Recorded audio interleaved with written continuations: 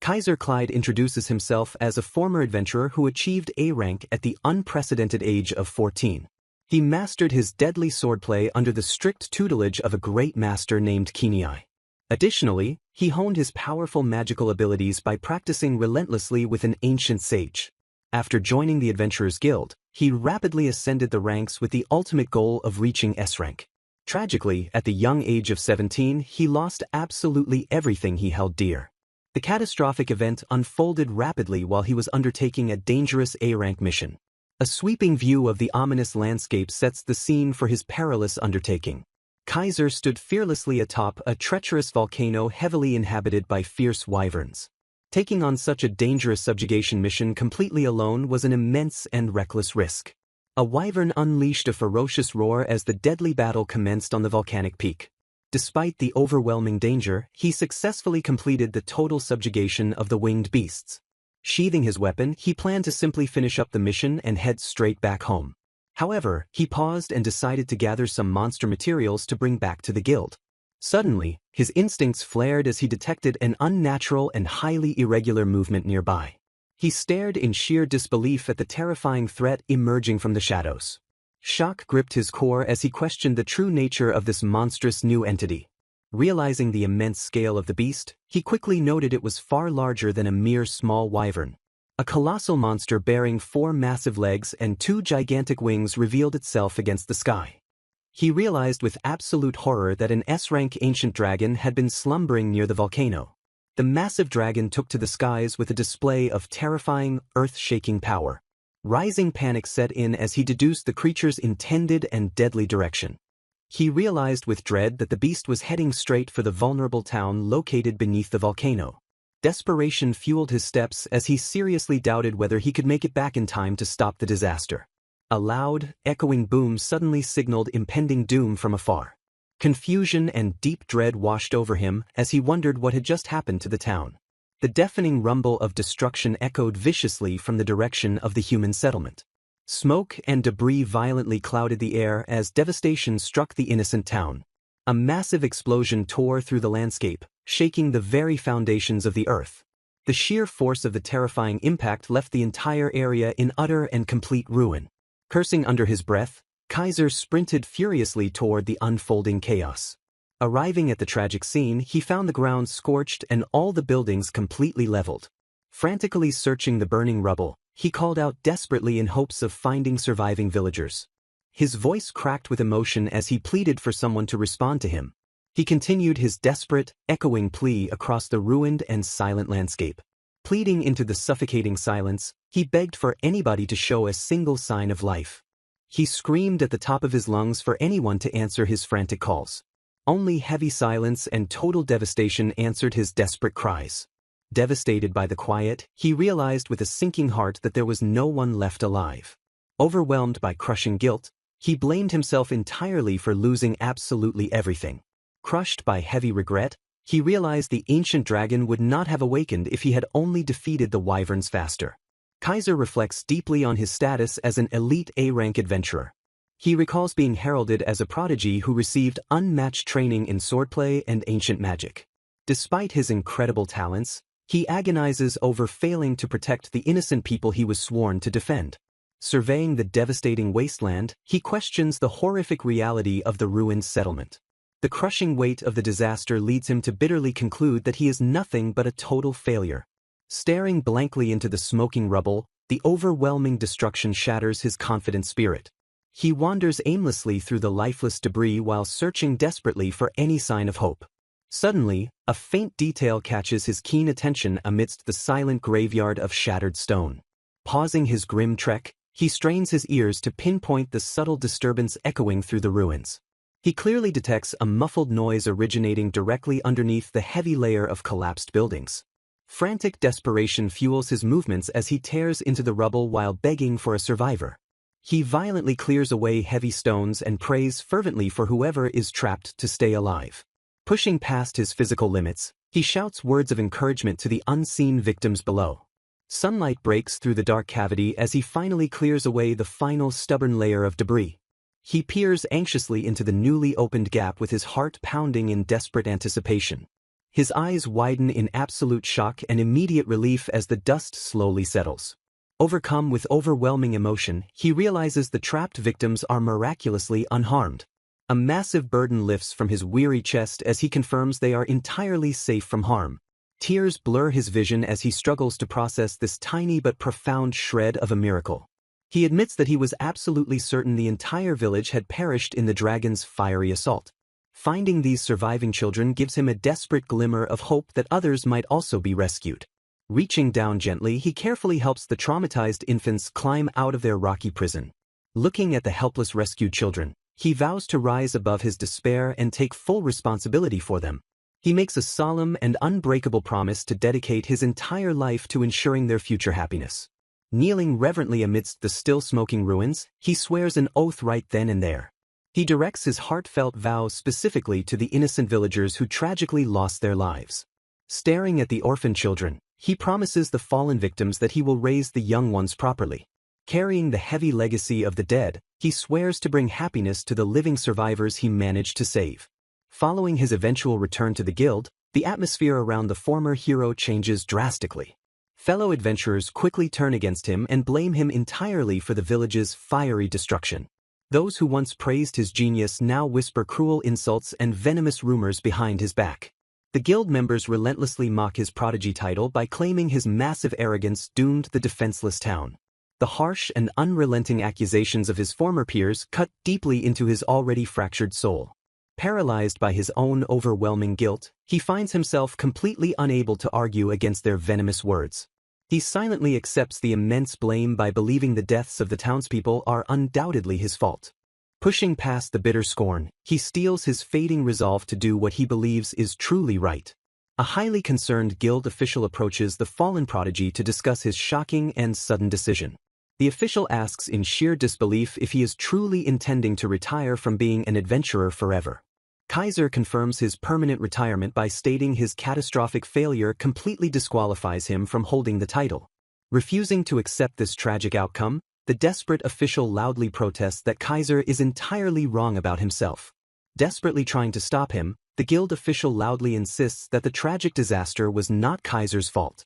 He reasons that the ancient dragon was an overwhelming S-ranked monster, making it an impossible threat to fight despite Kaiser's best efforts. Pushing back against the harsh rumors, the official firmly declares that Kaiser is actually a true hero who managed to save lives. Trembling with sheer emotion, the official desperately begs the young adventurer to reconsider his permanent retirement. Offering a gentle smile, Kaiser expresses his deep gratitude and admits he is genuinely happy to hear those comforting words. Shifting his gaze to the rescued infants, he softly explains that his ultimate destiny now lies with protecting these children. His voice remains calm but entirely resolute as he cements his final decision to leave his violent past behind.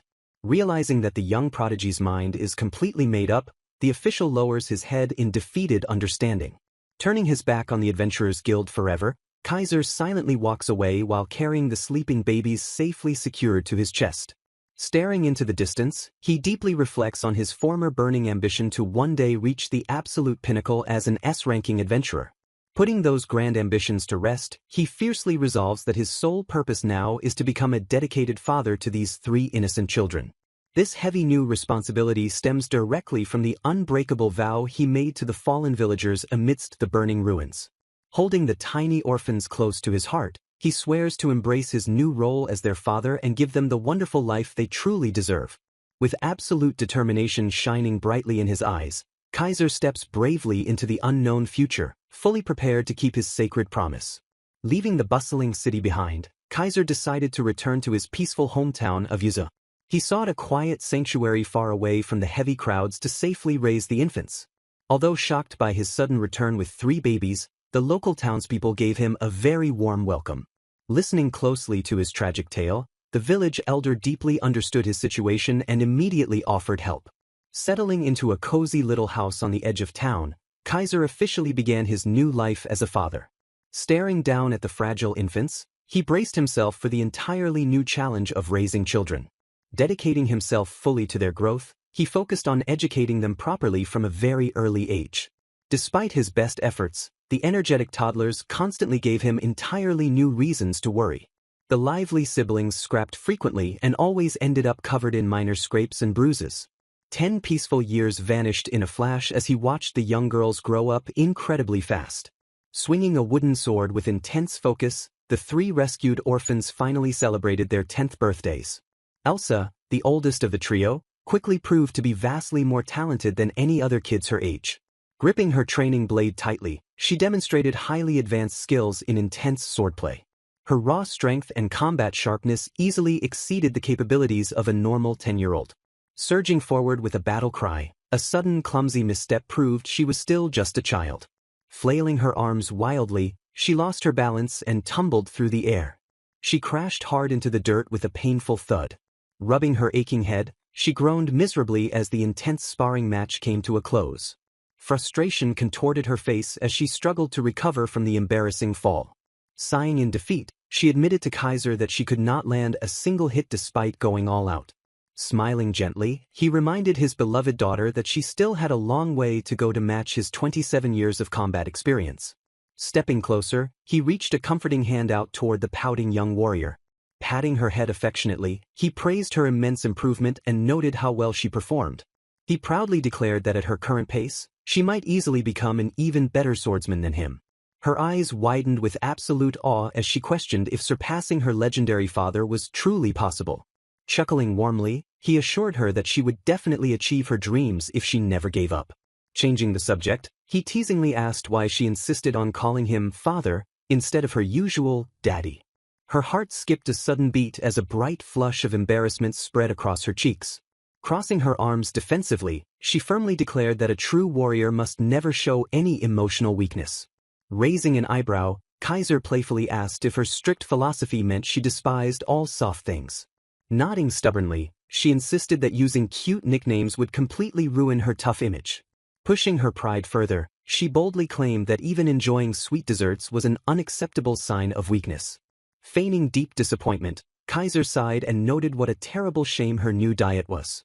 Her confident facade instantly cracked when he casually mentioned that today's dessert was a fresh apple pie.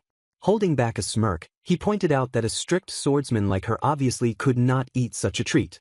Unable to resist the sweet temptation, Elsa quickly compromised and decided she could be slightly soft just for today. Laughing at her rapid change of heart, Kaiser invited her to come along to buy the baking ingredients. Throwing her hands up in pure joy, she eagerly agreed to the fun shopping trip. Watching her energetic retreat, Kaiser warmly reflected that despite her tough attitude, Elsa remained an incredibly sweet girl. He smiled affectionately while fondly recalling how much she had always loved playing peacefully in their garden. Kaiser fondly recalled how little Elsa always seemed to thoroughly enjoy watching him practice his daily swordplay. Even as a crying baby, she would immediately calm down at night whenever she held onto his trusted weapon. Leaving her early childhood behind, she remarkably still sleeps right next to her old wooden training sword to this very day. A quiet and uninterrupted moment of peaceful silence briefly settled over the calm room. Elsa suddenly called out to her father, instantly breaking him out of his deep and nostalgic reverie. Looking up with bright eyes, she boldly declared her ultimate dream to become a great adventurer just like him when she grew older. Her confident words trailed off momentarily as a highly serious expression washed over her young face. Clenching her tiny fists with fiery determination, she vowed to one day defeat the terrifying dragon that even he could not vanquish. Watching her cheerful smile, Kaiser worried deeply because she fundamentally misunderstood the true and lethal dangers of a real adventurer's life. A dark shadow crossed his mind as he vividly imagined his precious daughter enduring the same horrific trauma he had barely survived. Shaking his head in distress, he severely doubted whether allowing her to follow in his tragic footsteps was the right choice. Pushing his fears aside, he challenged her to win next week's fencing tournament if she wanted to earn a special reward from him. He realized internally that he could not dictate Elsa's future and ultimately had to let her forge her own unique path. Offering a supportive smile, he encouraged her by stating she would definitely surpass him and achieve her grand goals one day. Exactly 1 week later, the highly anticipated local fencing tournament finally commenced in the bustling village. An opposing competitor shouted in total surrender and dropped his weapon with a painful groan after facing Elsa's relentless assault.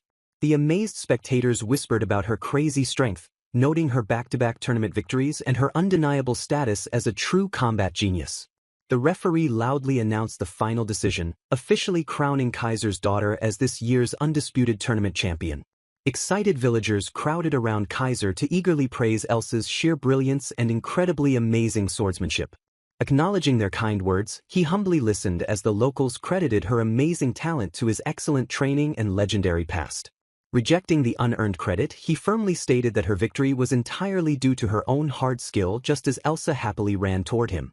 Beaming with pure pride, she excitedly shouted to ask if he had seen her secure yet another glorious tournament victory. He confirmed he had watched every moment and warmly complimented her genuinely amazing sword skills. Kneeling down to her level, he proudly reminded her that this flawless victory was the direct result of all her intense hard work. Despite the massive win, she remained highly motivated and acknowledged she still had a very long way to go to match his elite level. Chuckling warmly, he expressed deep anticipation for the day she would inevitably outdo his own legendary abilities. Leaning in much closer, she excitedly asked if he remembered the special promise he had made before the tournament began. He quickly confirmed his prior vow to grant her one special request if she successfully secured the championship title. She nodded eagerly with a bright, wildly expectant gleam shining in her young eyes. Suddenly crossing her arms with a playful huff, she declared her actual wish was a complete secret for now. Highly amused by her sudden secrecy, he curiously pressed her to reveal exactly what she wanted to ask him. Instead of pressing the issue further, he simply reached out and gently patted her head with immense fatherly affection. A soft, incredibly happy sigh escaped her lips as she leaned deeply into his comforting and warm touch. Changing the subject to celebrate, he happily announced he would cook her absolute favorite rabbit stew for dinner tonight. Her eyes sparkled with sheer excitement as she gasped loudly in delightful and eager surprise. Smiling brightly, he promised she could eat multiple plates to properly celebrate her massive tournament victory. Still trapped in happy disbelief, she eagerly double-checked if she really was allowed to have extra delicious servings. Throwing her hands high in the air, she cheered loudly in pure, unadulterated joy.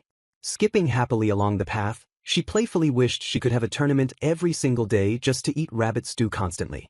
Laughing out loud, Kaiser noted that no one would ever dare compete if they had to face her overwhelming strength every single day. A terrified villager screams that a monster has appeared in the village. A monstrous creature crashes violently through the buildings and causes massive destruction. Springing into action, Kaiser orders Elsa to stay perfectly still and keep quiet until he returns. Pinpointing the sudden threat, he realizes the panicked screams came from the other side of the village. He sprints urgently toward the chaos while leaving his daughter behind for her safety. Elsa suddenly calls out and grabs his attention as she chases closely after him. Desperate to help, she pleads to join the fight by proudly reminding him that she is the tournament champion. Pausing briefly, Kaiser reluctantly agrees to let her tag along. He firmly commands her to stay right behind him at all times. Nodding with fierce determination, she eagerly accepts his strict order. They rush together toward the scene of the brutal monster attack. A wounded villager groans in agony as the terrifying monster looms over the ruined settlement. Kaiser and Elsa arrive at the scene and immediately witness the massive beast causing havoc. Kaiser orders Elsa to help the others while he fights, but she stubbornly insists on battling beside him. The towering creature suddenly turns its highly aggressive gaze toward the young girl. Without warning, the monster lunges violently in her direction. Elsa gasps in sheer terror as the beast rapidly closes the distance between them. Paralyzed by absolute fear, she stares helplessly at the incoming deadly attack. Realizing her immense danger, Kaiser notes that Elsa is completely overwhelmed by the monster's sheer presence.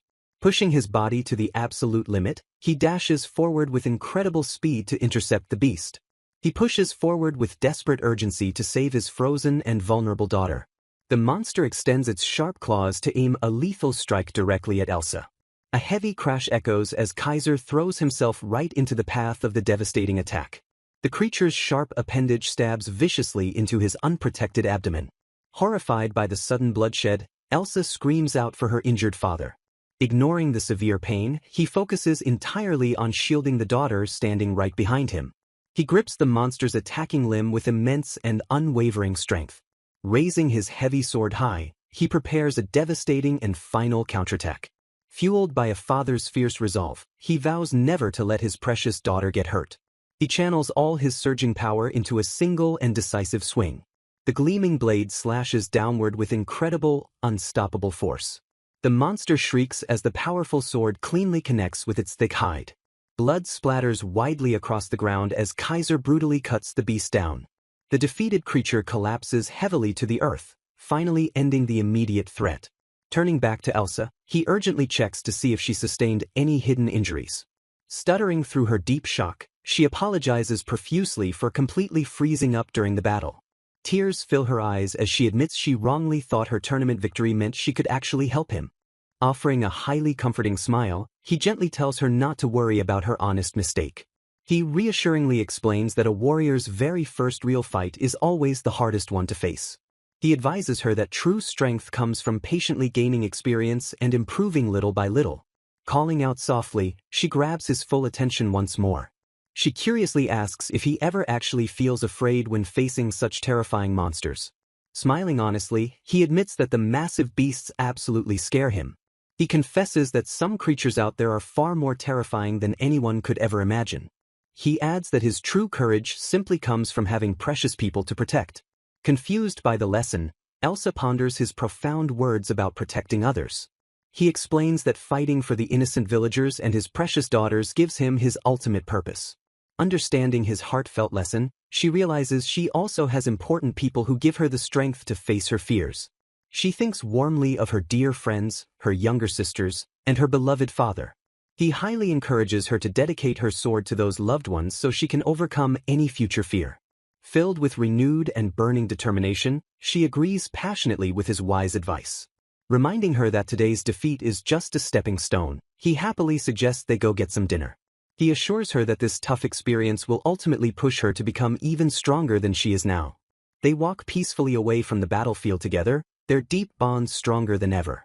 Meanwhile, her younger sister waits bitterly at home and complains that Elsa and their father are running late for dinner.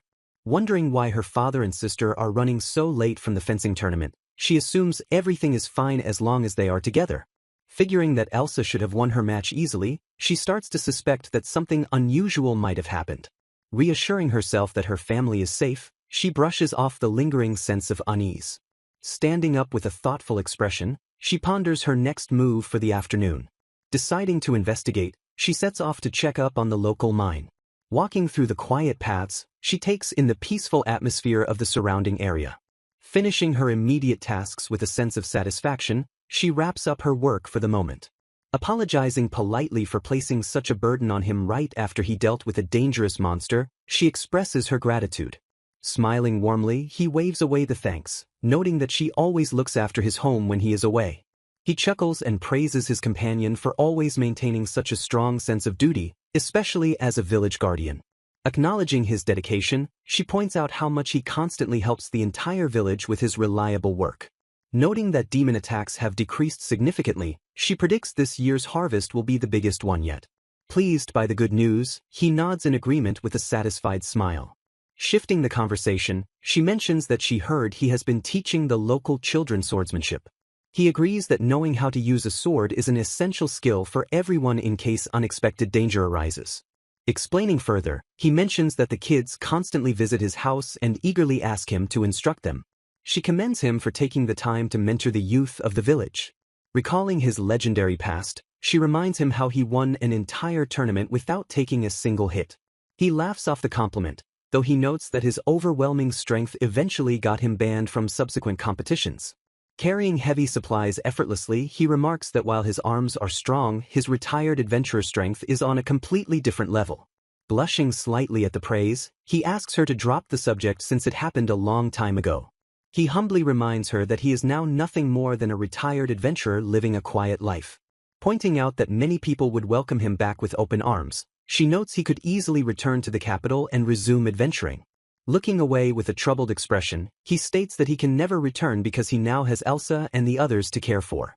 Confused by his sudden shift in tone, she asks him what he means by telling them the truth. Pointing out the obvious absence of a mother, she bluntly tells him that he is not actually their biological father. Visibly shaken by her words, he grits his teeth and insists that the time to tell them has not come yet. He reaffirms that he fully intends to reveal the truth to the girls when the right moment arrives. Tilting her head, she questions why he wouldn't just keep it a permanent secret to avoid any heartache. She warns him that if the girls suddenly discover he is not their real father, the shock might completely shatter them. Suggesting that hiding the truth can sometimes be an act of kindness, she urges him to consider the risks. Falling silent, he admits that her perspective carries a heavy grain of truth. Noticing a shift in his surroundings, he points out the changes made to the nearby establishment's interior. Explaining the renovation, she mentions that she completely redesigned the entrance and interior after receiving smart advice from his daughter. Following the young girl's brilliant recommendations resulted in more customers visiting the bar than ever before.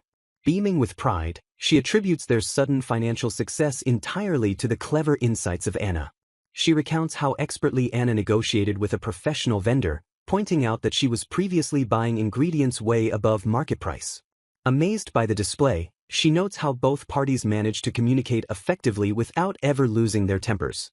Concluding her praise, she predicts that Anna will grow up to possess exceptional talent for business and leadership. Chuckling at his companion's unwavering love for money, he jokingly warns her that she is drooling while plotting to get on the girl's good side. Chuckling at her own greed, Giselle playfully admits she loves wealth even if it never gives her the time of day. A brief, quiet moment settles over the area as the current conversation lulls. Bounding cheerfully onto the scene, Elsa excitedly calls out that she has arrived to pick up her father. Greeting Giselle warmly, Elsa assures her father not to worry because she kept busy practicing her swordplay. Preparing to leave, Kaiser politely tells Giselle to reach out if she ever needs his assistance again. Agreeing to his offer, Giselle thanks him for his hard work and asks him to pass her regards to Anna. Father and daughter begin their quiet walk back, enjoying the peaceful atmosphere of the day. Turning his attention to Elsa, Kaiser asks if she managed to finish her daily training quota. She confirms her success, musing that she might increase her training regimen since she now finishes her routines by noon. Gently advising caution, Kaiser reminds his daughter not to overdo it because getting proper rest is equally important. Elsa attempts to cite recent studies about optimal resting periods, but a sudden, piercing scream interrupts her sentence. Chaos suddenly erupts nearby as an urgent commotion shatters the quiet afternoon. Turning toward the noise, Kaiser immediately recognizes the fleeing man as Camel. As angry voices demand the man be stopped, Elsa wonders aloud if a dangerous monster is chasing him. Quickly assessing the situation, Elsa urgently begs her father to restrain the running man. Sprinting desperately, Camel shouts at Kaiser to get out of his way. Standing firmly in the path, Kaiser calmly states he cannot move aside since his daughter requested an intervention. Offering a casual apology, the seasoned warrior steps forward to halt the frantic escape. With a swift maneuver, Kaiser trips the man to the ground as Elsa cheers enthusiastically for her father's quick reflexes. Deliberate footsteps approach the scene as the pursuer finally catches up to the downed fugitive. Frowning at the captured man, Elsa demands to know exactly why he was trying to run away. Arriving on the scene, an exasperated Anna sighs and wonders aloud what she is supposed to do with the troublemaker. She explains that she caught him drinking and slacking off during work, prompting her to issue a swift punishment. Panicking, Camel desperately argues that the mine is too stuffy and he needs occasional fresh air just to breathe. Unmoved by his excuses, Anna coldly instructs him to save his breaks for outside of his official working hours. She strictly reminds the stammering worker that his designated shifts run exactly from 8 to 5, 5 days a week. Angered by the rigid rules, Camel yells that the laborers just want the freedom to work and leave whenever they feel like it. Anna immediately shoots down the ridiculous notion, bluntly labeling his ideal schedule as completely inefficient. Lecturing the grown man, she stresses the supreme importance of efficiency by working hard and resting only when scheduled. Gesturing toward Kaiser, she notes that if the crew worked as hard as him, they could achieve their profit margins in just 3 hours a day. Enraged by the impossible comparison, Camel screams that Kaiser is a ridiculous, abnormal monster. He wildly points out that the retired adventurer can single-handedly accomplish the grueling labor of 100 regular men. Smugly agreeing with the observation, Elsa taunts Camel by insisting he needs to equal her father's skill before he can complain. She firmly adds that until he reaches that impossible standard, he must consistently work his assigned shifts. Flustered and defensive, Camel yells at the children, demanding to know what they could possibly understand about manual labor. Anna coolly fires back, reminding the stubborn man that the mine's profits hit a record high the moment she started managing things.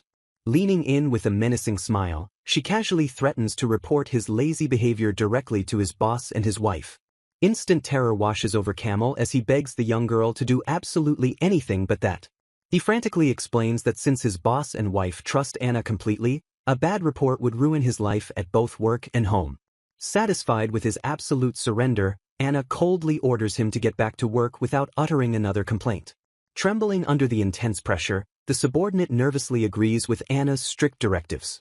Sternly dismissing the worker, she reminds him that he is wasting valuable lunchtime and orders him to return to work immediately. The flustered laborer curses under his breath as he frantically hurries away from the intimidating young girl. Sighing deeply, Anna notes that these grown workers act like spoiled children and laments their lack of resilience compared to her father. She reflects on the harsh reality that spoiling them even slightly only leads to constant skipping, complaining, and endless excuses. Observing her evident frustration, Kaiser warmly remarks that she faces a rough challenge monitoring them every single day. He lists her impressive workload, mentioning her supervision at the mine alongside her efforts to repair the village and manage a local bar. Brushing off the praise, Anna explains she merely helps when asked and believes these diverse experiences will benefit her future guild career. Kaiser nods in understanding, recalling that her ultimate dream has always been to become a powerful guild master. Pointing out her sister's contrasting goals, Anna notes that Elsa simply wants to become an active adventurer. She bluntly declares that Elsa is useless at everything besides swinging a sword, meaning she must manage her sister's entire life. Stung by the harsh assessment, Elsa defensively protests that she can handle plenty of other tasks besides combat. Chuckling at her sister's predictable reaction, Anna prepares a quick interrogation to test Elsa's actual life skills. Firing off rapid questions, Anna demands to know if Elsa can track household expenses or even calculate her remaining monthly budget. Sweating under the pressure, Elsa stammers through a pitiful attempt at basic math while weakly insisting she can manage. Completely overwhelmed by the basic financial concepts, the young swordswoman groans and falls utterly silent. Smugly proving her point, Anna reiterates that the guild master position suits her perfectly because she wants to support capable adventurers like their father. Smiling with immense paternal pride, Kaiser encourages his precious daughter and affirms his unwavering belief in her abilities. Shifting the conversation back to the present, Anna confirms that Elsa and her father were already heading home. She cheerfully announces a celebration dinner in Elsa's honor, complete with a delicious homemade apple pie for dessert. Eyes sparkling with immense excitement, Elsa eagerly asks if her father is the one baking the sweet treat. Brimming with absolute confidence, Kaiser assures his daughters that he will obviously craft the dessert with his own 2 hands. Thrilled by the wonderful news, Anna declares she is abandoning her post to go home with them and praises her father's cooking. Concerned about her professional responsibilities, Kaiser asks if leaving her shift early will get her into trouble at work. Waving off his mild concerns, Anna insists that absolutely no job holds more importance than enjoying her father's legendary apple pie. Playfully grabbing her father's arm, Anna nuzzles affectionately against him as Elsa cries out about the unfair advantage. Inviting her sister to join the warm embrace, Anna creates a tender, heartwarming moment for the small family. Watching the pure, innocent 10-year-old girls, Kaiser silently resolves that they are not yet ready to hear the heavy truth about their parentage. A passing villager suddenly interrupts the sweet family moment, joyfully recognizing the brilliant young girl. Rushing over to the trio, the grateful villagers cheerfully greet Kaiser and present Anna with an unexpected gift.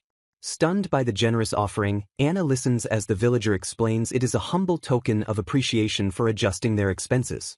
Taken aback by the sudden kindness, the young girl politely asks if they are absolutely sure about parting with the goods. Beaming with profound gratitude, the villagers praise Anna for dramatically improving the entire local economy through her widespread assistance.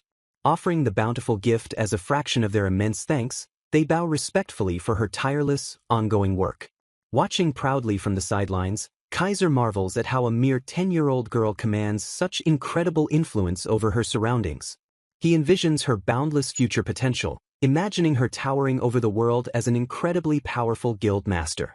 In his vivid mind's eye, he sees her as an ultimate, untouchable leader directing everyone from a lofty pinnacle of authority. The grand fantasy fades as they continue walking down the path, their arms now completely loaded with heavy gifts from the grateful townsfolk. Looking at the towering pile of fresh groceries, Kaiser remarks that they somehow received an incredible amount of free food. Staring blankly at the massive haul, Anna admits she never expected to receive quite this much gratitude in one afternoon. Realizing the practical implications of the bounty, she notes that she must completely redesign their household menu for the week. Chuckling warmly at their newfound wealth, Kaiser playfully suggests they will both have a lot on their plates for a while. A comfortable, quiet moment settles over the small family as they continue their peaceful stroll through the sunlit village.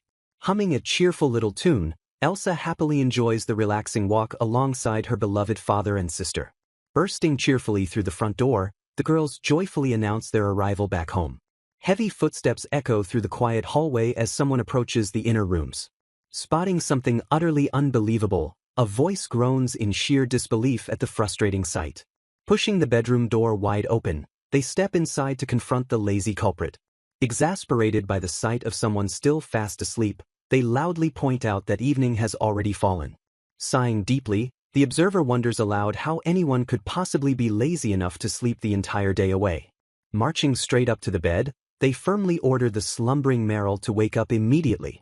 Groaning softly under the thick covers, Meryl sleepily begs for just 5 more minutes of precious rest.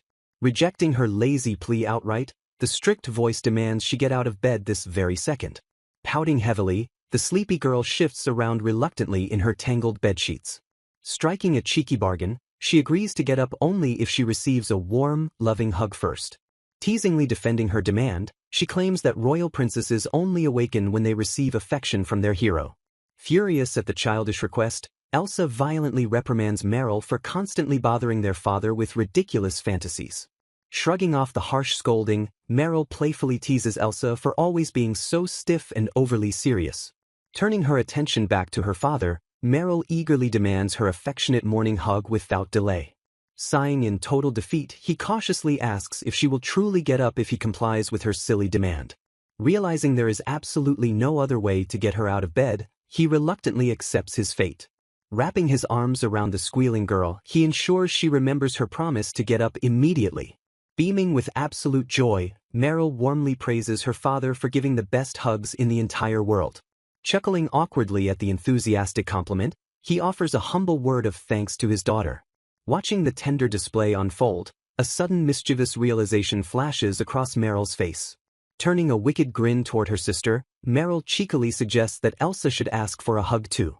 Blushing furiously, Elsa stammers that a proud swordsman absolutely does not need silly things like hugs. Waving off the loud protests, Meryl gently mocks her sister for being too embarrassed to admit she wants to be spoiled. Stomping her foot in flustered rage, Elsa screams that Meryl is the only one desperate for constant attention. Ignoring the angry outburst completely, Meryl immediately turns back to sweetly beg her father for more help. Stretching her arms out playfully, she shamelessly asks him to help her get ready for the evening. Agreeing with Elsa's earlier assessment, he notes that Meryl loves being spoiled far too much while lounging in his oversized shirt. Suddenly remembering her schedule, he suspiciously asks why she is home instead of attending her magic classes. Laughing nervously, the young mage casually confesses that she completely skipped her magical schooling today. Face-palming at the blatant truancy, her father sighs heavily in absolute, weary exasperation. Elsa sternly chimes in, reminding her lazy sister that their hard-working father pays for that expensive tuition. Whining loudly, Meryl complains that school is incredibly boring because her classmates operate at such a pathetic level. Bragging with absolute confidence, she boldly declares that her magical skills have already surpassed her own teachers. Summoning a crisp burst of frost, she impresses her father as he realizes she is utilizing an advanced application of water magic. Explaining her rapid magical growth, she reveals that she relentlessly experimented with the basic water spells he taught her previously. Showing off a beautifully crafted ice sculpture of a horse, she giggles proudly at her own amazing, icy talent. Using her genius as a convenient excuse, she proposes skipping school entirely so her father can personally teach her magic while they bond. Immediately shooting down the ridiculous idea, Elsa reminds her that their father is far too busy to babysit her all day. Laying down the absolute law, Elsa strictly orders her brilliant but lazy sister to attend classes like a normal student. Whining about the burden of school, Meryl complains that she would rather just stay home and bond with her father. Her complaints are cut short as Anna roughly grabs her, causing the young mage to scream and thrash in agonizing pain. Applying intense pressure, Anna fiercely demands a promise that her lazy sister will start attending school properly. Releasing her iron grip, The strict older sister firmly states that it is good to hear Meryl finally submit to the rules. Assuring their father, Anna promises to take full responsibility for Meryl's attendance so he can focus on his own duties. Relieved that the issue is settled, Kaiser agrees with the sensible plan and decides it is time to prepare dinner. Poking her head into the room, Elsa eagerly asks her father what he plans to cook for their evening meal. He proudly announces they are having rabbit stew to celebrate Elsa's recent victory, instantly prompting excited questions about dessert. Smiling warmly at his daughters, he confirms that dessert will obviously be his famous homemade apple pie. Hearing the magical words, the girls blush with sheer excitement at the prospect of their favorite sweet treat. Breaking into a synchronized, joyful dance, the sisters happily chant a cheerful song celebrating the delicious pastry. Bouncing energetically around the room, they loudly declare that their father bakes the absolute best apple pie in the entire world. Pointing a strict finger, Anna quickly ruins the festive mood by declaring that bad children who skip school get zero dessert. Panicking completely, Meryl frantically waves her hands and swears she will obediently attend every single class just to get her pie. Turning desperately to her father for support, the frantic mage begs him to intervene and save her dessert. The chaotic scene fades away, transitioning peacefully to a quiet, sunny day in the village a few days later.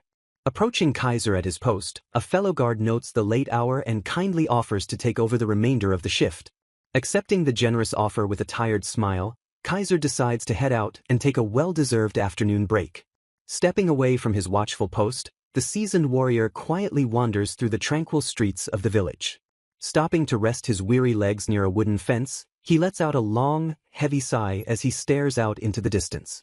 Surveying the lush fields, he reflects that the harvest is rapidly approaching and hungry monsters always target the crops around this time. Musing on recent battles, he suspects that the dangerous demon he recently defeated was likely attempting to raid their food supply. While acknowledging the village has a few capable swordsmen, he knows only he possesses the immense strength required to fend off truly dangerous monsters. Suddenly, tiny hands cover his eyes from behind as a playful voice cheerfully demands he guess who snuck up on him. Feigning complete ignorance, Kaiser chuckles softly and politely asks his mysterious ambusher for a helpful hint. Giggling into his ear, the hidden girl teases that the very first hint is that she is someone who absolutely adores him. Playing along smoothly, he rubs his chin and wonders aloud who it could possibly be since so many people appreciate his hard work. Pouting slightly at his overwhelming popularity, the playful voice challenges him to identify the one person who loves him the most. Calling him out for acting shy, the mysterious girl affectionately praises that cute side of him before offering one final hint. Beaming with absolute pride, she loudly declares herself to be his most spoiled and beloved daughter. Leaning in closer to his ear, she excitedly presses her father to stop stalling and finally reveal his answer. She prompts him to name the genius youngest daughter and brilliant magician who loves him more than anyone else in the world. Smiling knowingly at the incredibly specific hints, Kaiser confidently states that the mystery girl must obviously be Meryl. Releasing her hands from his face, Meryl cheerfully confirms his correct guess with a barrage of playful sound effects. Noting her bright and beaming expression, Kaiser mentions she looks incredibly happy to be bonding with her father.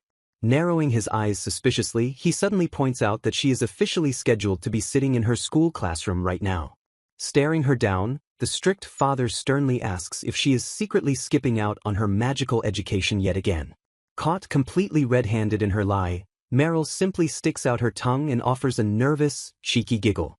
Exasperated by her endless stubbornness, he groans and reminds her that she literally just promised to attend school properly the other day.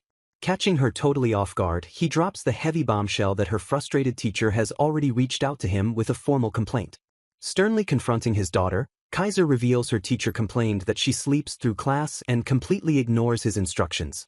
Continuing his strict reprimand, he notes that she blatantly disregarded the curriculum by casting unapproved spells during practice sessions.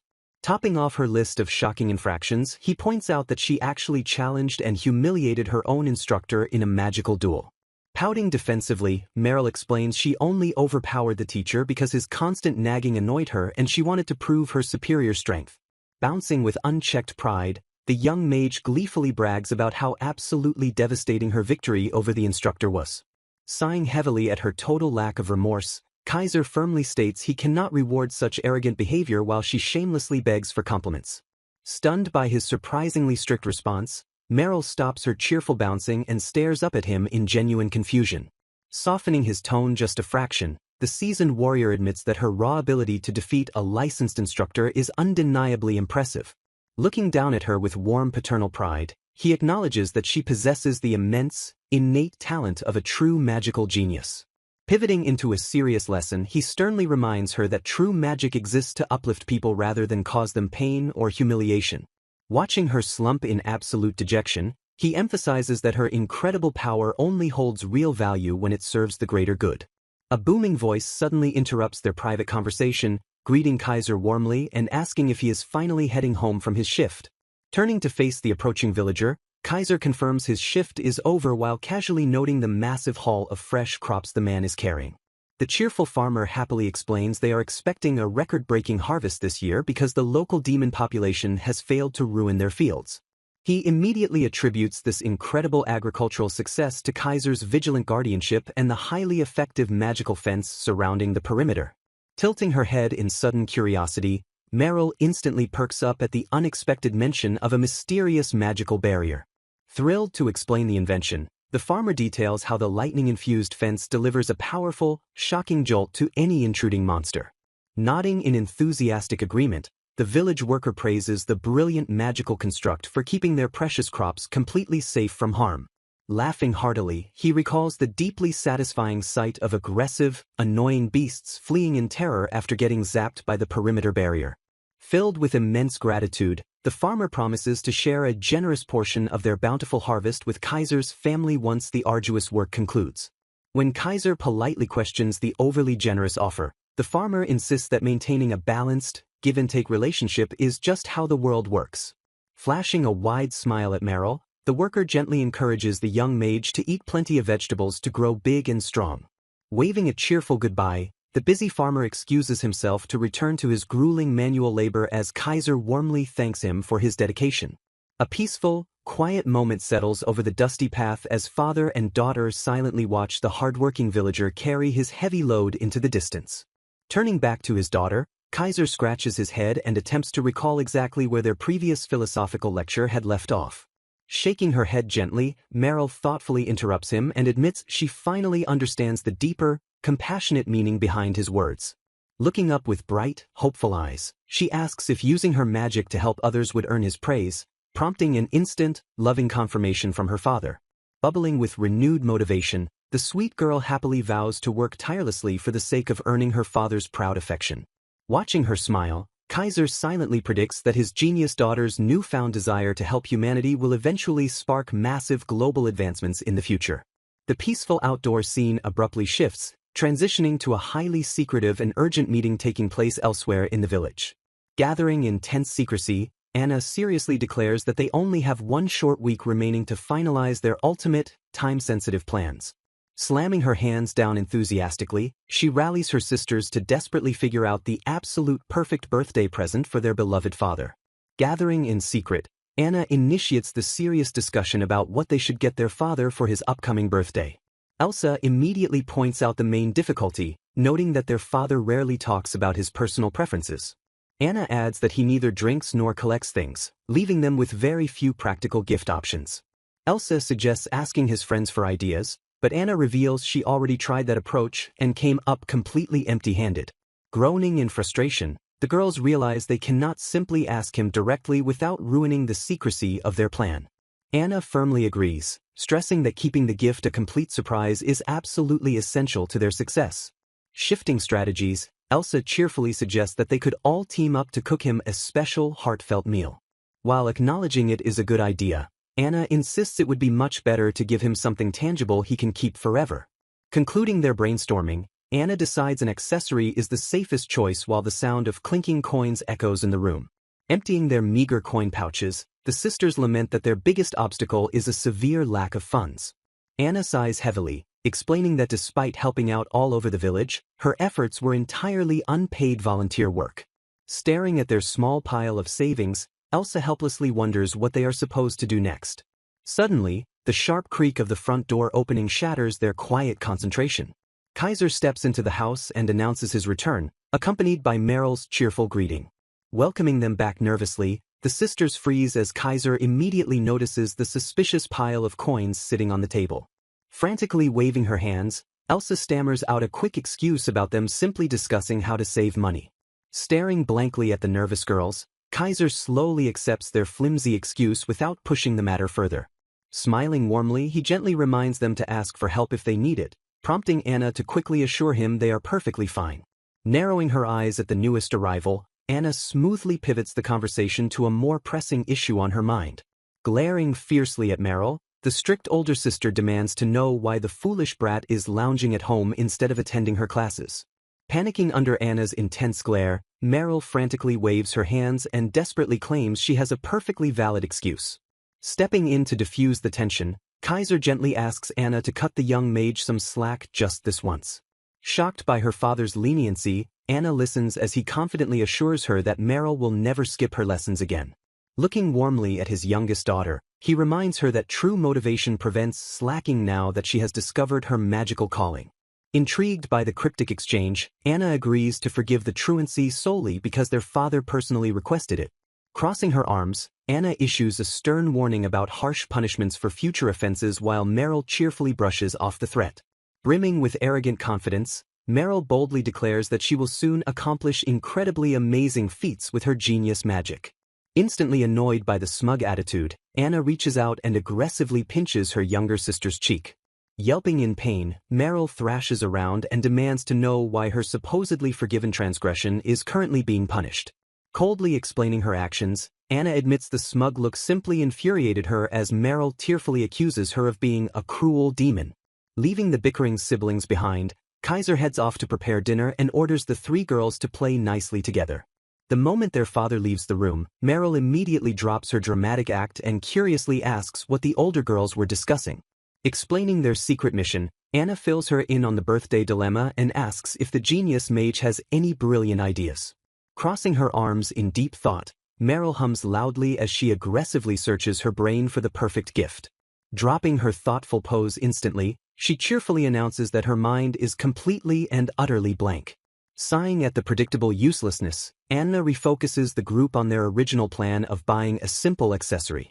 Taking charge of the operation, Anna assigns the others to keep brainstorming while she reaches out to her professional contacts. Shifting to a new scene, a surprised merchant listens closely as Anna inquires about acquiring a high-quality accessory. The merchant smiles knowingly, recalling a specific item she obtained during a lucrative transaction with a passing peddler. Revealing a beautiful, dusty heirloom, the merchant explains she has no use for it while Anna gazes at the wondrous item in pure awe. Anna directly asks the merchant how much he would sell the dusty heirloom for. Acknowledging her immense help in the past, the merchant offers it for free if she completes a specific favor for him first. He reminds her about the upcoming Harvest Festival in 4 days and explains his store hosts a major outdoor sale every year. Noting his bad leg, he laments that he will be unable to provide adequate service for the massive crowds expected at the grand event. Leaning forward slightly, the shopkeeper prepares to outline exactly what he needs from the young girls. He specifically requests that Anna and her 2 sisters come work at his storefront during the busy festival. Taken completely by surprise, Anna blinks in confusion at the prospect of roping all 3 siblings into the grueling job. Confirming the deal, the merchant promises to hand over the necklace as soon as their shift ends, prompting Anna to accept the terms. They agree to meet at noon in 4 days while the merchant promises to prepare everything in advance. 4 days quickly pass, ushering in the highly anticipated and bustling Harvest Festival. Elsa complains about working during the festivities while Meryl cheerfully wonders if they will at least get some sugary treats. Reminding them that this sacrifice is strictly for their father's sake, Elsa orders Meryl to abandon her childish cravings for sweets and act like an adult. Whining playfully, Meryl defends her sugary cravings by shamelessly declaring herself to be a weak and adorable little child. Realizing Meryl is just trying to provoke her, Anna sighs and accepts that her younger sister will crave sweets until the day she dies. The girls finally arrive at the bustling storefront to begin their agreed-upon shift. Spotting them walking up, the merchant happily notes their arrival and declares that everything is completely ready to go. 2 new assistants politely greet the sisters and specifically ask if the confident girl standing in front is Anna. Returning the greeting, Anna turns to the shopkeeper and asks why he recruited them if he already had other helpers available. The merchant laughs softly and explains he specifically requested their help because he did not want just anyone manning his storefront. He candidly admits his own daughter lacks the charm for the role, betting that the three beautiful sisters will easily attract massive crowds of customers. The merchant's daughter playfully pinches him for the insult and apologizes for his selfish request, though Anna gracefully accepts the job as a valuable learning experience. Chuckling at the interaction, the merchant gestures for the three girls to follow him into the back of the busy store. Leading them into a private dressing area, he reveals that he has special outfits prepared for them to wear. The girls quickly step into the dressing room to change into their assigned festival garments. The merchant's daughter excitedly praises how incredibly cute the girls look in the vintage festival outfits she used to wear. Noting that the opening ceremony is nearly over, the merchant announces it is finally time to open the store to the public. He instructs the three sisters to take their positions outside the storefront as they eagerly agree to begin their work. The massive festival officially kicks off as hordes of excited villagers flood the brightly decorated streets. Joyful cheers and lively chatter echo through the air as the celebration reaches a fever pitch. Patrolling the area, Kaiser observes the massive crowds and attributes the record turnout to the unprecedented size of this year's harvest. Glancing down a particularly busy street, he notices an incredibly dense cluster of shoppers gathered around one specific booth. Curious about the immense popularity of the stall, he approaches to see exactly what kind of store is drawing such a massive crowd. He hears enthusiastic voices shouting about limited edition harvest dolls as thrilled customers successfully secure their purchases. Kaiser stares in total bewilderment upon realizing his three daughters are the ones flawlessly running the chaotic sales booth. Spotting him in the crowd, Meryl strikes a cute pose and cheerfully welcomes her stunned father to their bustling shop. After confirming he is on security duty, Kaiser urgently demands to know why his daughters are suddenly working as storefront salespeople. Giggling mischievously, Meryl almost blurts out their secret plan to buy his birthday gift. Panicking, Anna forcefully interrupts her sister and frantically claims they just wanted to experience selling things for a change. Blinking slowly, the trusting father accepts the flimsy excuse without pressing the issue any further. The friendly merchant steps out from the store, greeting Kaiser warmly and apologizing for casually borrowing his lovely daughters. Approaching the storefront, Kaiser hopes his daughters haven't caused too much trouble and warmly thanks the merchant for his hard work. The merchant laughs off the concern, admitting he was initially worried about sales until the girls stepped up to help. Gesturing enthusiastically toward the sisters, the shopkeeper asks Kaiser for his honest opinion on their adorable vintage outfits. Blushing with nervous anticipation, the girls look up at their father and eagerly await his verdict on their new look. Smiling warmly, Kaiser reassures his daughters that the festival outfits suit them perfectly and look incredibly cute. Overjoyed by his sincere praise, the three sisters beam brightly and let out excited cheers of triumph. Noting that the massive crowds have finally died down, the generous merchant encourages the four of them to go enjoy the rest of the festival. Meryl instantly cheers about grabbing food, complaining loudly that she is completely starving after such a long day of hard work. Defending her sister's massive appetite, Anna points out that Meryl's energetic sales tactics brought in the customers and suggests grabbing a quick bite nearby. Wanting to reward their incredible efforts, Kaiser promises to buy his hard-working daughters whatever they want for the day. When asked about his own security shift, Kaiser explains he is currently on patrol and just taking a walk around the festival to check on things. Apologizing for leaving early, Kaiser bids the merchant farewell as the old man cheerfully tells the family to have fun. Grabbing her father's arm with a mischievous smile, Meryl gleefully declares they are going on a fun family outing. Flustered by the clingy display, Elsa begs Meryl to let go and stop acting so weird in public. Ignoring Elsa's frantic warnings about people getting the wrong idea, Meryl shamelessly snuggles closer while Anna sighs in pure exasperation. Stepping into the bustling festival streets, the family enjoys the lively atmosphere as they walk together through the joyful crowds. Watching them walk ahead, Kaiser nostalgically reflects on how incredibly small his three girls used to be. He marvels at their rapid growth, noting with immense pride that they can now run a busy shop entirely by themselves. Looking toward the future, he realizes that in just 4 short years, they will turn 14 and depart for the capital to forge their own paths. Smiling confidently as he watches them bicker and play, he knows they will be perfectly fine even without his constant protection. The scene shifts to later that day as Kaiser returns to his quiet house and calls out a greeting into the darkness. Noticing the complete silence, he stops in the entryway with a confused and cautious expression. Peering into the shadowy living room, he asks aloud if anyone is actually home. Scratching his head, he wonders where his daughters could have possibly gone since none of them had any scheduled plans. Suddenly, the lights blaze on as his 3 daughters jump out with bright smiles, shouting a joyous happy birthday to their stunned father. Completely frozen in shock, Kaiser stares wide-eyed at the unexpected surprise party laid out before him. Stepping forward, Anna warmly explains that they decided to throw a proper celebration instead of just offering their usual thanks. Presenting a beautifully wrapped box, she reveals they also prepared a special birthday present just for him. Beaming with pride, Meryl adds that all 3 sisters worked incredibly hard together to earn the wonderful gift. Overwhelmed by their pure affection, tears well up in Kaiser's eyes and silently stream down his rugged face. Panicking at the sudden sight of his tears, Elsa nervously steps closer and asks her father if he is all right. Wiping his eyes with a gentle chuckle, he admits he is still not old enough to stop crying while Anna affectionately teases him for being so young. Expressing his deep gratitude, he loves the gift and eagerly asks if he can put the beautiful new necklace on right away. Eagerly agreeing, Meryl bounces over with a bright smile and playfully offers to help him fasten the precious accessory. Looking fondly at his incredible daughters, he realizes he originally thought he could easily see them off when the time came. Gazing at their happy faces, he admits to himself that he is going to miss them terribly once they finally leave the nest. Knowing his duty binds him to the village, he accepts the harsh reality that he cannot simply abandon the home he is sworn to protect. He makes a silent vow, resolving to give his 3 daughters as much love and affection as humanly possible before they depart. Embracing the fleeting moments they have left, the loving father stands proudly with his family, perfectly content with the path he has chosen.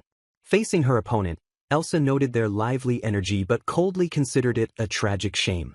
With a swift and decisive strike, she boldly declared that they had picked the wrong opponent. Lowering her weapon, the victorious young swordswoman exhaled a heavy breath into the quiet air. Kaiser proudly praised Elsa for finishing the fight in a single blow, while she gratefully credited her newfound strength to his dedicated training.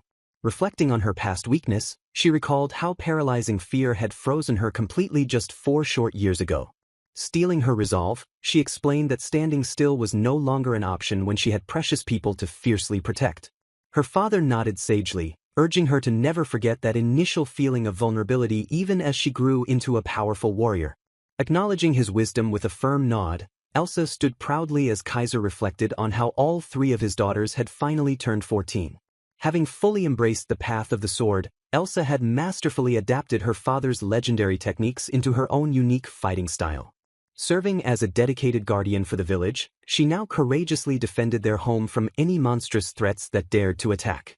Shifting the conversation, Kaiser cheerfully mentioned hearing the incredible news of her latest victory in the local swordsmanship tournament. Elsa proudly confirmed her 4th consecutive championship win before excitedly dropping the bombshell that she had finally been permanently banned. Kaiser laughed heartily at the striking family resemblance as Elsa expressed pure delight over earning the exact same ban as her legendary father.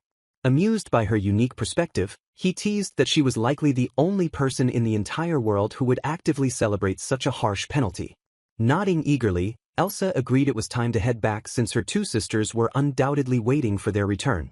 Pushing open the front door of their cozy house, father and daughter cheerfully announced their safe arrival.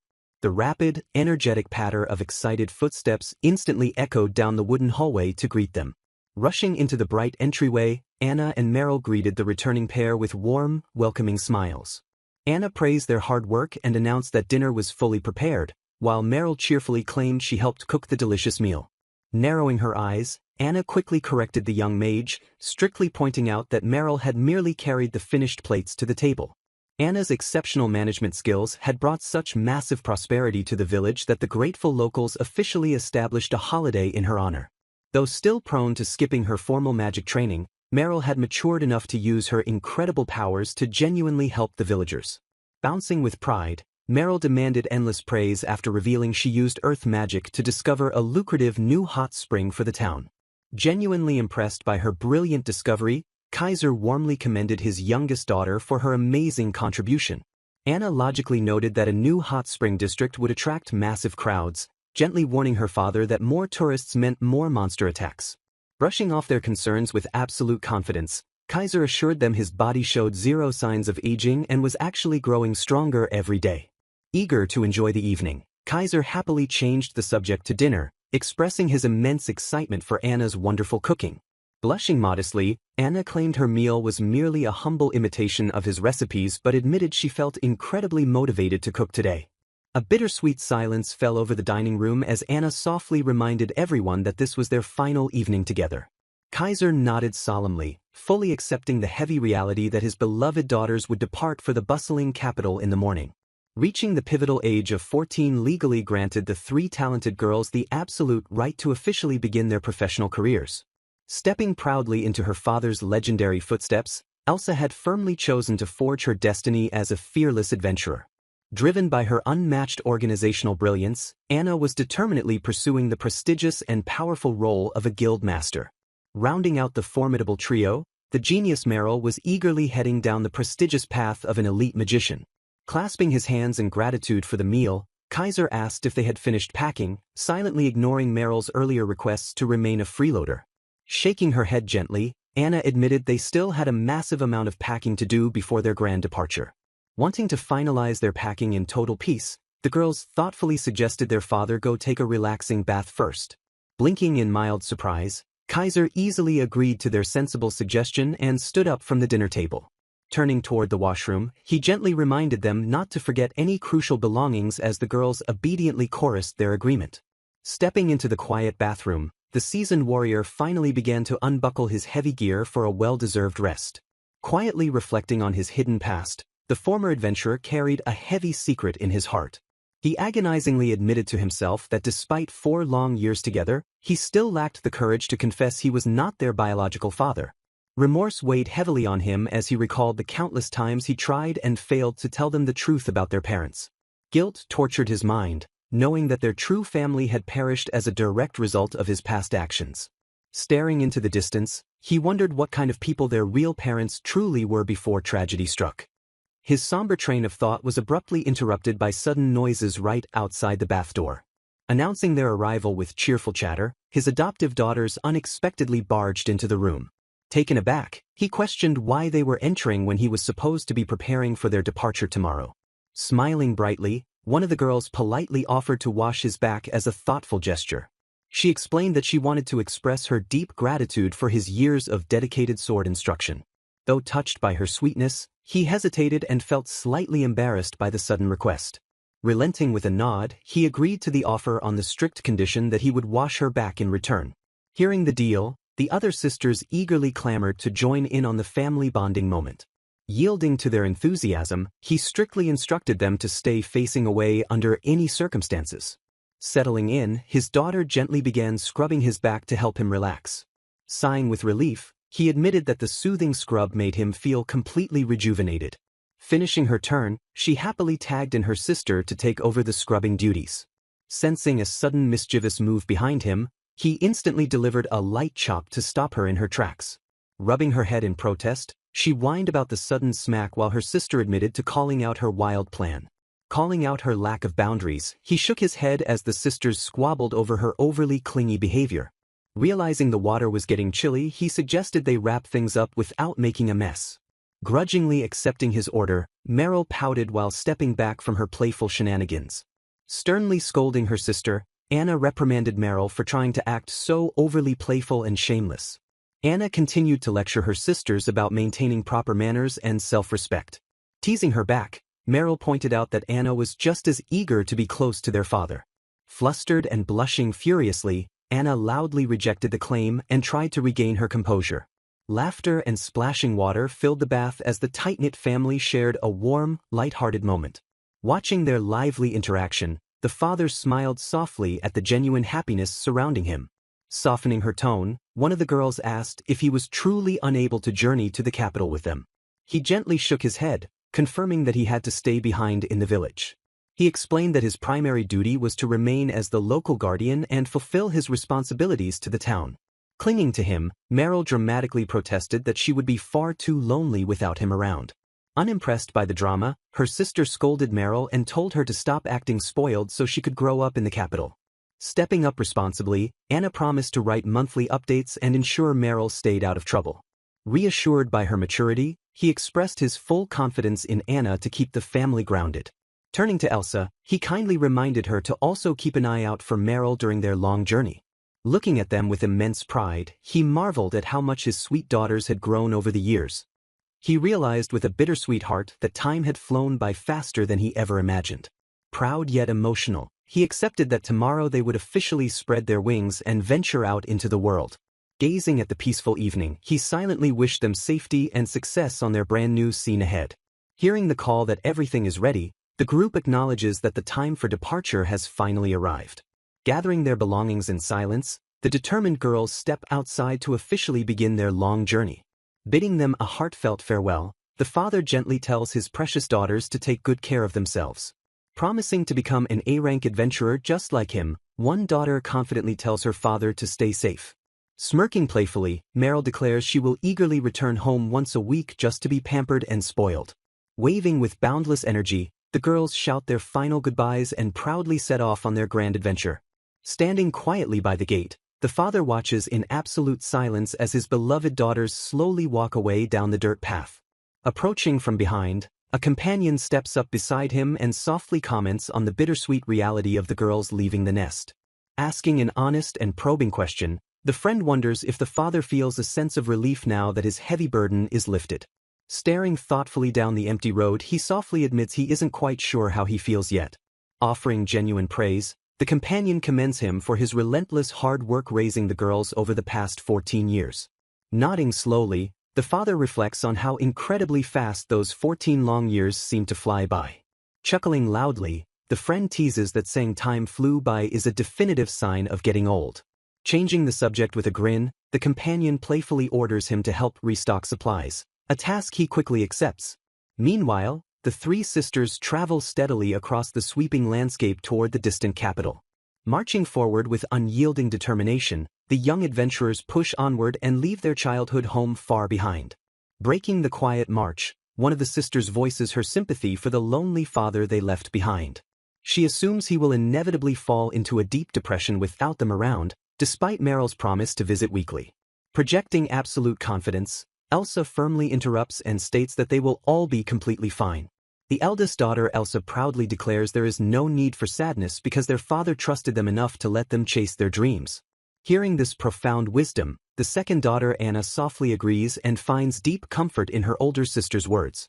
Walking beside her siblings, the third daughter Meryl remains fully committed to the exciting new path ahead. Stepping bravely into the vast unknown, the three daughters officially begin a new life completely separate from their devoted dad. Unbeknownst to them, the invisible strings of fate ensure this heartwarming parent-child story will start anew 4 years later. A cheerful carriage driver remarks on how incredibly pleasant the journey has been. Turning back to his passenger, he points out that Yuzuha village's trade route has become beautifully restored. Gazing out at the lush scenery, Kaiser calmly agrees with the driver's upbeat observation. The peaceful breeze rustles the trees as the former adventurer takes in the tranquil sights of the road. Out of friendly curiosity, the driver politely asks his quiet passenger why he is heading all the way to the capital. Kaiser plainly explains that his daughter lives in the city and he is finally moving in with her. Chuckling warmly, the driver assumes the daughter must be quite beautiful since her father is such a handsome man. Reflecting on the timeline, Kaiser silently notes that he is making this journey 4 long years after sending his girls off. His mind flashes back to exactly 1 month ago back in his quiet hometown. Finishing a day of hard work, Kaiser wipes his brow and confirms to his neighbor that all the chores are complete. A villager approaches him with deep gratitude, handing over the usual monthly letter sent by his 3 daughters. With a practiced motion, Kaiser quickly tears open the sealed envelope to read their latest family update. Noting a slight shift in his demeanor, the concerned villager asks if something bad has happened to the girls. Kaiser shakes his head, reassuring his friend that the daughters are doing perfectly fine as usual. Noting a recurring theme over the past few months, the villager asks if the girls are still begging Kaiser to move to the capital. Gesturing openly, the friend encourages Kaiser to just pack up his things and go live with his family. Pressing the issue, the friend insists that it is definitely time for him to reunite with his daughters. Seeing Kaiser hesitate over his local duties, the villager asks what exactly he is so worried about leaving behind. The friend confidently promises to watch over Kaiser's house, reminding him that the trained children and lightning magic fence will protect the fields. Pausing with a gentle smile, The villager looks at Kaiser with profound understanding. Getting straight to the point, she accurately points out that Kaiser truly wants to go to the capital deep down. She softly explains that his righteous nature kept him tied down to village responsibilities despite his true desires. Smiling warmly, she reminds him that his life is his own and he is completely free to do whatever he wants with it. Touched by her unwavering support, Kaiser quietly murmurs Giselle's name in deep gratitude. Bowing his head slightly, he offers her a sincere and heartfelt thank you for freeing his conscience.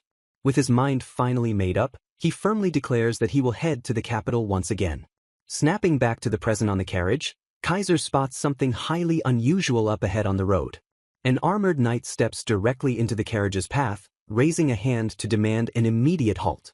Recognizing the regal crest, Kaiser notes with sudden alarm that they belong to the kingdom's elite chivalric order.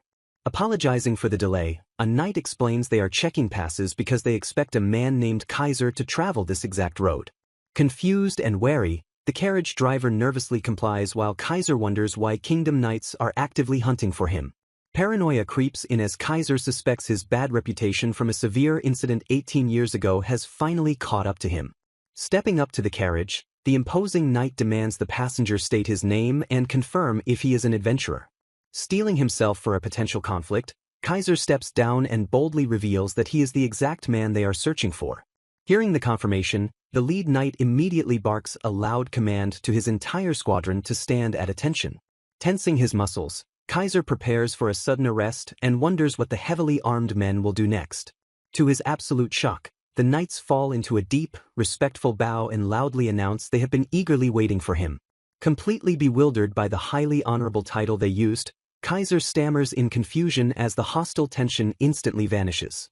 Realizing they are not here to arrest him, Kaiser suddenly hears a familiar, joyful voice crying out for him from the back. Leaping excitedly through the crowd of heavily armored knights, Meryl bounds toward her father to celebrate their long-awaited reunion. Embracing her father tightly, the young woman tearfully rejoices at their long-awaited reunion. Clinging to him, she cries out that she has missed him an incredible amount during their time apart. Returning the warm embrace, he agrees and happily notes that they can now see each other whenever they want. Overjoyed by this new reality, his daughter cheers in absolute agreement. Wiping away her tears, the father mentions reading her letter and congratulates her on becoming the knight commander. Bursting with pride, she confirms her promotion to an S-rank adventurer and the 15th generation commander of the Wagenstein Knights Order. Smiling warmly, he praises her impressive achievements and acknowledges how hard she worked to realize her dream. Blushing slightly at his genuine praise, she softly accepts the heartfelt compliment. Shifting the conversation, the father thanks her for the escort but wonders why they traveled so far from the capital to meet him. Pausing for a moment, Elsa explains that the guild had actually dispatched them to take down a dangerous wyvern in the area. She notes that after successfully defeating the beast, they decided to wait for him right there since they knew his route. Interrupting respectfully, a knight suggests they should depart post-haste on their waiting horses, a plan Elsa quickly agrees to. Turning back to the carriage driver, Kaiser respectfully thanks the man for all his help during the journey. Stunned by the grand royal display, the nervous driver bows and realizes his humble passenger is an incredibly important person. Calling out to him with deep reverence, the surrounding knights eagerly grab Kaiser's attention. Buzzing with excitement, the knights ask if it is truly a fact that Commander Elsa has never once managed to hit him with a sword. Chuckling at the question, Kaiser confirms that despite hundreds of sparring matches, she has genuinely never landed a single strike on him. Astonished by this revelation, the knights loudly marvel at his transcendent swordsmanship and declare him the real deal. Backing up their awe, Elsa humbly admits that even as a master swordsman, she still does not believe she could ever defeat her father in battle. Humbled by the immense praise, Kaiser bashfully remarks that it is a great honor to hear such words from the kingdom's knight commander. Looking at her with quiet pride, he notes that while she could not hit him at age 14, things might be different now. He smiles confidently, admitting that with her current skills, she could probably land a hit on him effortlessly.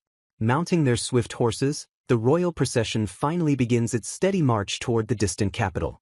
Gazing at the approaching city walls, Kaiser nostalgically remarks that it has been quite some time since his last visit.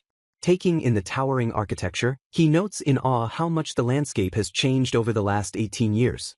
Glancing around the bustling streets, Kaiser suddenly asks Elsa where Anna and Meryl are hiding. Sighing softly, Elsa explains that Anna is busy with guild work, while Meryl was originally supposed to welcome him too.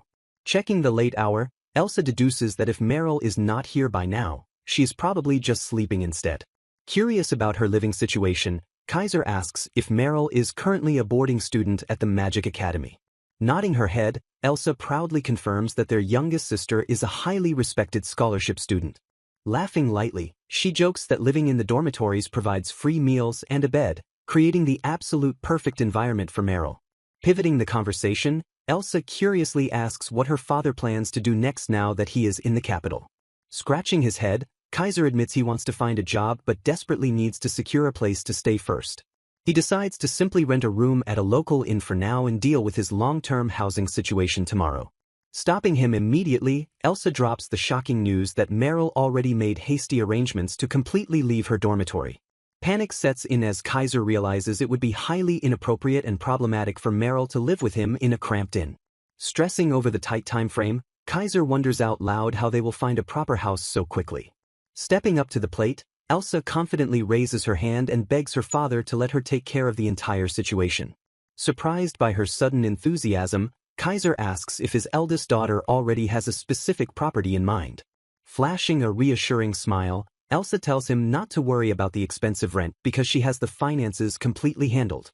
Explaining her immense influence, Elsa reveals that her status as Knight Commander can easily secure them a vacant house completely free of charge.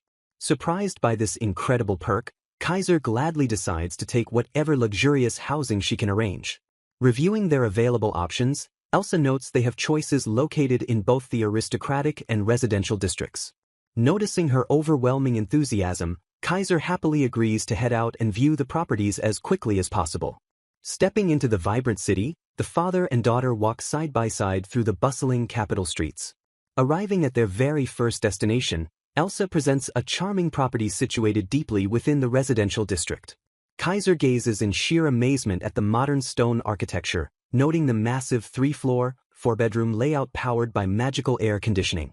Gesturing to the spacious interior, Elsa suggests the upper floors would perfectly accommodate everyone's personal bedrooms. Kaiser confidently agrees that the massive layout is more than big enough to keep everyone incredibly comfortable. Nodding with a bright smile, Elsa suggests they move on and visit the aristocratic district property next. The pair travels gracefully toward the wealthier, heavily fortified section of the towering capital. As patrolling knights salute their commander, Elsa explains that the elite guard will quickly handle any trouble in this highly affluent area. Arriving at their second housing option, Kaiser stares in absolute awe at the massive aristocratic estate. The grand courtyard boasts towering architecture and pristine landscapes far beyond anything he is used to seeing. Overwhelmed by the extravagant sights, Kaiser admits that everything feels almost too luxurious for his simple tastes. The sprawling property alone deeply demonstrates the sheer, unimaginable wealth and prestige of the aristocratic neighborhood. Turning to her father, Elsa officially confirms these are the top 2 properties they can move into immediately. Torn between familiar residential comfort and refined aristocratic living, Kaiser's thoughts are suddenly shattered by a harsh, screeching voice. An arrogant noblewoman aggressively scolds a young commoner for daring to creep into the prestigious aristocratic district. Trembling with sheer terror, the poor girl tearfully apologizes to the imposing, cruel woman. The girl desperately explains she was only looking for her lost dog, but the noblewoman furiously accuses her of being a thieving peasant rat. Ignoring the crying child, the snobby woman spots the missing dog and immediately insults it as a dirty, unworthy creature. Sensing the overwhelming hostility, the little dog barks defensively at the cruel aristocrat. Without a single ounce of hesitation, the noblewoman viciously kicks the whimpering animal away. Shocked by the unprovoked cruelty, the little girl cries out in horror and demands to know why the woman did that. Sneering with absolute disgust, the aristocrat proudly claims her district is no place for filthy creatures or lowly peasants. Calling desperately for the local knights, she commands the guards to immediately remove the crying child from her pristine sight. Recognizing Elsa passing by, the noblewoman suddenly drops her vicious tone and respectfully greets the famous knight commander. Elsa calmly explains that she and her father are simply touring local houses to find a brand new place to live. Fawning shamelessly over the commander, the noblewoman laughs haughtily and politely compliments Kaiser's lovely appearance. The snooty woman insists that such distinguished people must obviously choose to live in the superior aristocratic district. She further strokes Elsa's ego by claiming that prestigious figures absolutely do not belong with the common peasants. Laughing elegantly behind her hand, she gloats about how incredibly wonderful it would be to have them as prestigious neighbors. Staring her down with ice-cold eyes, Kaiser firmly declares that he is actually planning to live in the residential area. The noblewoman freezes in absolute, jaw-dropping shock at his blunt and unexpected rejection. Stuttering in total confusion, she nervously asks him why he would ever make such a foolish choice. Kaiser harshly informs her that while she might be deeply proud to have them as neighbors, the feeling is definitely not mutual. He venomously states that the mere thought of living near someone as completely disgusting as her is a massive embarrassment. Delivering a final verbal strike, he advises the cruel woman to quickly learn that money cannot buy basic human decency. Turning his back on the stunned aristocrat, Kaiser casually excuses himself and walks away without a second glance. As they leave the hostel area, he softly apologizes to Elsa for causing a scene without asking her housing preference first. He heavily admits he spoke out of turn by completely rejecting the aristocratic house on her behalf. Smiling warmly with immense pride, Elsa reassures him that she feels the exact same way and is incredibly glad he spoke up. With their final decision firmly made, the father and daughter happily agree to head straight back to the residential district. Arriving at their grand new home, Kaiser peers around and notices that Anna and Meryl haven't shown up yet. Stretching his arms with renewed energy, he hums softly and decides not to wait around idly. Ready to begin their beautiful new life together, he cheerfully declares that it is time to start moving in. A young child calls out to their mother while watching a spectacular event unfold in the bustling streets. The massive crowd gasps and cheers in pure amazement at Meryl's incredible street performance. Smirking playfully, the young magician declares to the audience that she is not finished yet. She effortlessly continues her dazzling display of magical prowess to captivate the growing crowd. Approaching the bustling square, Kaiser and Elsa notice a massive commotion up ahead. Peering through the dense crowd, the pair wonders what has everyone so incredibly excited. Kaiser stares in absolute disbelief as he recognizes his youngest daughter at the center of the ring. Building the anticipation, Meryl loudly announces her grand finale to the thrilled spectators. With a dramatic flourish, she unleashes her ultimate magical trick into the open air. The audience erupts into thunderous applause, completely mesmerized by the beautiful and flawless spectacle. Striking a cute pose, Meryl cheerfully invites her adoring fans to toss in some generous tips. Watching from the sidelines, Kaiser sighs in deep exasperation at his daughter's shameless public hustle. Meryl gleefully scoops up the shower of coins, thrilled by her incredibly easy earnings. Stepping through the dense crowd, Kaiser warmly greets his daughter and notes that she is finally awake. Startled by their sudden appearance, Meryl happily welcomes her father and sister despite the late afternoon hour. When questioned about her public spectacle, she casually confirms it was just a simple street performance. She quickly explains that she only put on the show to kill time while waiting for them to arrive. Showing off her profits, she proudly boasts about the massive pile of tips she managed to collect from the locals. Flaunting her undeniable charm, she brags that her cute magic easily wins over the generous crowd every single time. When Kaiser suggests she use her incredible skills to get a real job, she violently rejects the practical idea. Elsa sighs heavily, declaring her sister beyond saving as Meryl stubbornly insists on being a cute freeloader. Shifting the conversation, Kaiser curiously asks how Meryl knew exactly where to find them in the massive city. Meryl smartly points out that she saw Elsa's list of potential housing options the other day. Trusting her father's humble nature, she confidently predicted he would choose the residential district over the aristocratic one. When asked if she secretly wanted the wealthy estate instead, she instantly shoots the idea down without hesitation. Despite her deep love for cash, she fiercely admits she absolutely despises arrogant rich people. Melting into a sweet smile, she assures Kaiser that she would happily live anywhere as long as he is there. Leaping forward, she aggressively clings to her father to soak in his comforting presence.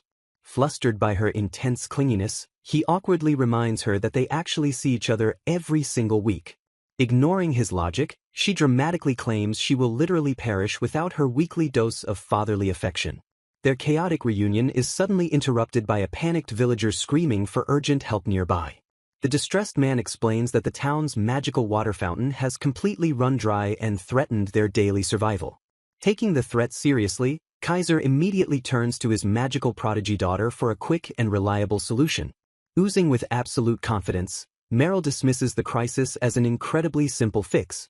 She casually instructs them to simply pour raw mana into the round artifact to jumpstart the water flow. Stepping up to the plate, Kaiser instantly volunteers to handle the massive magical transfer himself. The panicked townsman tries to stop him, warning that it normally takes 5 elite wizards an entire day to charge the device. Scoffing at the warning, Meryl proudly reveals that her father possesses far more magical power than any royal palace wizard. Channeling his immense internal energy, Kaiser places his bare hands directly onto the depleted magical artifact. A blinding surge of radiant energy erupts from the fountain as the rushing water is instantly restored to the shocked town. The massive crowd erupts into amazed cheers as the water finally begins flowing again. Bowing deeply, the panicked townsman showers Kaiser with gratitude while the former adventurer humbly brushes it off. Recognizing the resemblance, the man politely asks if Kaiser is the honorable father of Lady Meryl.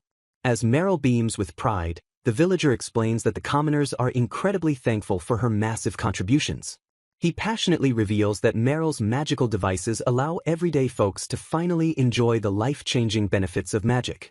Because securing basic water and heat was once a major struggle, he credits her with dramatically improving their entire quality of life. Bowing once more to show his deep respect, the man leaves Kaiser feeling genuinely glad to hear such high praise. Meryl smugly gloats about her own greatness while Kaiser realizes she is using her magical talents for the absolute good of the world. Swelling with fatherly pride, he firmly tells his daughter how honored he is to boast about her amazing achievements. Flushed red with pure happiness, Meryl giggles sweetly at her father's heartfelt compliment. Stepping in, Elsa efficiently suggests that Kaiser go pick up Anna while the rest of them handle unpacking the luggage. Agreeing to the solid plan, he heads out after Elsa notes that Anna will be absolutely thrilled to see him. Approaching the towering Adventurers Guild, Kaiser stares at the imposing structure he hasn't set foot in for 18 long years. Dark memories rush back as he vividly remembers fleeing this very place while being violently flooded with cruel insults. Acknowledging his deep nervousness about returning, his grim thoughts are suddenly shattered by a harsh voice. A rough, heavily scarred adventurer rudely demands that the older man get completely out of his way. Stepping aside with a quick apology, Kaiser watches the arrogant man click his tongue and shove past him. Steeling his nerves, the veteran warrior firmly reminds himself that this is absolutely no time to be afraid. Grabbing the heavy wooden handles, he boldly pushes open the massive double doors of the guild. He steps forward to behold the incredibly vast and bustling interior of the main hall. Calming his racing heart, he rationalizes that no one would even remember him after 18 years and focuses entirely on fetching his daughter. Approaching the busy reception desk, he politely asks the attendant if she has a spare minute. Flashing a bright, professional smile, the young clerk cheerfully asks how she can assist him today. Guessing she might be a new hire, Kaiser simply asks if Anna is currently in the building. The receptionist explains that Anna is busy working in the back room and offers to handle whatever guild business he needs. Waving his hands to decline, he casually clarifies that he doesn't need guild services and just came to pick her up. The young clerk tilts her head in deep confusion as she slowly repeats his casual statement. Her eyes suddenly blow wide open as she completely misreads the situation and loudly asks if he is Anna's secret boyfriend. Astonished by the wild leap in logic, Kaiser stammers in shock while the clerk loudly marvels at Anna bagging a lover. Squealing with sheer excitement, the receptionist fangirls over Anna snagging such a dreamy and incredibly mature partner. Frantically shutting down the misunderstanding, Kaiser explains he just moved to the capital and is actually her biological father. The energetic clerk instantly freezes in place, completely dumbfounded by the massive plot twist. Connecting the dots, she breathlessly realizes she is standing face to face with the heavily rumored Kaiser. She quickly recalls how Anna constantly praised him as a deeply reliable, wonderful, and firm person. Revering Anna as a legendary genius who became the guild master at record speed, the clerk's awe continues to skyrocket. She logically concludes that the father of such a flawless prodigy must be an equally amazing individual. Leaning in uncomfortably close, she states what a massive honor it is to finally meet the man behind the legends. Blushing slightly, she happily notes that he looks incredibly young, cool, and just as wonderful as the rumors claim. She humorously contrasts his highly attractive physique with her own father's heavily overweight build. Squinting at his facial features, she casually drops a bombshell observation by noting he doesn't look like Anna at all. Startled by the sudden realization, Kaiser stares in disbelief at the clerk's observation. The bubbly receptionist giggles at her own joke, noting how lucky it is that both father and daughter share such beautiful features. She cheerfully adds that Anna's mother must also be a truly stunning woman. Their pleasant conversation is violently interrupted by a furious roar echoing across the guild hall. Kaiser glances over to see a scarred adventurer aggressively demanding to know why his quest application was rejected. Standing calmly behind the counter, Anna sighs heavily and asks the belligerent man how many times she needs to explain the situation. She firmly explains to the raging B-rank adventurer, Guard, that the highly dangerous mission is strictly reserved for A-rank personnel. Refusing to accept her logical reasoning, Guard angrily demands she just promote him to A-rank to bypass the restrictive rules. Maintaining her strict composure, Anna casually advises the furious brute against taking the dangerous mission. She coldly informs him that with his current abilities, she would rather not send a rescue team to recover his lifeless body. Completely losing his temper, Guard violently slams his fists down and accuses the guild master of taking him for a total fool. Massaging her temples in sheer exhaustion, Anna silently laments the constant headache of dealing with arrogant rookies. She inwardly groans about how the weakest fighters always overestimate themselves, leaving her to shoulder the grim responsibility if they get themselves killed. Suddenly noticing her father in the crowd, a brilliant idea flashes across Anna's frustrated mind. Smiling with renewed confidence, the guild master proposes a brand new challenge to settle the bitter dispute. She gestures toward her bewildered father and promises Guard that he can take the A-rank request if he wins a simple arm wrestling match. Guard turns around and scoffs in disbelief as he recognizes the unassuming man he bumped into earlier. Anna smoothly explains that while her volunteer used to be an A-rank adventurer, he has been completely out of the business for years and is likely quite rusty. She declares that if Guard cannot beat a retired veteran in raw power, he simply lacks the strength to survive the perilous mission. Grinning wickedly, the heavily scarred brute confirms the exact terms of the high-stakes wager. Chuckling with dark amusement, Anna firmly finalizes the deal and refuses to repeat herself. Roaring with arrogant confidence, Guard challenges Kaiser to become his stepping stone to glory. Blinking innocently, Anna mentally apologizes to her father for slightly altering his backstory to bait the trap. Stepping up to the plate, Kaiser calmly accepts the sudden challenge without a single ounce of hesitation. As the guild erupts into excited cheers, staff members quickly haul a sturdy table and chairs into the center of the room. While Anna steps up to referee, Kaiser humbly wonders if modern adventurers have vastly surpassed his 18-year-old power levels.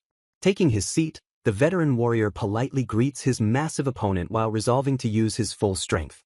Slamming his elbow onto the wooden table, Guard fiercely warns the older man that he won't be holding back a single ounce of power. While Kaiser gently asks him to take it easy, the brute viciously threatens to permanently shatter his opponent's arm as Anna calls them to get set.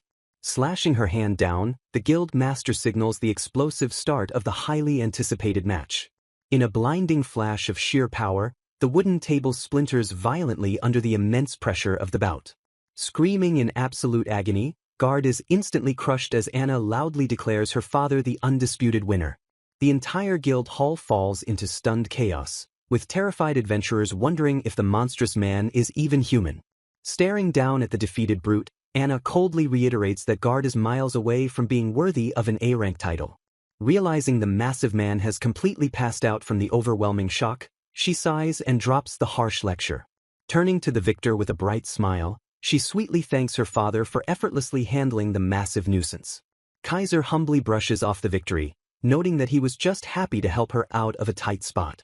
When he nervously asks what her backup plan was if he actually lost, Anna tilts her head in total confusion. Beaming with absolute pride, she confidently declares that her father is the strongest person in the entire world, making losing an absolute impossibility. Chuckling softly, Kaiser wonders if that immense praise comes from her keen insight as guild master or just her favorable bias as a loving daughter. Dropping a hilarious bombshell, Anna reveals that the defeated brute is actually only 22 years old, leaving Kaiser completely stunned by the massive age gap. Opening the door to their new home, Anna warmly welcomes her father and sister back. Stepping inside the spacious house, Kaiser and Elsa happily announce their safe return. Staring at the pair in absolute disbelief, Meryl trembles as a sudden wave of intense jealousy washes over her. Throwing a massive tantrum, Meryl furiously demands to know why they are holding hands while declaring that she is the only one legally allowed to fawn over their father. Confused by her bizarre legal claim, Kaiser calmly explains that it is completely normal for parents and children to hold hands. Sighing in exasperation, Anna remarks that Elsa and Meryl simply lack basic common sense when it comes to family dynamics. Defending her father's logic, the guild master smugly agrees that close contact is perfectly acceptable between a parent and child. Catching onto Anna's bold justification, Elsa and Meryl instantly prepare to exploit this massive loophole. Screaming that she has waited 4 long years for this exact moment, Meryl aggressively lunges forward to bond with her dad.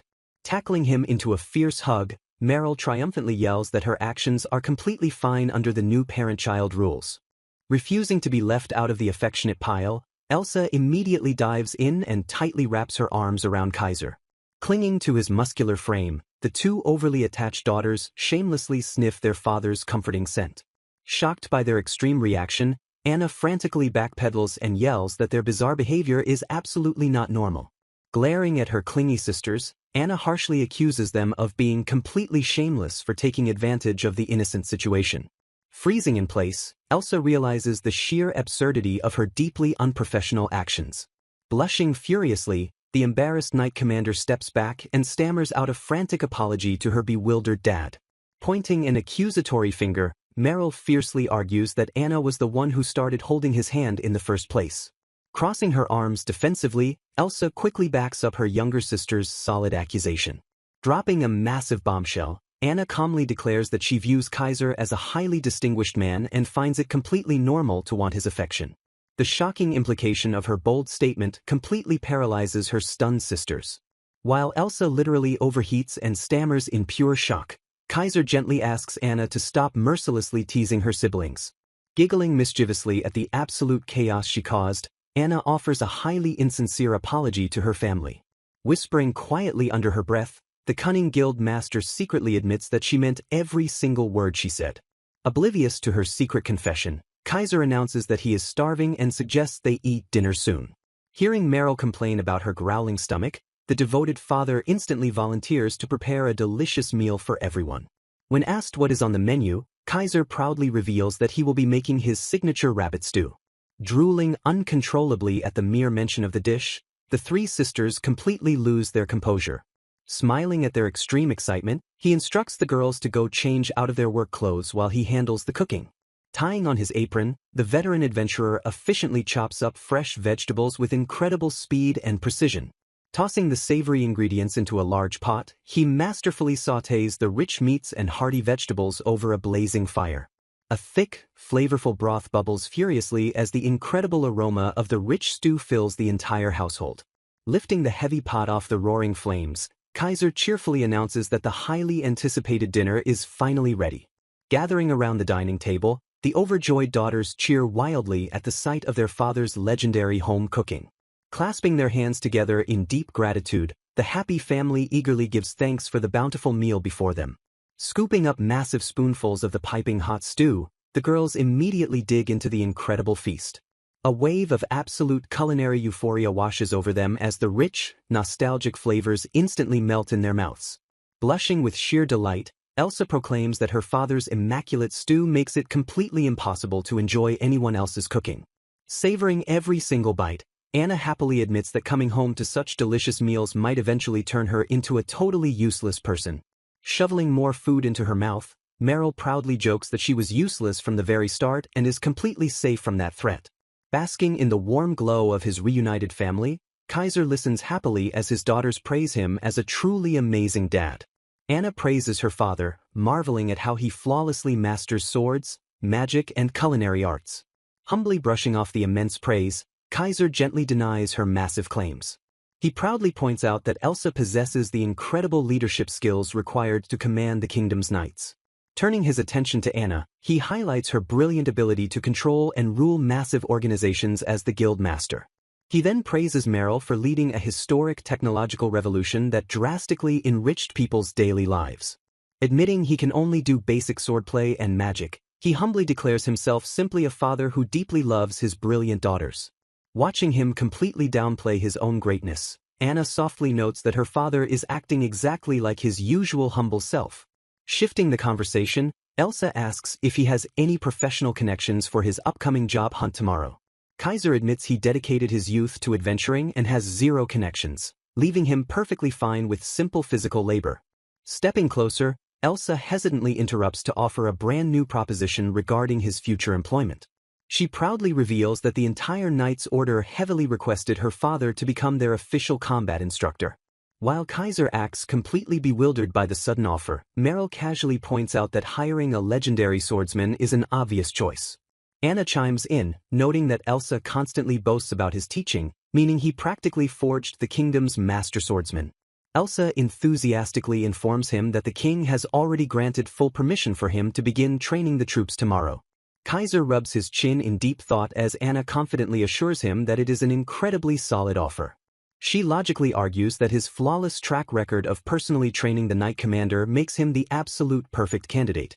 Striking while the iron is hot, Anna swiftly requests that he also assist her with some massive workload issues at the guild.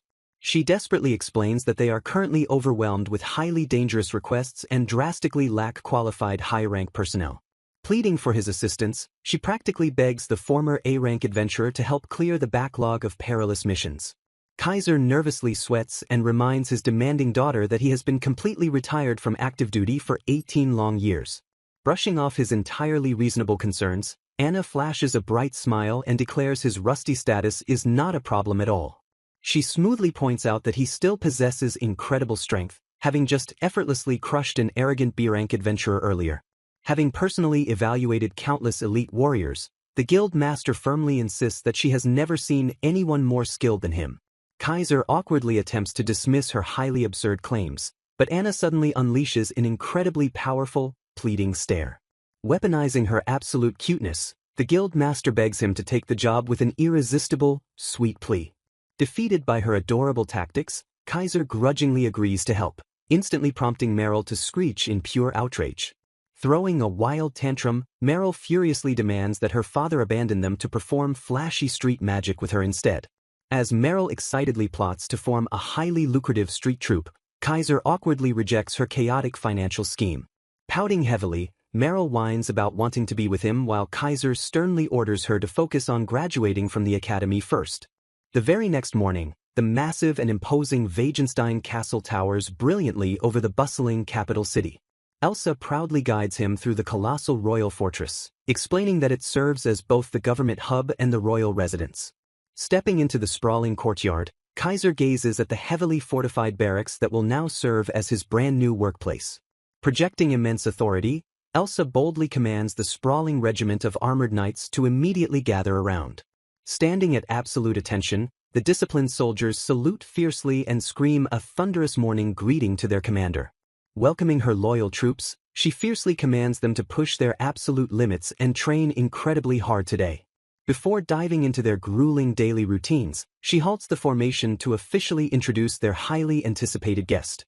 She proudly presents the former A-rank adventurer, Kaiser Clyde, officially announcing him as both their new instructor and her beloved father. Stepping forward with absolute humility, Kaiser warmly introduces himself and requests they all work together to improve their swordsmanship. The entire battalion erupts into a deafening roar of respect, leaving Kaiser incredibly stunned by their overwhelming energetic spirit. Just as Kaiser attempts to initiate the basic warm-ups, a bold knight suddenly steps out of line and politely requests a moment. Pausing the strict drill, Kaiser curiously asks the serious soldier exactly what he wants before they officially begin. The confident knight formally challenges their new instructor, requesting a high-stakes mock battle between Kaiser and the knight commander. Justifying the bold request, the soldier points out that despite Elsa's massive praise, Kaiser's official rank is far below hers. Refusing to blindly accept instructions from a lower-ranked warrior, the knight firmly insists on seeing Kaiser's true skills with his own eyes. Elsa instantly explodes with furious rage at the blatant disrespect, but Kaiser calmly raises a hand to peacefully defuse the situation. Smiling with quiet confidence, the veteran warrior turns to his daughter and notes that it has been a long time since they sparred. He honestly admits that he has been incredibly curious to see exactly how much her combat prowess has evolved over the years. Drawing his practiced blade with a fluid motion, Kaiser warmly asks his powerful daughter to show him her true strength. Staring down the kingdom's greatest warrior, he prepares to experience the absolute peak power of an S-rank adventurer firsthand.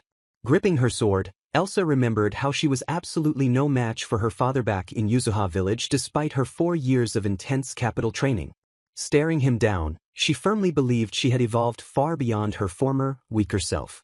Channeling her confidence, she declared that today she would finally secure a victory as an S-rank adventurer and knight commander.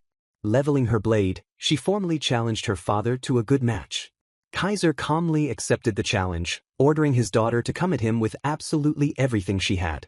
Preparing her stance, Elsa noted she hadn't encountered a single warrior stronger than her father's since arriving in the capital. Because of his immense skill, she realized the cheap techniques and tricks she normally relied on would be completely useless. Analyzing the grim reality of the situation, she quickly formulated a brand new combat strategy. She decided her absolute best option was to abandon trickery and launch a massive head-on assault. Exploding forward with incredible momentum, the knight commander closed the distance in a flash. A deafening clang echoed across the courtyard as their heavy blades violently clashed. Elsa widened her eyes in shock, completely stunned that he could effortlessly react to her blinding speed.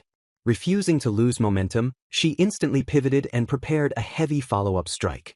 Shifting her tactics, she decided to overwhelm his sturdy defenses with a rapid barrage of multiple attacks. A furious flurry of lightning-fast sword strikes descended upon the veteran warrior. Gritting her teeth in sheer frustration, she realized her father could still easily handle the relentless assault. Screaming with fierce determination, she vowed that she was nowhere near finished. Her confidence shattered as Kaiser effortlessly dodged her heavy, decisive swing. Seizing the opening, the veteran warrior immediately launched a blistering counterattack. Their blades danced in a chaotic blur as the intense duel escalated to terrifying new heights. Bracing for impact, Elsa frantically blocked the massive shockwave of her father's descending strike. Elsa cursed under her breath as a sudden, heavy blow completely broke her aggressive rhythm. Struggling to maintain her footing, she realized he wasn't giving her a single fraction of a second to catch her breath. Sparks flew violently into the air as the father and daughter engaged in a breathtaking exchange of raw power. Watching from the sidelines, a stunned knight gasped at the sheer, overwhelming display of strength. Elsa let out a sharp groan of pain as a devastating parry forced her entirely onto the defensive. Skidding violently across the dirt, she desperately dug her heels in to stop her backward momentum. Catching her breath, she realized Kaiser was fending off every single attack while ruthlessly exploiting her slightest openings. Furthermore, she noticed he maintained perfect discipline by refusing to waste energy chasing after her. A profound sense of awe washed over her as she admitted he was just as incredibly strong as she had originally feared. She carefully analyzed his flawless ability to maintain the perfect combat distance. She marveled at his absolute, blinding speed on the battlefield. She felt the terrifying, bone-crushing power behind every single one of his casual swings. Conceding the tactical advantage, she concluded that every single aspect of his combat style was completely extraordinary. A bittersweet realization crossed her mind as she remembered a specific detail about her father's legendary past. Kaiser pressed his overwhelming advantage, driving the exhausted knight commander further into a corner. She solemnly recalled that despite his godlike power, he never officially managed to become an S-rank adventurer himself. Despite all her brutal training, she realized her ultimate goal was simply to stand on equal footing with him. Feeling completely overwhelmed and outmatched, she mentally cursed her messy, unrefined performance. Dropping her guard in defeat, she sadly asked her father if he was disappointed and completely disillusioned by her lack of growth. Gripping her weapon in frustration, Elsa questioned her own abilities despite being both an S-rank adventurer and the esteemed knight commander. Gasping for breath under the intense pressure, she frantically wondered what exactly she needed to do to secure a victory. The fierce battle raged on as she desperately searched for an opening in her father's flawless defense. Suddenly halting her aggressive advance, a profound realization washed over her troubled mind. She completely shifted her combat mindset, deciding that struggling blindly to win this mock battle was the wrong approach. Discarding her obsession with victory, she remembered her father simply wanted to see how strong she had truly become. Staring across the battlefield, she realized he only wished to witness her personal growth as his beloved daughter. She proudly understood that he was testing her ability to wield a sword for the sake of protecting those most important to her. Reigniting her fighting spirit, she firmly resolved to show him exactly what she was made of. Watching her stance completely transform, Kaiser smiled in quiet anticipation and noted that it was about time. Leaping forward with incredible momentum, she loudly vowed to strike her father down. Channeling her ultimate strength, she unleashed a devastating attack packed with absolutely everything she had. A colossal shockwave violently ruptured the training grounds as their unstoppable forces collided. Shielding their eyes from the blast, the terrified knights screamed in confusion and wondered if this was even a sword fight anymore. Trembling in sheer awe, the soldiers asked themselves if this terrifying display was the true earnestness of a master swordsman. Peering desperately through the thick dust cloud, the spectators anxiously waited to see who had emerged victorious. As the smoke slowly began to clear, a commanding voice officially declared that the match was completely over. The devastating aftermath of their clash was fully revealed across the shattered courtyard. Lowering his weapon, Kaiser warmly praised his daughter and admitted her final attack was incredibly impressive. Staring at her hands, Elsa noted that her best sword swing ever completely failed to leave a single scratch on him. Chuckling in defeat, she gracefully accepted her loss and complimented her father's overwhelming strength. Kaiser humbly credited his daily training routine but confessed he was genuinely shocked by her massive growth.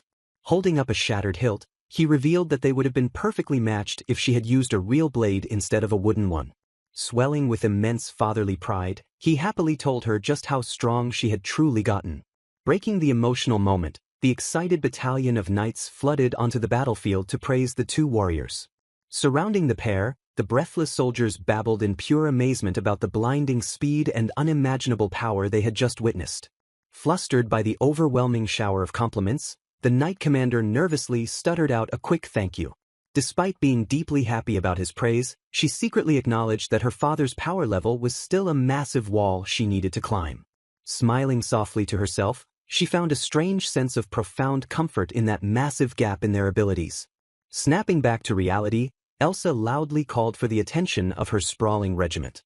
Gesturing proudly to her father, she asked the crowd if they finally understood exactly how capable he was. She firmly ordered her troops to listen attentively to his tutelage so they could rapidly increase the kingdom's national power. Daydreaming about becoming popular main characters and winning the commander's favor, the starry-eyed knights eagerly anticipated becoming sword masters. Flashing a wicked grin, Kaiser promised them a relentlessly brutal training regimen and asked if they could actually keep up. Standing at perfect attention, the fired-up battalion saluted fiercely and screamed that they would do their absolute best. Nodding with deep satisfaction, the veteran adventurer praised their excellent answer. Cracking his knuckles, he cheerfully announced that they would start with a very simple warm-up exercise. The knights' confident smiles instantly shattered into pure horror as he ordered them to immediately run 20 laps around the castle in full heavy armor. A heavy thud echoes through the training grounds as profound exhaustion sets in. Panting heavily, the recruits rejoice that they have finally finished their grueling workout, hoping this will transform them from gloomy characters into popular sword masters. Acknowledging their hard work, the instructor reminds the squad that true swordsmanship requires the endurance to march, not just weapon skills. The recruits salute in unison as they are ordered to repeat this grueling routine every single day to naturally build their stamina. Shock instantly grips the recruits when the instructor cheerfully suggests moving on to muscle training next. Stammering in disbelief, the trainees stare as Kaiser casually orders 500 reps of push-ups, sit-ups, back crunches, and sword swings. One brave soul questions Kaiser, desperately hoping the instructor accidentally added an extra digit to the outrageous rep count.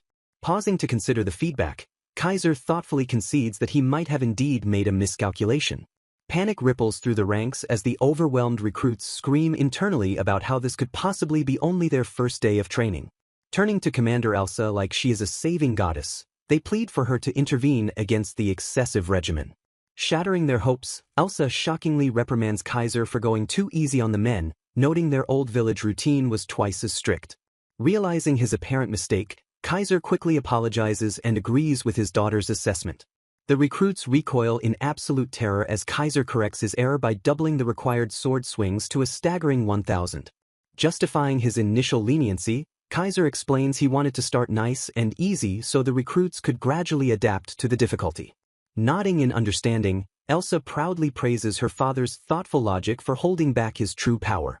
Trembling in pure dread, the knights realize they are at the mercy of a monstrous father-daughter duo whose standard of an easy workout defies logic. Yielding to the inevitable, the squad forces themselves up and starts running to beat the setting sun. Shouting their staggering rep counts, the recruits relentlessly push their battered bodies to the absolute limit. Struggling through the grueling hardship, a recruit realizes Commander Elsa's monstrous strength stems from a lifetime of this extreme conditioning.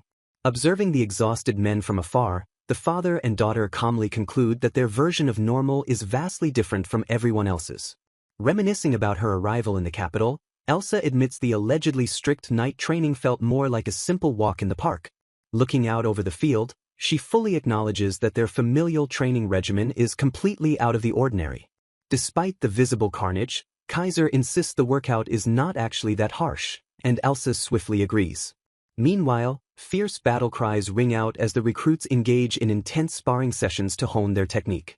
Catching sight of a particular spar, Kaiser pauses in quiet observation of the unfolding duel. Impressed by one trainee's incredible skill, Kaiser asks for her name and learns that she is Natalie. Elaborating on the girl's potential, Elsa reveals that the promising young knight frequently requests private sword practice with her. Nodding thoughtfully, Kaiser deduces that Natalie must be truly exceptional to have captured his daughter's valuable attention. Stepping forward to conclude the brutal day, Kaiser orders the remaining recruits to form pairs for one final training match. With a chillingly cheerful smile, he announces that anyone is entirely welcome to choose him as their sparring partner. Sweating profusely, the terrified knights silently swear to avoid pairing up with Kaiser at all costs lest his wooden sword strike them down. Noting the collective hesitation, Kaiser realizes nobody wants to face him after witnessing his monstrous power in the earlier mock battle. Just as he resigns himself to purely coaching from the sidelines, a loud voice suddenly calls out his name. Charging forward with unyielding determination, Natalie steps up and boldly requests to be his sparring partner. Recognizing the motivated prodigy, Kaiser gladly accepts her challenge while she bows in deep gratitude. Reflecting once more on the sheer terror he inspires, Kaiser understands why the rest of the squad remains paralyzed by his earlier display of strength. Preparing to step back into an instructor role, he is suddenly interrupted again by the enthusiastic shout of a young trainee. Unfazed by the surrounding fear, the young female knight eagerly volunteers herself to clash blades with the master. Welcoming her fierce dedication, Kaiser warmly agrees to the spar as Natalie thanks him profusely for the unique opportunity. Watching in stunned disbelief, the other recruits whisper among themselves, questioning if the girl has a death wish or if Kaiser will actually hold back. The dusty training grounds stand completely still in anticipation. Taking a solid defensive stance, Kaiser confidently invites his opponent to begin the match. Gripping her wooden sword tightly, Natalie fiercely warns her instructor to get ready. Launching forward with explosive speed, the young knight completely closes the distance in a single bound. Easily blocking the heavy strike, Kaiser cheerfully praises her incredible swordsmanship and potential. Pushing her back with overwhelming force, he confidently declares that she is still not ready to defeat him or his daughter. Sensing an opening, the seasoned veteran prepares to end the sparring match in one swift motion. Refusing to back down, the determined recruit suddenly surprises him with an unexpected counterattack. Slashing forward with relentless energy, she forces the legendary knight to briefly step back. Thoroughly impressed by her fiery spirit, Kaiser loudly compliments the sharp focus in her eyes. Watching her relentless assault, the proud father silently notes that Elsa has recruited some truly excellent subordinates. Acknowledging the sheer willpower radiating from the young girl, Kaiser decides to alter his approach. Realizing her immense potential, he concludes that she is absolutely worth training seriously. Unleashing a terrifying battle cry, the master swordsman strikes forward with a blindingly fast technique. Sending her tumbling across the dirt, Kaiser quickly steps forward to check if she is okay. Rubbing her bruised body, Natalie groans in pain while acknowledging his monstrous strength. Pouting slightly, she complains that facing a technique that felt like 3 swords attacking at once is completely unfair. Widening his eyes in genuine surprise, Kaiser praises her impressive ability to perceive his hidden multi-strike attack.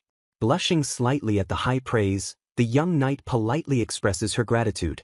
Clenching her fists in defeat, she quietly mutters about how deeply frustrating the loss feels. Staring at the ground, Natalie confesses she spent years training specifically to land just a single hit on him. Tilting his head in absolute confusion, the veteran warrior asks what she could possibly mean by that. Pointing out they have never met before today, Kaiser listens as she explains she heard all about him from Commander Elsa. Remembering his daughter's endless bragging, he recalls how she constantly praised his unbeatable stance. Agreeing that Elsa has an intense father complex, Kaiser nods as Natalie describes hearing about him every single day. Piecing the puzzle together, he assumes she wanted to land a hit on him simply to meet her beloved commander's high expectations. Smiling warmly at her apparent enthusiasm, he is suddenly cut off when Natalie bluntly tells him he is completely wrong. Freezing in place, the confused instructor lets out a bewildered gasp. Staring him dead in the eye, the young girl boldly explains that defeating him would make Elsa admire her as her absolute favorite companion. A heavy, awkward silence instantly descends upon the training field as the words hang in the air. Blinking in sheer disbelief, Kaiser slowly repeats her bizarre phrasing about becoming ultimate companions. Sighing dramatically over her loss, Natalie casually mentions she was going to ask for his blessing to be Elsa's closest partner if she won. Sweating profusely, the older knight hesitantly asks if her dedication goes far beyond normal professional admiration. Shining with innocent enthusiasm, the eager recruit cheerfully confirms his exact suspicions. Listing off her wholesome dreams, she eagerly talks about going on grand adventures together, sharing every secret, and holding hands forever. Staring into the distance, she happily imagines them forming an unbreakable bond in the future as the kingdom's ultimate legendary duo. Overwhelmed by her intense dedication, Kaiser awkwardly accepts her incredibly passionate speech. Hoping to change the subject slightly, he tentatively asks what exactly she admires so much about his daughter. Without missing a single beat, Natalie loudly declares that the commander is undeniably strong and beautiful. Smiling with pure admiration, the young knight finishes by praising how incredibly kind Elsa is to everyone around her. Natalie gazes in awe, fully convinced that the commander is an absolutely perfect hero who descended from the heavens. Pointing an accusing finger, the young recruit fiercely declares she can never forgive Kaiser, leaving him completely bewildered about what he did wrong. Natalie angrily claims that the veteran knight stole her beloved commander away, deeply confusing the older man. She explains that the commander moved out of the knight dormitories to live with her father the exact moment he arrived in the capital. Gripping her wooden sword tightly, Natalie vows that if she can just defeat him, she can reclaim her hero's ultimate attention. In her wild imagination, she envisions the commander casually inviting her on an exclusive, private training retreat just for the two of them. Stuttering heavily in her own fantasy, the recruit eagerly accepts the invitation as the imaginary commander smiles warmly at their elite partnership. The daydream continues with the commander heavily praising Natalie's flawless sword form, leaving the young girl completely flustered with joy. The fantasy commander dramatically declares that having such incredible combat talent is practically unfair to everyone else.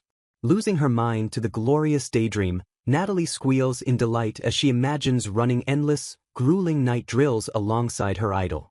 Snapping them abruptly back to reality, Elsa suddenly appears and asks what the two of them are doing. Waving her hands frantically, Natalie heavily denies having any sort of argument while Elsa observes them with deep suspicion. Kaiser quickly backs up the young knight's lie, nervously agreeing that they were simply having a friendly discussion about sword techniques. Believing their excuse, Elsa warmly compliments the recruit on her incredible enthusiasm for the blade. The commander encourages her subordinate to learn everything she can from the legendary veteran, prompting a fiercely eager salute. Watching the recruit melt into a puddle of absolute admiration, Kaiser bluntly points out how drastically her personality shifts around his daughter. Natalie admits that standing in front of her greatest hero makes her so incredibly nervous that she completely loses her ability to speak properly. Taking pity on the devoted girl, Kaiser generously offers to support her quest to become his daughter's most trusted comrade. Instantly regretting his offer, Kaiser quickly retracts his support when Natalie enthusiastically demands their home address so she can sneak over after hours. Blinking in sheer disbelief, the veteran asks for absolute clarification on her ridiculous plan to infiltrate their home. Trying to justify the break-in, Natalie argues that sneaking around is the only way to prove her absolute dedication since she lacks standard communication skills. Putting his foot down, Kaiser firmly declares that as a father and a seasoned knight, he absolutely cannot allow random recruits to trespass in the dark.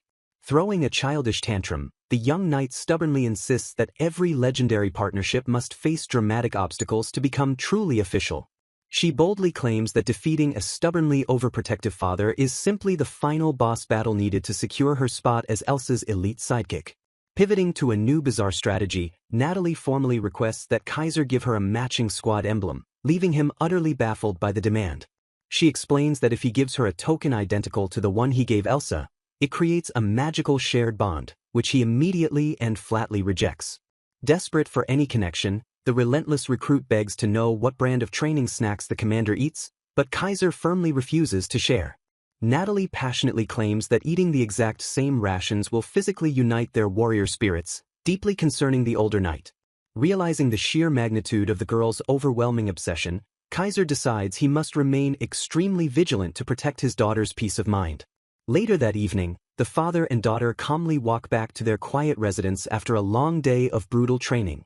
Opening the heavy wooden door, they finally step inside the safety of their home to officially unwind. Elsa announces she will hit the meditation room first to clear her head, and Kaiser absent-mindedly agrees before noticing something outside. A dark, suspicious silhouette suddenly creeps along the perimeter of their property wall.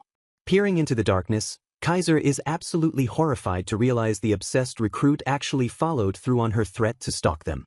He silently panics as he realizes she intends to spy on his daughter's private meditation session, quickly dismissing Elsa's concern to avoid alarming her. Thinking incredibly fast, Kaiser loudly asks if he can join his daughter in the meditation room, completely shocking her. Flustered but deeply honored by the request, the dutiful daughter stammers out a quick acceptance of his shared training proposal. Hiding in the bushes, the young stalker recoils in utter defeat upon hearing the unexpected change of plans. Kaiser logically deduces that simply scolding the trespasser would only encourage her to try spying on their private training again later. Satisfied with his quick thinking, the veteran concludes that pretending they meditate together will permanently deter the girl from ever snooping around their house again. Kaiser resolves that as a protective father, he must do everything in his power to prevent strangers from spying on his daughter while she is in a vulnerable state. Inside the bathing area, Elsa politely asks her father if she can wash his back for him. Kaiser gently declines the offer, but the devoted daughter insists eagerly, truly wanting to help. Yielding to her earnest request, the veteran knight finally agrees and permits her to assist. Stepping up behind him, Elsa politely excuses herself as she prepares to scrub his back. Marveling at his formidable physique, she notes that even after 4 years, he has no excess fat and his build remains absolutely incredible. She proudly declares that his flawless form is the absolute ideal body for a master swordsman. Kaiser thanks her warmly, but suddenly stops mid-sentence as a strange sensation washes over him. His honed battle instincts flare instantly as he detects a hidden presence lurking nearby. Shouting a fierce warning, Kaiser leaps forward to shield Elsa as she cries out in surprise.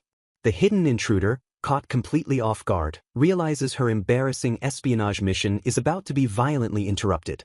Refusing to let the spy escape, Kaiser channels his immense energy and launches a devastating counterattack. A massive shockwave erupts through the structure as the veteran knight unleashes his overwhelming power. The sheer force of his protective blast shatters the surrounding area, sending debris and water flying in all directions. In the chaotic aftermath, a terrifying, dragon-like projection of his fierce aura materializes in the thick steam. The overwhelming presence of the massive energy dragon completely terrifies the hidden intruder, sending her screaming into the night. Staring at the empty space where the spy used to be, both father and daughter blink in total confusion. Letting out a calm sigh of relief, Kaiser casually declares that the evil presence has been successfully defeated. Turning his attention back to his daughter, he urgently asks if she is all right after the sudden commotion. Elsa stammers nervously, clearly unharmed physically but completely flustered by something else entirely. Blushing furiously, she politely asks her father to cover himself back up, prompting Kaiser to realize he dropped his towel during his explosive counterattack. Deeply overwhelmed by the intense display, Elsa struggles to process the terrifying, dragon-like aura her father just projected to defend them. Walking through the front door, Anna cheerfully announces her return home. Spotting her sister resting in the background, she immediately asks Kaiser what happened to Elsa. The veteran knight calmly explains that the commander simply got a little dizzy while washing up and just needs some rest. Anna tilts her head in confusion, noting that such frailty is incredibly strange for the usually robust knight. Shifting her focus back to her father, she excitedly asks if they can all wash up together as a family. Scratching the back of his head, Kaiser apologizes and admits he already finished his evening routine. Anna pauses mid-step as a horrifying realization suddenly dawns on her. Connecting the dots, she dramatically accuses him of spending quality time with Elsa while she was asleep. Throwing a massive tantrum, she begs him to go again with her, but he quickly refuses so he can prepare dinner. Watching the chaotic scene unfold, the exhausted commander finally understands why her sister is acting so dramatically. Crossing her arms stubbornly, Anna declares she will boycott basic hygiene unless her father joins her. Her older sister immediately steps in, fiercely scolding the teenager for threatening to ruin the family reputation by going to school dirty. Ignoring her protests, the sister aggressively drags the whining girl away to make sure she actually cleans up. Relieved by the sudden peace and quiet, Kaiser turns his full attention back to preparing the rice.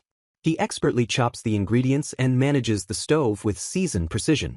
Wiping his hands on a towel, he nods in satisfaction at the completed meal. Calling everyone to the dining table, he checks on Elsa to see if she is feeling any better. The young commander lowers her head apologetically, feeling guilty for not helping him prepare the food. Kaiser gently brushes off her apology, taking the blame for failing to notice she was feeling under the weather. Vowing to be a more attentive father, he promises to keep a closer eye on her health from now on. Bursting into the room with uncontained excitement, Anna eagerly prepares to devour her father's homemade cooking. Before she can sit down, her sister firmly grabs her shoulder and demands she dry her hair completely. Yanking the struggling teenager backward, she forces her to stand still with a towel. Apologizing for the chaotic delay, the girls ask Kaiser to wait just a little longer. With everyone finally seated, the family happily digs into their warm evening meal. Between bites of food, Anna curiously asks how his first official day of training went. Kaiser admits that even though he went incredibly easy on the recruits, they still ended up completely exhausted. Rubbing his chin thoughtfully, he decides he will have to adjust the workout menu to match their limits.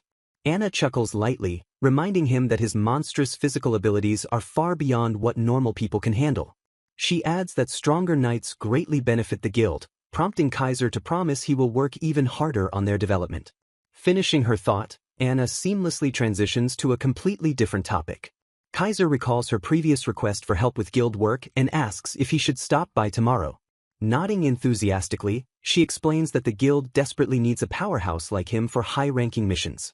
Chewing his food comfortably, the veteran agrees to help out immediately after his nightly training concludes. Anna tearfully complains about missing out on a special family outing with him, but is quickly reminded she has to attend school. The sun rises brightly over the capital, marking the start of a brand new day. Sweating from the intense workout, Kaiser claps his hands to officially conclude the afternoon training session. The battered recruits enthusiastically salute their instructor, shouting their gratitude in perfect unison. Praising their hard work, Kaiser dismisses the exhausted knights so they can finally rest. As the crowd disperses, a nervous recruit quietly approaches Elsa to discuss the bizarre events of the previous night. Pointing a confident finger, Natalie vows to win the commander's total respect through her own sheer strength. Spinning on her heel, the young knight dramatically marches away from the training grounds. Watching her retreat, Kaiser quietly notes that the passionate girl has finally abandoned her extreme measures. Turning his attention to the rest of the day, the veteran knight decides to pay his other daughter a visit at the guild. Pushing open the heavy guild doors, he immediately draws a startled gasp from a nearby receptionist. Recognizing him instantly, the young woman points excitedly and notes that he is Anna's powerful father from the other day.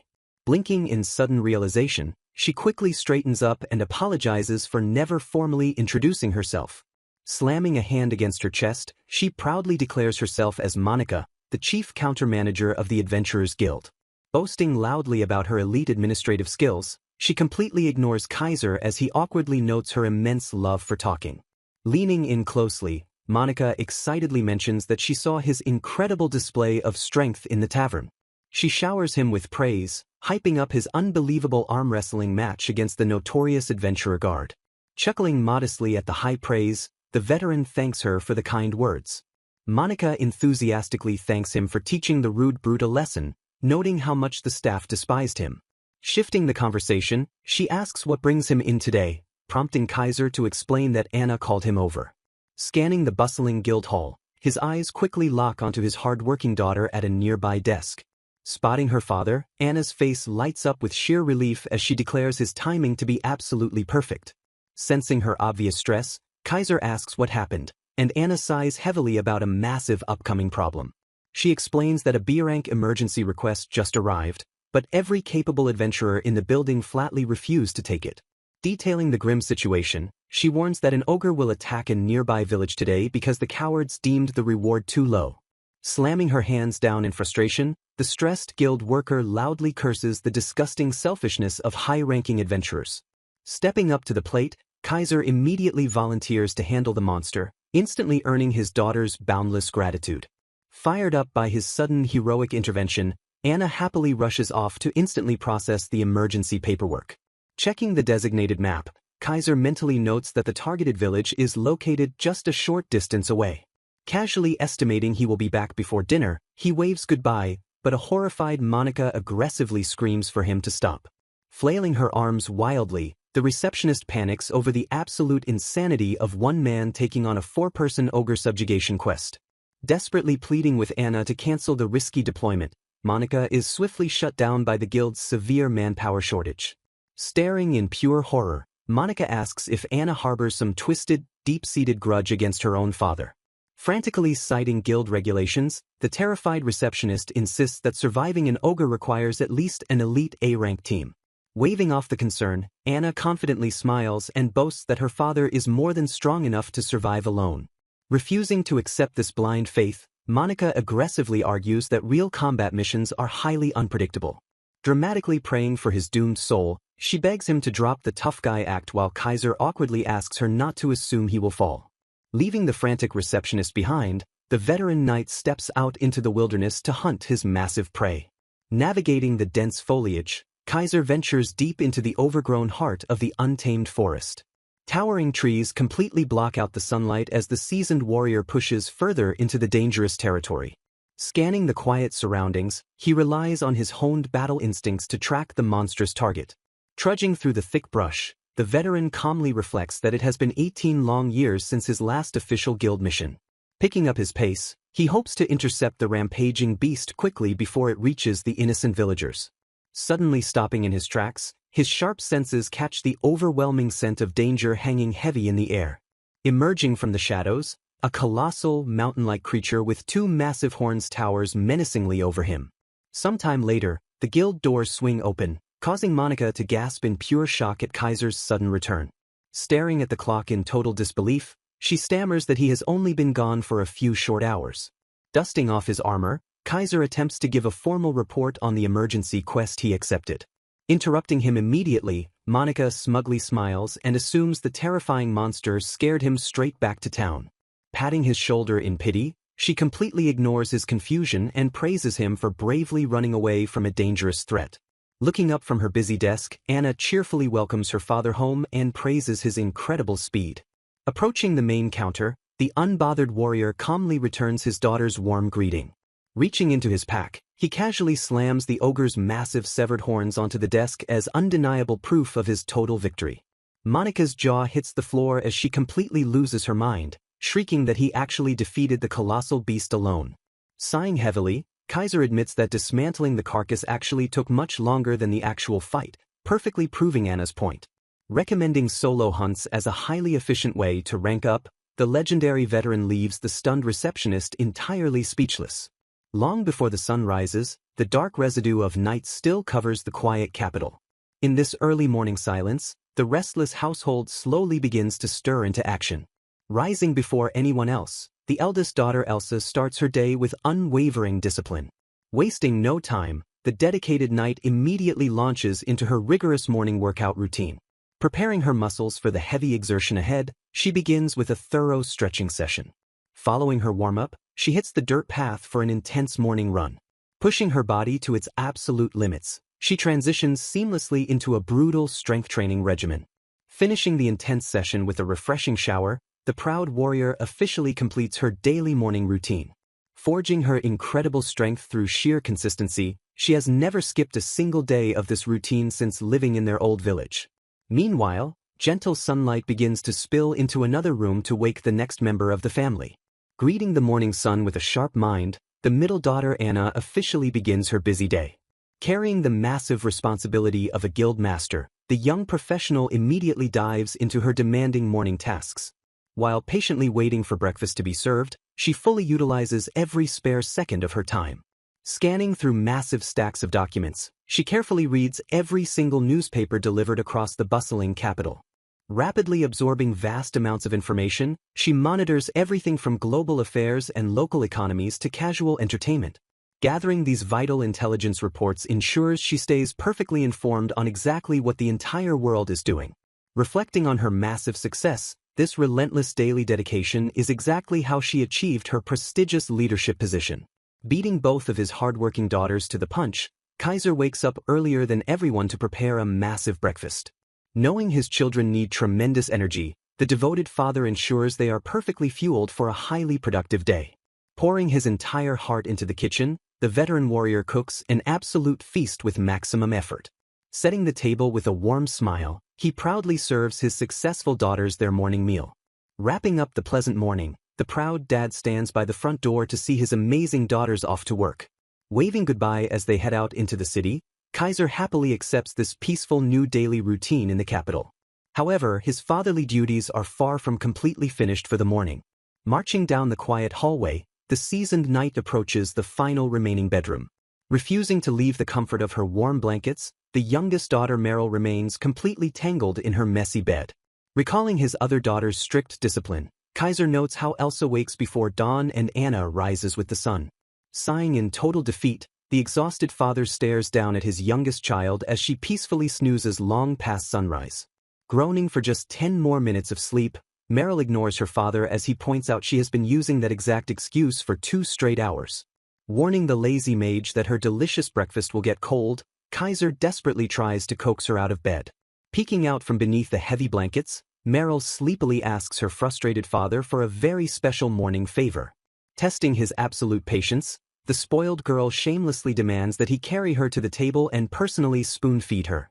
Reminding her she will be completely late for the Magic Academy, Kaiser groans as she cheerfully claims she skips classes on sunny days. Pinching the bridge of his nose, the baffled father logically asks if she actually attends class on rainy days instead. Staring at him like he is crazy, the lazy student explains that rain would obviously get her wet and make her dangerously sick. Listing off endless weather excuses, Meryl proudly justifies her terrible attendance record while her father completely gives up.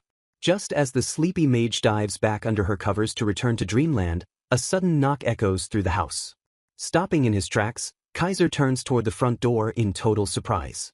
Walking swiftly toward the entrance, the veteran knight wonders who could possibly be visiting them this early in the morning. Reaching for the heavy wooden handle, Kaiser politely calls out to the mysterious guest waiting on the other side. Introducing herself with a polite smile, a woman named Irene formally states that she is an instructor at the local Magic Academy. She respectfully asks if she has reached Meryl's house, prompting Kaiser to confirm that the girl is indeed his daughter. Trailing off in deep confusion, Irene stares blankly at the veteran knight. Clarifying the awkward misunderstanding, he formally introduces himself as Kaiser, Meryl's actual father. Realizing her embarrassing mistake, the flustered instructor quickly apologizes for her apparent confusion. She admits she mistook him for an older brother due to his youthful appearance, adding that she has heard many interesting rumors about him recently. Laughing awkwardly, Irene explains that Meryl constantly talks about how much she deeply loves her father and fully plans to stay by his side forever. Pushing past the embarrassing revelation, Kaiser respectfully asks what brings the academy instructor to their family home. Sighing in total understanding, the exhausted father apologizes as Irene reveals she came specifically to drag the heavily slacking student to class. Inviting her inside, Kaiser asks the instructor to reprimand the lazy girl directly, which Irene firmly agrees to do. Walking through the quiet halls, Kaiser asks if his daughter has always been this notoriously lazy since moving into the academy dorms. Irene explains that while the girl becomes incredibly motivated to invent complex magical devices, she otherwise completely wastes her days sleeping. Kaiser groans in utter disappointment upon hearing that his brilliant daughter only attends classes voluntarily about 30% of the time. Opening the bedroom door, Kaiser clicks his tongue and announces that a teacher has arrived to personally collect her. Refusing to emerge from her warm blankets, the lazy mage immediately demands that her father lie about her presence. Stepping into the messy room, Irene loudly notes the terrible excuse, causing Meryl to shriek in pure panic. The strict instructor tries dragging her out of bed by citing her scholarship obligations, but the stubborn girl fiercely refuses to budge. Changing tactics, Irene heavily praises Meryl's incredible magical motivation and historical talent for creating brilliant inventions. Pleading for basic cooperation, the teacher asks if there is an actual problem keeping her from class, but Meryl bluntly denies having any issues. Snuggling deeper into her covers, the spoiled mage happily boasts about how she can freely eat sweets, nap, and research whatever she wants at home. Utterly baffled by her perfect setup, Irene desperately asks why she completely refuses to just attend the academy normally. Meryl passionately explains that going to class would brutally separate her from the beloved father who just moved all the way to the capital to live with her. Staring blankly at the deeply obsessed girl, Irene dryly congratulates Kaiser on raising a daughter with such a massive attachment to her father. An unexpected idea suddenly sparks in the instructor's mind, and she confidently prepares a brilliant new proposal. Confirming the core issue, Irene verifies that Meryl simply refuses to be separated from her beloved dad during the day. Meryl blinks in pure confusion as the teacher asks if she would attend classes perfectly if her father was also at the academy. Turning sharply to the veteran knight, Irene shockingly asks if he would like to become an official instructor for the school. Caught entirely off guard, Kaiser stammers in total disbelief at the incredibly sudden job offer. Irene confidently explains that hiring him is the absolute perfect strategy to ensure Meryl willingly attends her mandatory classes. Assuring him the job pays a reasonable salary, the teacher adds that his actual magical ability is completely irrelevant as long as he knows the absolute basics. Hearing that he knows some magic, Irene smiles brightly and states that there will be absolutely no problem. Curiously inquiring about his current livelihood, she listens as Kaiser explains that he works as a Knight's Order instructor and an adventurer. Nodding thoughtfully, the academy instructor carefully considers his unique employment situation. Surprising the veteran knight, she suddenly offers him a position as a part-time teacher at the academy.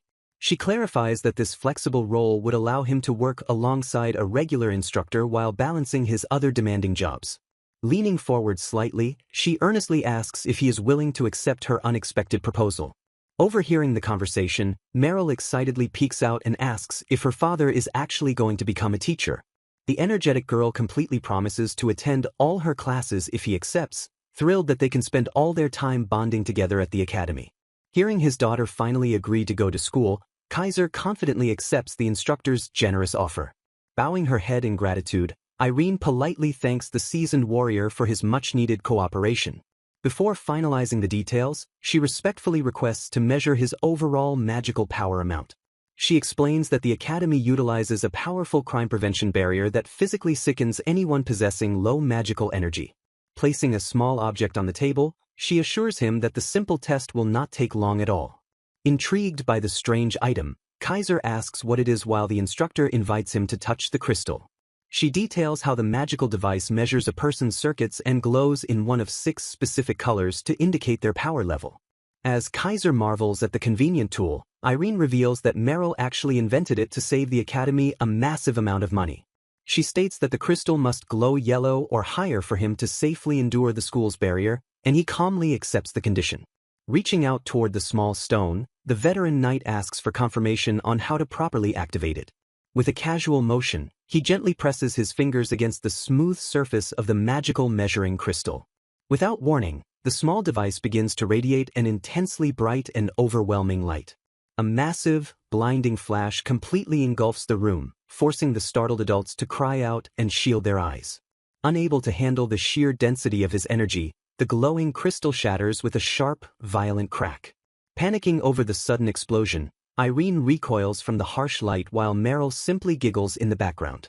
Looking incredibly smug, the young prodigy boasts that her father's magical power is far too massive to be measured by such a boring little device. She gleefully claims that accurately gauging his true strength would require an insanely massive machine the size of a house.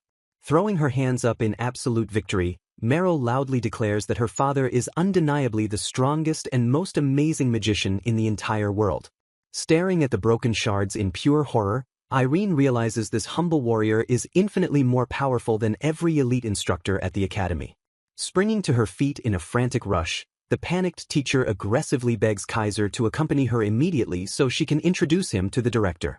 Watching her beloved father get dragged away, Meryl smiles mischievously in total satisfaction that her brilliant plan worked perfectly.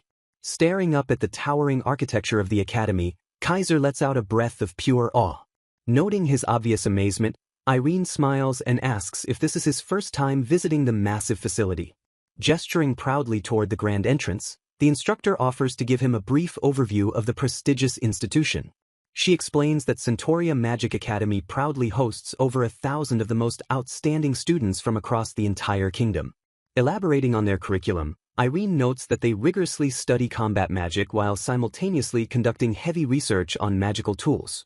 Earning a diploma from this elite facility instantly marks any graduate as a highly recognized and excellent magician.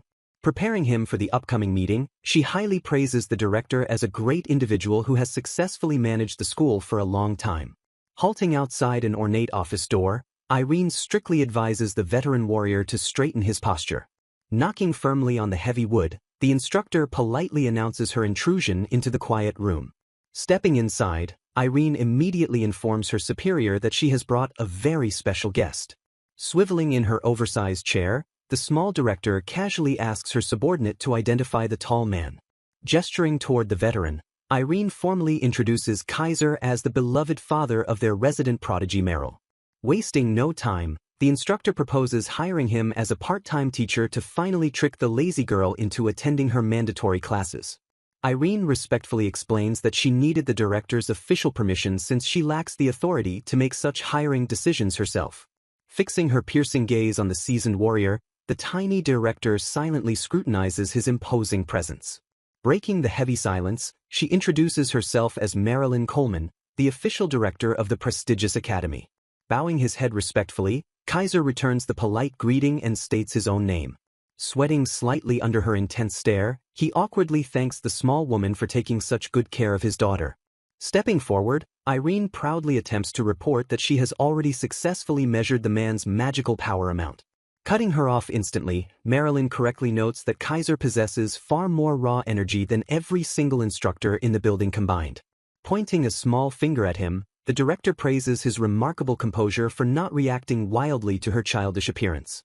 Mimicking a panicked reaction, she casually demonstrates how most normal people absolutely freak out upon discovering a little girl runs the academy. Laughing heartily, Marilyn declares that his ability to instantly recognize her true worth without any silly reactions proves he is a first-rate warrior. Leaning forward with sudden seriousness, she directly asks if he truly wants to become an instructor at her school. Testing his foundational knowledge, the director demands to know how many of the 5 great elemental attributes he has fully mastered. Before Kaiser can even open his mouth, Meryl dramatically bursts into the room and loudly proclaims that he can use all of them perfectly. Staring in absolute disbelief, Irene panics over the impossible claim, noting that mastering just 3 elements instantly makes someone a top-tier mage. Smugly crossing her arms, Meryl boasts that her father personally taught her everything she knows, meaning he obviously commands the 5 great elements. Connecting the dots, Irene realizes in pure shock that teaching an unparalleled genius like Meryl makes Kaiser an absolute legend. The stunned instructor suddenly remembers the wild rumors claiming that he also trained Knight Commander Elsa to master the sword. Beaming with absolute pride, the young mage loudly confirms that her dad taught her all her complex magic. She immediately follows up by verifying that he also personally forged Elsa into the kingdom's greatest swordmaster. Throwing her hands in the air, Meryl triumphantly declares that her super handsome father is a perfect master of both blade and spell. Waving off the energetic boasting, Marilyn calmly acknowledges that the humble man somehow managed to raise 2 historic prodigies. The director easily admits he is vastly overqualified for the teaching position, yet decides to seize this rare opportunity to test him. Smiling mischievously, Marilyn formally asks the veteran to demonstrate a fraction of his legendary magic for a live recruitment test. Leading the group outside, the director guides them to a massive, dusty training field bathed in warm sunlight. Standing before the open expanse, Marilyn loudly announces that the practical examination will now officially begin. Pointing toward a colossal, towering object in the distance, she orders him to strike the massive target with his magic. Shrugging casually, the director explains that the enormous target is merely an ancient ruin relic she repurposed because it was gathering dust. Assuring Kaiser that the massive relic can withstand incredible punishment, the director urges him to go all out without any hesitation. Cheering enthusiastically from the sidelines, Meryl loudly encourages her beloved father to do his absolute best. Stepping up to the colossal challenge, the seasoned veteran quietly gathers his immense focus. Acknowledging the director's command to unleash his full strength, Kaiser logically deduces that actually doing so would be a terrible idea. Adjusting his battle strategy, the warrior prepares a devastating but highly controlled assault. Channeling raw lightning magic, he carefully aims his strike to severely reduce the explosive impact on the surrounding area. A blinding bolt of crackling energy completely erupts from his hand to strike the towering relic. Celebrating the incredible display of power, Meryl happily cheers about how effortlessly cool her father is. Staring in pure disbelief, Irene mentally notes that no one at the academy had ever managed to damage the sturdy target before. Highly impressed by the overwhelming force, the director finally understands exactly why Meryl respects her father so much. Pausing the celebration with a sly smile, Marilyn ominously implies that the demonstration is far from over. Smirking at the stunned group, the director coldly points out that she never actually promised the massive target would remain stationary. Suddenly surging with violent energy, the colossal stone golem slowly winds up a devastating counterattack. Screaming in total panic, Irene desperately calls out Kaiser's name as the massive construct attacks. Refusing to halt the exam, Marilyn loudly declares that the real recruitment test has only just begun. Pointing firmly at the rampaging monster, she strictly orders the veteran to completely defeat it using only magic. Towering over the battlefield, the antique hoplite stands as a highly dangerous threat of entirely unknown rank. Shattering the earth with a colossal stomp, the ancient relic launches a terrifyingly heavy assault. Darting out of the destruction zone, Kaiser effortlessly evades the crushing physical blow. Quickly retaliating against the massive beast, the warrior charges a fierce magical blast in his palm. Unleashing a highly condensed burst of elemental energy, he strikes the golem's heavy armor with pinpoint accuracy. Rocked by the explosive impact, the gigantic construct is violently forced to stumble backward. Launching himself high into the air, the seasoned fighter aggressively closes the massive distance between them. Wrapping his leg in highly concentrated magic, Kaiser delivers a brutal roundhouse kick directly to the golem's metallic head. The sheer concussive force of the physical strike completely shatters the relic's upper frame into jagged debris. While Irene questions her own sanity over the impossible feat, Meryl simply continues to loudly praise her amazing dad. Watching the intense melee combat, Irene notes that spellcasters are traditionally restricted to safe rear support roles. Agreeing with her bewildered subordinate, Marilyn confirms that magicians are usually considered a total afterthought in close-quarters battle. Staring at the flying debris, the tiny director openly admits she never knew a frontline battle mage like this actually existed. Despite losing its entire head, the relentless mechanical beast blindly charges forward for another devastating strike. Realizing the massive fist is speeding toward him, Kaiser initially decides he must quickly evade the incoming blow. Glancing over his shoulder, the veteran suddenly freezes as a horrifying realization halts his escape. He calculates that if he dodges the massive punch, the devastating shockwave will instantly crush the helpless spectators standing directly behind him. Lunging forward with unbelievable speed, the ancient hoplite thrusts its gigantic stone fist directly at the lone warrior. Assuming the man will be crushed, Marilyn panics, but Meryl simply smiles with absolute trust in her father's strength. Planting his feet firmly into the dirt, Kaiser roars out a command to rapidly project one more heavy magical barrier. The colossal mechanical fist violently slams into the shimmering shield with terrifying momentum. A massive shockwave rips through the training field as the two immense forces violently clash. Standing completely unbroken beneath the dust cloud, Kaiser effortlessly holds back the lethal strike with a single glowing hand. Completely losing her composure, the stunned director stammers in sheer disbelief that he successfully stopped the monstrous attack head-on. Stepping up to the colossal challenge, Kaiser realizes he must take immediate action. Agreeing with the demanding director, the veteran knight decides it is finally time to stop holding his monstrous power back. Calculating the immense risk, he acknowledges that he cannot afford to severely damage the surrounding academy grounds. Formulating a flawless strategy, the seasoned warrior prepares to launch his devastating attack directly upwards.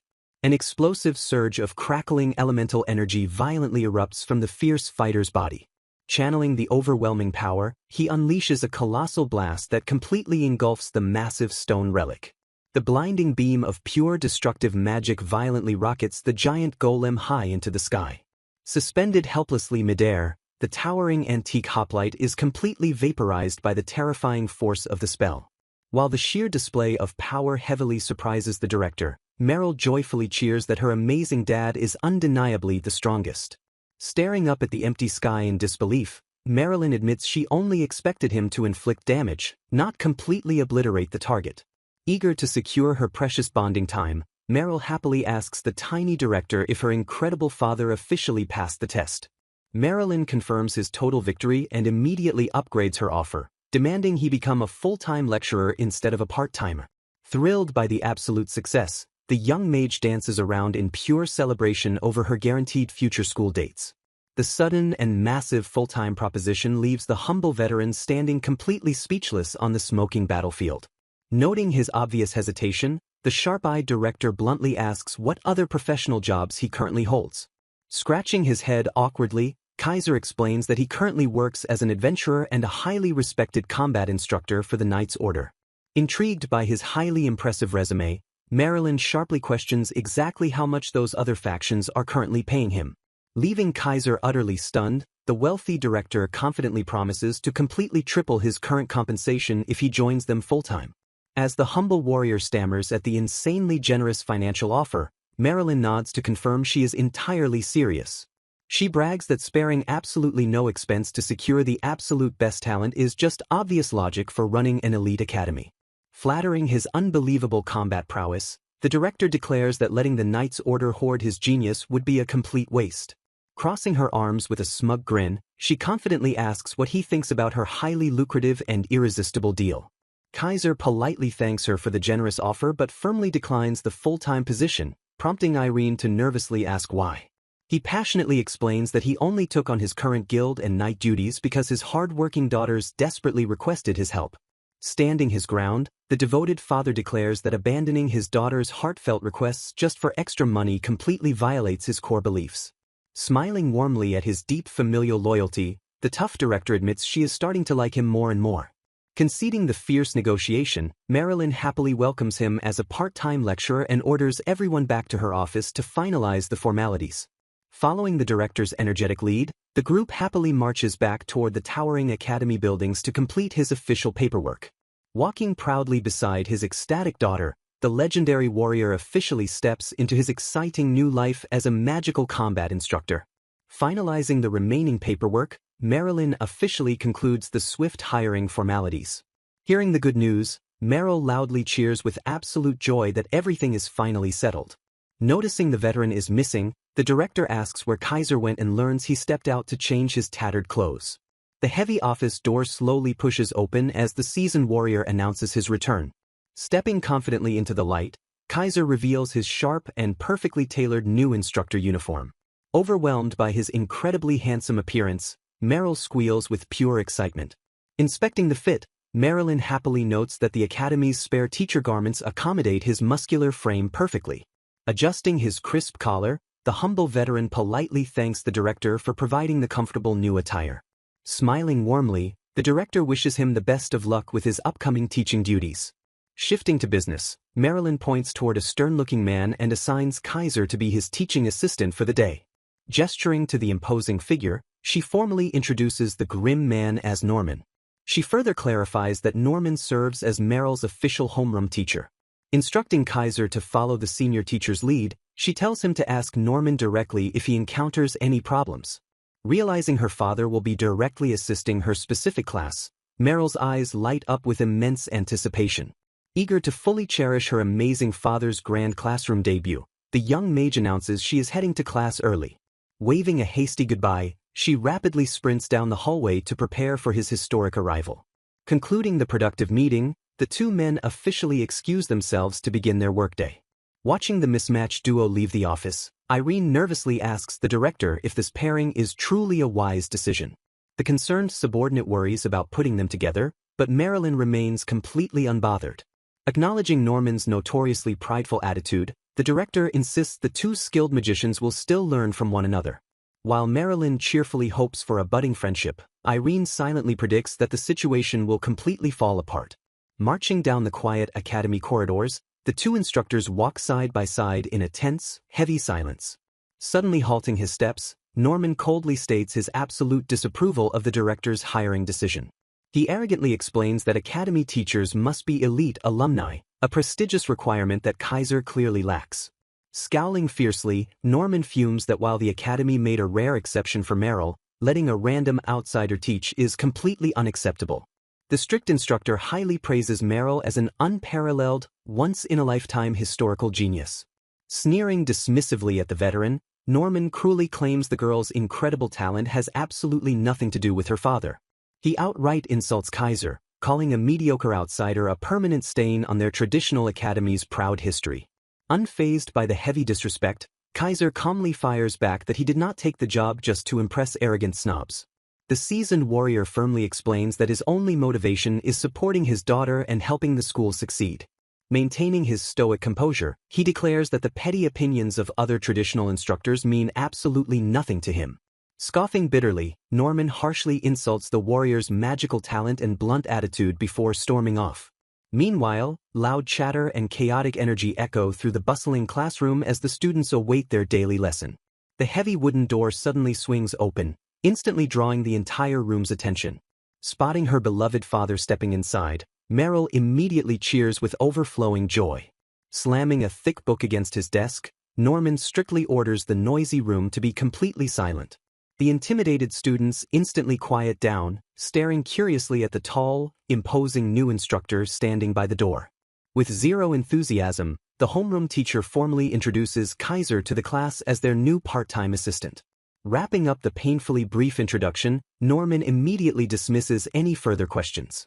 Taking his rightful place at the podium, the strict teacher officially begins the daily lecture on complex magical structures. Noting the heavy silence, Kaiser correctly assumes the strict teacher heavily dislikes him and wants to avoid him completely. Standing at the podium, Norman rapidly dictates a highly complex technical lecture on magical power allocation and dynamic storage structures. Listening from the sidelines, Kaiser realizes the class curriculum is incredibly advanced, proving this is truly the kingdom's greatest academy. Scanning the crowded room, the observant veteran quickly notices a glaring problem with the lecture. Slumping in their desks, the overwhelmed students look entirely lost and are completely failing to keep up with the lesson. Realizing the instructor desperately needs to simplify this initial barrier concept, Kaiser's thoughts are violently interrupted by Norman screaming Meryl's name. Slamming his hand down, the furious teacher aggressively scolds the young mage for shamelessly sleeping in the middle of his lecture. Blinking sleepily, Meryl slowly lifts her head in total confusion. Glaring down at her, Norman harshly reminds the girl to take her prestigious scholarship status seriously even if she cannot understand the material. Rubbing her eyes, Meryl bluntly fires back that she is only sleeping because his teaching style is incredibly boring. Leaning forward with a smug grin, the prodigy boldly claims the class would be infinitely more interesting if her father taught it. Norman recoils in sheer disbelief at the sudden insult. Exploding with rage, the insulted teacher demands to know what kind of stupid joke makes her think a random assistant is better than him. Shrugging indifferently, Meryl simply states that her claim is the undeniable truth. Anxious murmurs instantly ripple through the classroom as the students witness the intense confrontation. Whispering among themselves, the students excitedly realize that Meryl's legendary father might actually be a stronger teacher than the strict Norman.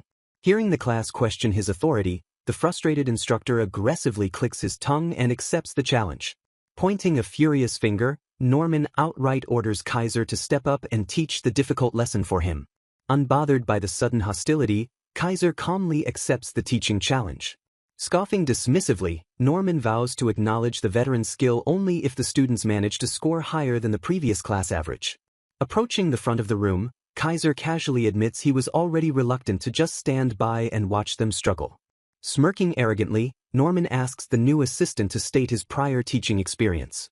Staring him dead in the eye, Kaiser bluntly replies that he has zero formal experience aside from personally training Meryl. Finding this lack of credentials hilarious, Norman mockingly wishes him luck on his guaranteed failure. Ignoring the bitter teacher, Kaiser smoothly turns his attention to the students and resumes the magical structure lesson. Acknowledging Norman's overly complex explanation, the veteran notes that this foundational concept is a common stumbling block for beginners. Pacing before the class, he explains that visualizing invisible magical flow is difficult, but becomes incredibly easy when using a simple analogy. Gesturing with his hands, Kaiser instructs the students to imagine a massive tub of water that represents their total magical power. Expanding on the visualization, he asks them to picture themselves holding a simple cup. Holding up an imaginary vessel, the seasoned warrior explains that the cup represents the specific portion of the tub they are drawing magic from. Continuing his water analogy, Kaiser explains that drawing from the imagined cup represents channeling specific energy. With a confident flourish, he declares that this focused visualization is exactly how magic gets successfully activated. He elaborates that magical structures are built on these basic commands, meaning continuous study makes advanced applications much easier. Excited whispers immediately fill the room as the once confused students finally grasp the simplified concept. Encouraged by their sudden breakthrough, the veteran instructor smoothly transitions the class to the next lesson. The entire classroom diligently takes notes, their previous frustration completely replaced by eager, undivided focus. Wrapping up the highly successful lecture, Kaiser dismisses the students and warmly invites any lingering questions. Before anyone can pack up, he suddenly remembers the required assessment and calls for the test to begin. Gritting his teeth in frustration, Norman bitterly acknowledges that the temporary assistant successfully captured the students' attention.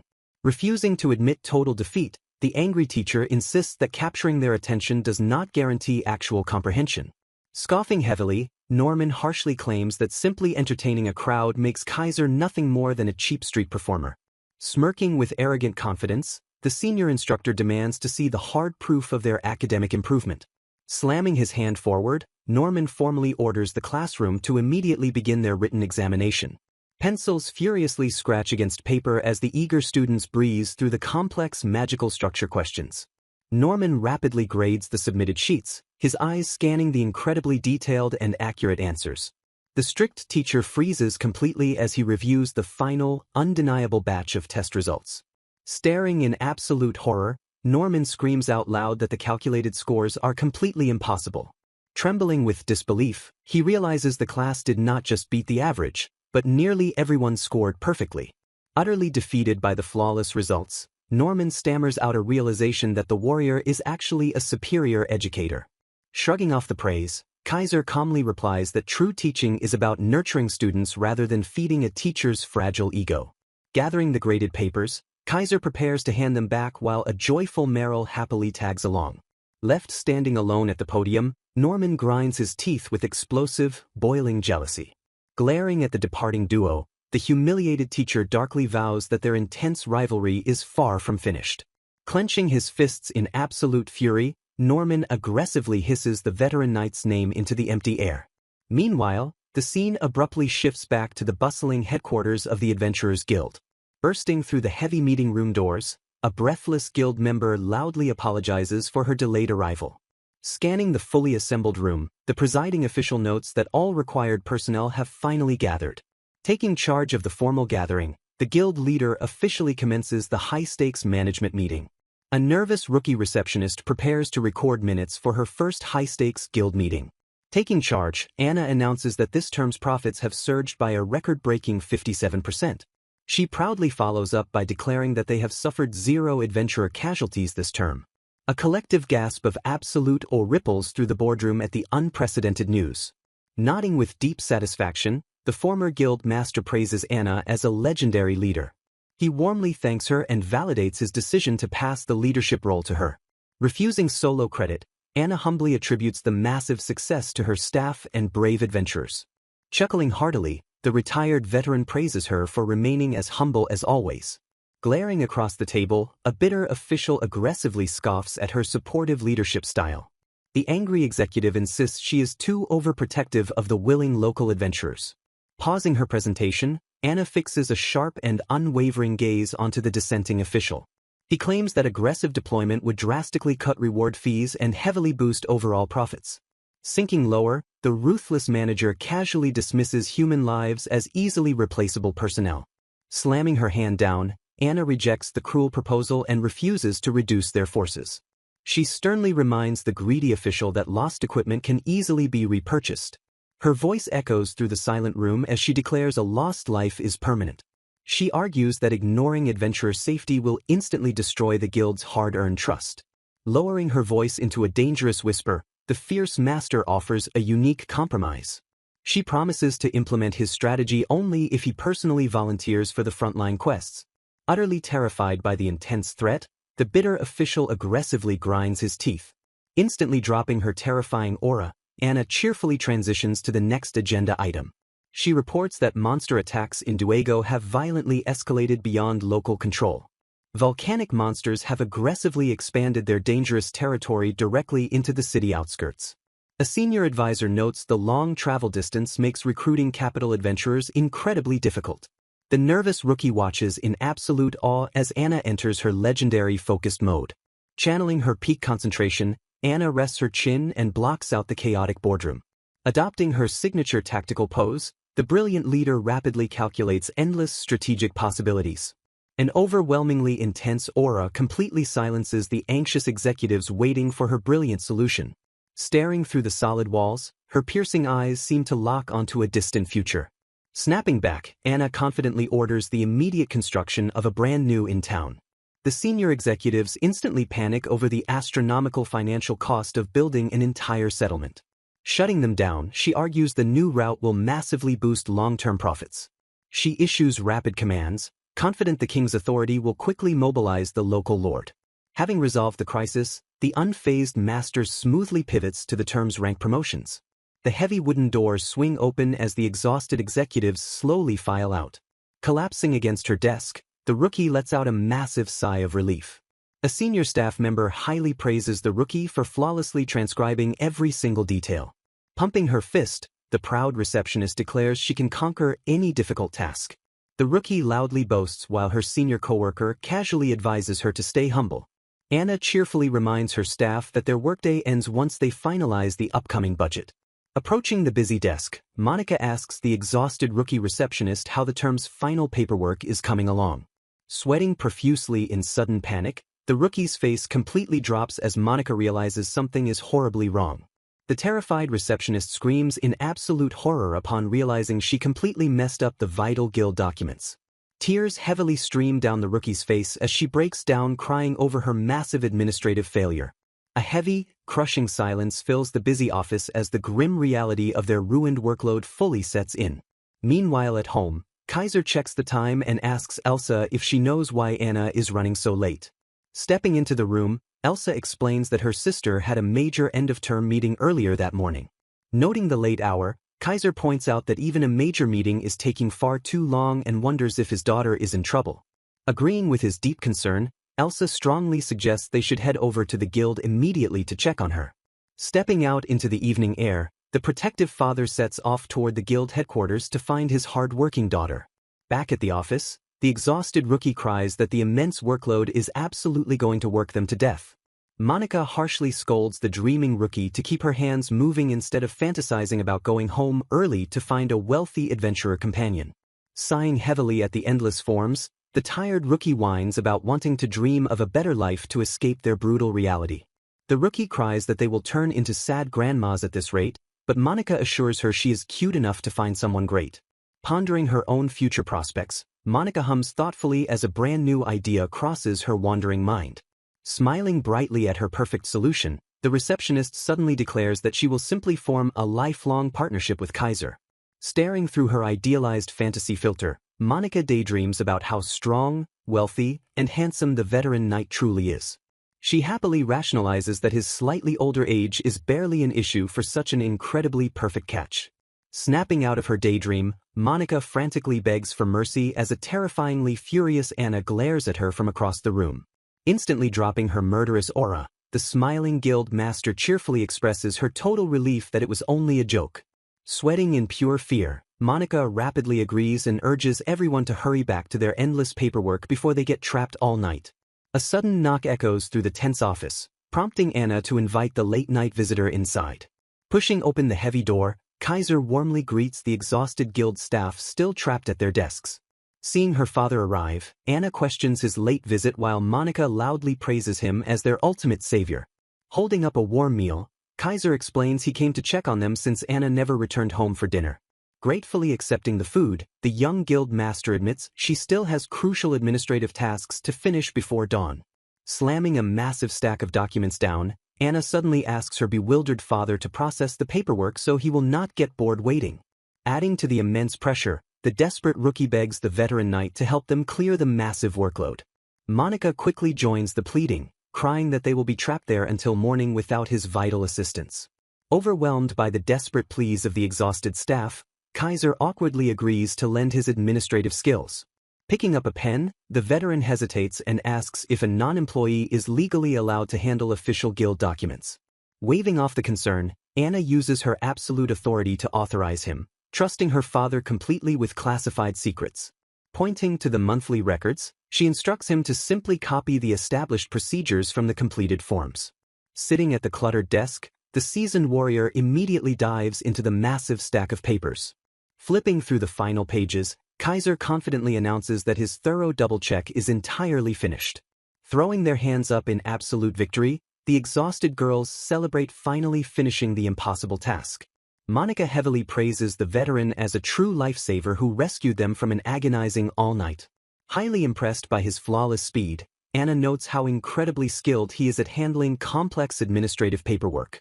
Smiling modestly, Kaiser explains that he gained his remarkable speed by managing the family account books for years. Leaning proudly on her desk, the young guild master lovingly declares that her exceptional father is truly anything but normal. Anna invites everyone for drinks after work, and Monica excitedly agrees without hesitation. The group enthusiastically clinks their heavy mugs together to celebrate a long day of hard work. Throwing her head back, Monica aggressively chugs her entire drink in one massive gulp. Slamming her empty mug down, the receptionist happily declares that an after-work beverage is simply the absolute best. Curious about their dynamic, Kaiser politely asks Monica if she happens to be younger than Anna since she uses respectful honorifics. Tilting her head playfully, the cheerful receptionist asks the veteran warrior to guess her true age.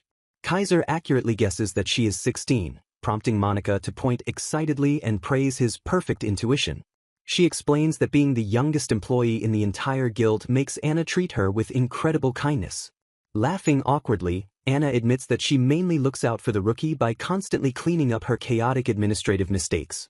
The young guild master sighs heavily, revealing that Monica is actually her closest companion because the rest of the staff deeply resents her. Anna laments that being the youngest guild master in history constantly attracts massive amounts of bitter jealousy from her older peers. Noting her casual tone, Kaiser asks if the harsh workplace environment bothers her, but Anna firmly insists she is completely used to it.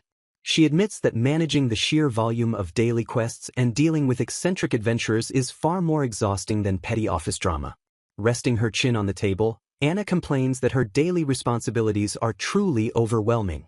Chipping into the conversation, Monica confidently claims that the guild would be a total disaster if the previous master was still in charge.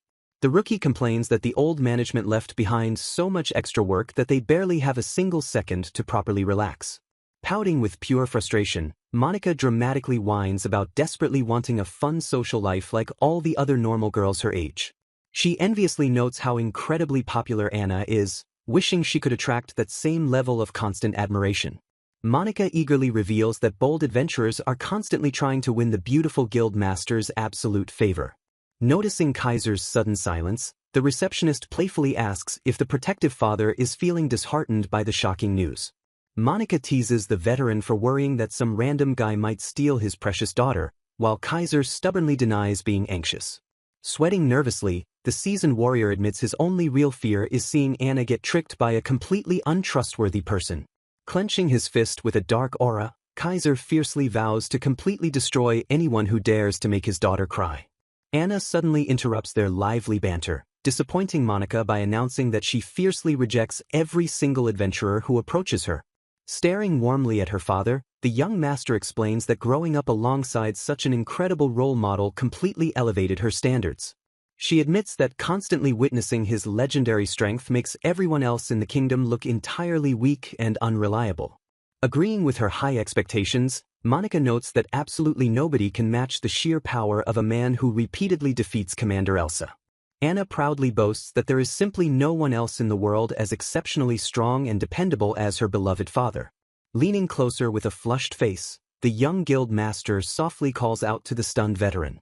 She boldly demands that he take full responsibility for her future if his overwhelming perfection prevents her from ever finding a worthy companion. Blinking in absolute shock, Kaiser frantically asks his completely red-faced daughter if she drank too much. Resting her dizzy head against the cool table, Anna readily admits that the strong beverage has entirely clouded her judgment. She mumbles that she never would have confessed such embarrassing feelings if she was completely sober.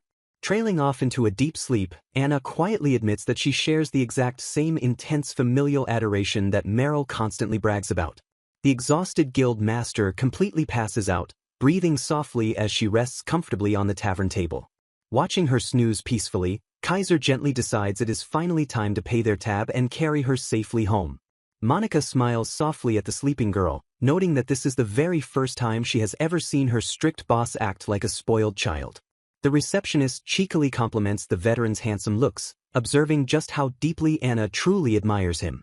Pumping her fist in victory, Monica smoothly uses the sentimental moment to trick Kaiser into completely paying for her drinks. Laughing off the clever hustle, the generous father happily accepts the bill and prepares to leave the lively tavern. Carrying his sleeping daughters safely on his broad back, Kaiser quietly navigates the dimly lit capital streets. Strolling through the peaceful night, he reflects on how the powerful guild master instantly reverts to a sweet child the moment she lets her guard down. He warmly acknowledges that beneath all her massive professional responsibilities, she is still just a normal 18-year-old girl. The protective father sighs softly, admitting that while he wants his daughters to grow up, he still heavily cherishes these quiet bonding moments. Shifting slightly on his warm back, the half-asleep Anna softly mutters that she only likes him. Startled by her sudden sleepy whisper, Kaiser pauses his walk and glances back at her resting face. Snuggling closer to his sturdy shoulder, the young master sleepily murmurs how much she deeply cherishes her amazing dad. Smiling warmly under the moonlight, the legendary warrior gently chuckles and mutters that his wonderful daughter is quite a handful. Waking from a deep slumber, Anna groans as consciousness slowly returns to her heavy mind. Sitting up in her warm bed, she rubs her eyes and struggles to remember exactly what happened the previous day. Clutching her throbbing head, the young guild master realizes with a groan that her memories of the night are completely blank. A familiar voice suddenly breaks the quiet morning as her father cheerfully greets her from the doorway. Blinking in confusion, Anna listens as Kaiser casually notes that she had an incredibly rough time last night. Handing her a glass of water, he explains that she completely passed out in the middle of their celebration and asks if she remembers anything. Gratefully accepting the refreshing drink, she softly thanks him while trying to piece her scattered memories back together. Satisfied that she is awake, Kaiser kindly informs her that he prepared warm bathwater for her to wash up. As the door gently clicks shut, the flustered young woman is left entirely alone with her racing thoughts. Staring down at her cup, she slowly recalls going out to the tavern with her father and Monica after a grueling workday. A sudden flash of memory strikes her mind as the blurry events of the tavern finally begin to clear. Cupping her flushed face in absolute horror, Anna completely panics as she remembers the highly embarrassing things she said. Thrashing around in her sheets, she mentally scolds herself for being way too blunt about her deep familial affection while heavily intoxicated. Freezing mid-panic, another horrifying realization suddenly dawns on the flustered guild master. Looking down at her neat nightgown, she realizes that someone had to carry her home and change her clothes while she was unconscious. Burying her face deep into her pillow, she lets out a muffled scream of pure, concentrated embarrassment.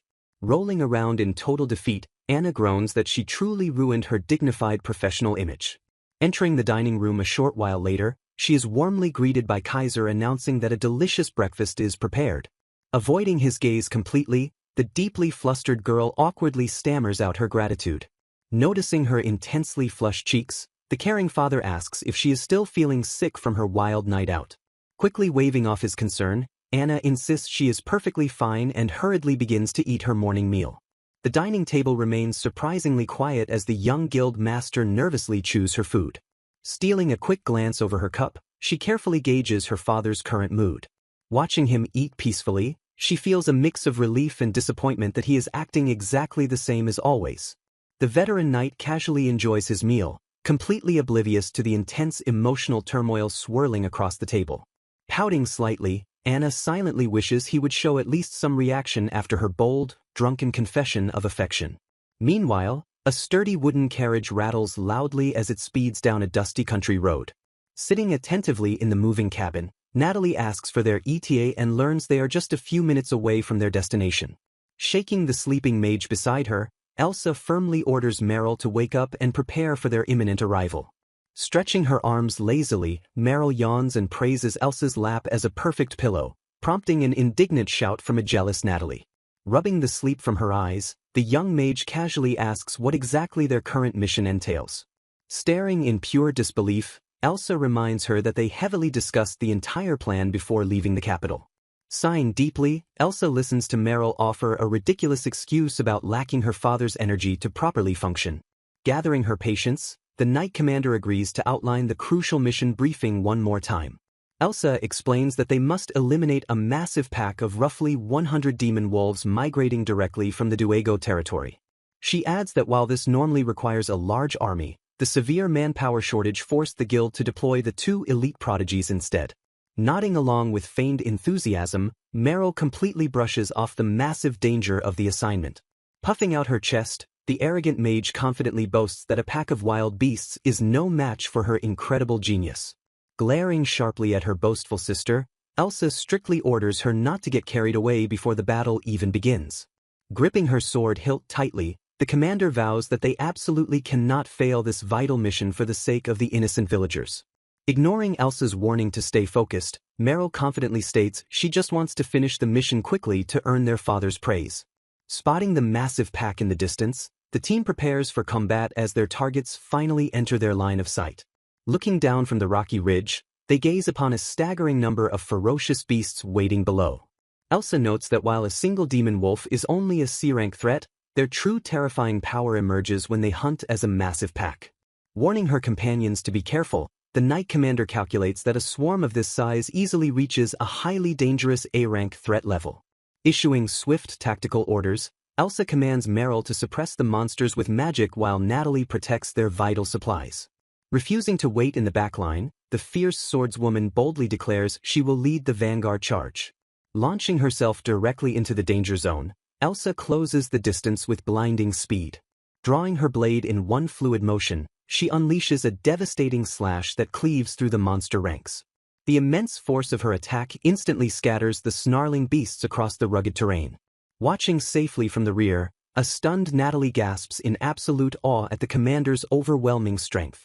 The young recruit can hardly believe her eyes as she realizes Elsa eliminated dozens of vicious wolves with just one swing. Refusing to back down, the surviving members of the demonic pack bare their fangs and aggressively growl at the lone knight. Surrounded by snarling predators, the confident swordswoman simply smirks at their futile attempt to intimidate her. Taunting the ferocious swarm, Elsa fearlessly demands they all attack her at once instead of wasting time individually. Stepping into their deadly formation, she twirls her heavy blade with effortless grace to welcome the onslaught. Flashes of steel illuminate the battlefield as the legendary knight masterfully deflects and counters every single lunging beast. Observing the one-sided massacre, Meryl cheerfully notes that her older sister is definitely showing off her flashy techniques.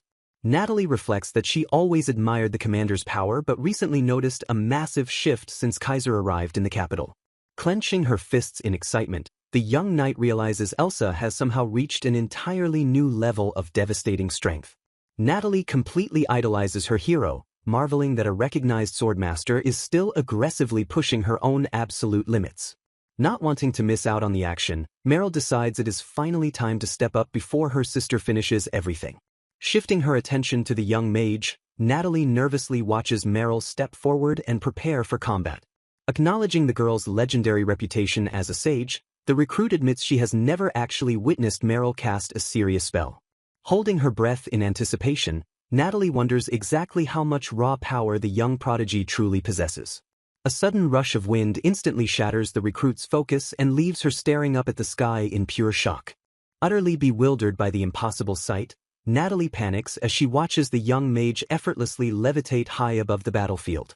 Hovering calmly in the clouds, Meryl surveys the massive remaining pack and fully understands why the guild desperately needed her help. Channeling an overwhelming surge of magical energy, the genius sage prepares a highly destructive spell from the sky. Raising her glowing hands toward the heavens, Meryl loudly declares she will completely annihilate the entire swarm in a single devastating strike. The scene opens on a quiet, tense landscape, setting the stage for the sudden unfolding action. Swift movements blur across the battlefield as the combatants surge forward with incredible speed. A massive impact shakes the ground, signaling the start of a devastating counterattack. Energy crackles through the air as the warriors execute their coordinated, lightning-fast strikes. Dust billows up from the shattered earth, obscuring the rapid exchange of powerful blows. As the smoke begins to clear, the true scale of the total destruction becomes visible. Shocked by their sheer efficiency, an observer watches as the warriors calmly confirm that all the enemies have been defeated. Overwhelmed by absolute disbelief, the onlooker shouts that the entire battle only took a few minutes. Ignoring the praise, a stern warrior scolds Meryl for reacting too slowly after the initial strike. Meryl whines that she needed time to aim properly, but her partner sharply questions what would have happened if the demonic wolves had fled. Staring in absolute awe, the observer realizes they are witnessing a truly terrifying level of power. Trembling with deep admiration, the onlooker recognizes the duo as the legendary sword master and the sage. The spectator marvels that these two accomplished in mere minutes what would normally require a full team of high-ranking adventurers. Realizing the massive gap in strength, the onlooker sighs that regular people could never compare, feeling Elsa slip further out of reach. The stern leader orders a reluctant Meryl to help gather the monster materials so they can finally head home. A peaceful view of their destination appears in the distance, promising rest after the fierce battle. Bursting through the door with explosive energy, a cheerful voice announces their long-awaited return. Meryl happily greets her father, who warmly welcomes the girls back and expresses his relief at their safe return. Stepping forward, Elsa gently greets her father, admitting how deeply they missed him while they were away. The caring father anxiously asks if either of them got hurt, but they quickly reassure him that they are perfectly fine. Clinging to her father, Meryl eagerly begs for praise, bragging that the horde of C-rank enemies was no match for their skills. Smiling with genuine pride, he pats her head and tells them they did an excellent job out there. Basking in her father's warm affection, Meryl giggles with pure delight. Standing quietly to the side, Elsa watches the heartwarming exchange with a soft, longing expression. Shifting nervously, Elsa steps closer and hesitantly calls out to get his attention. With a faint blush, Elsa quietly admits that she worked really hard too and hopes for her rightful share of praise. Reaching out gently, her father strokes her hair and tells Elsa how incredibly proud he is of her.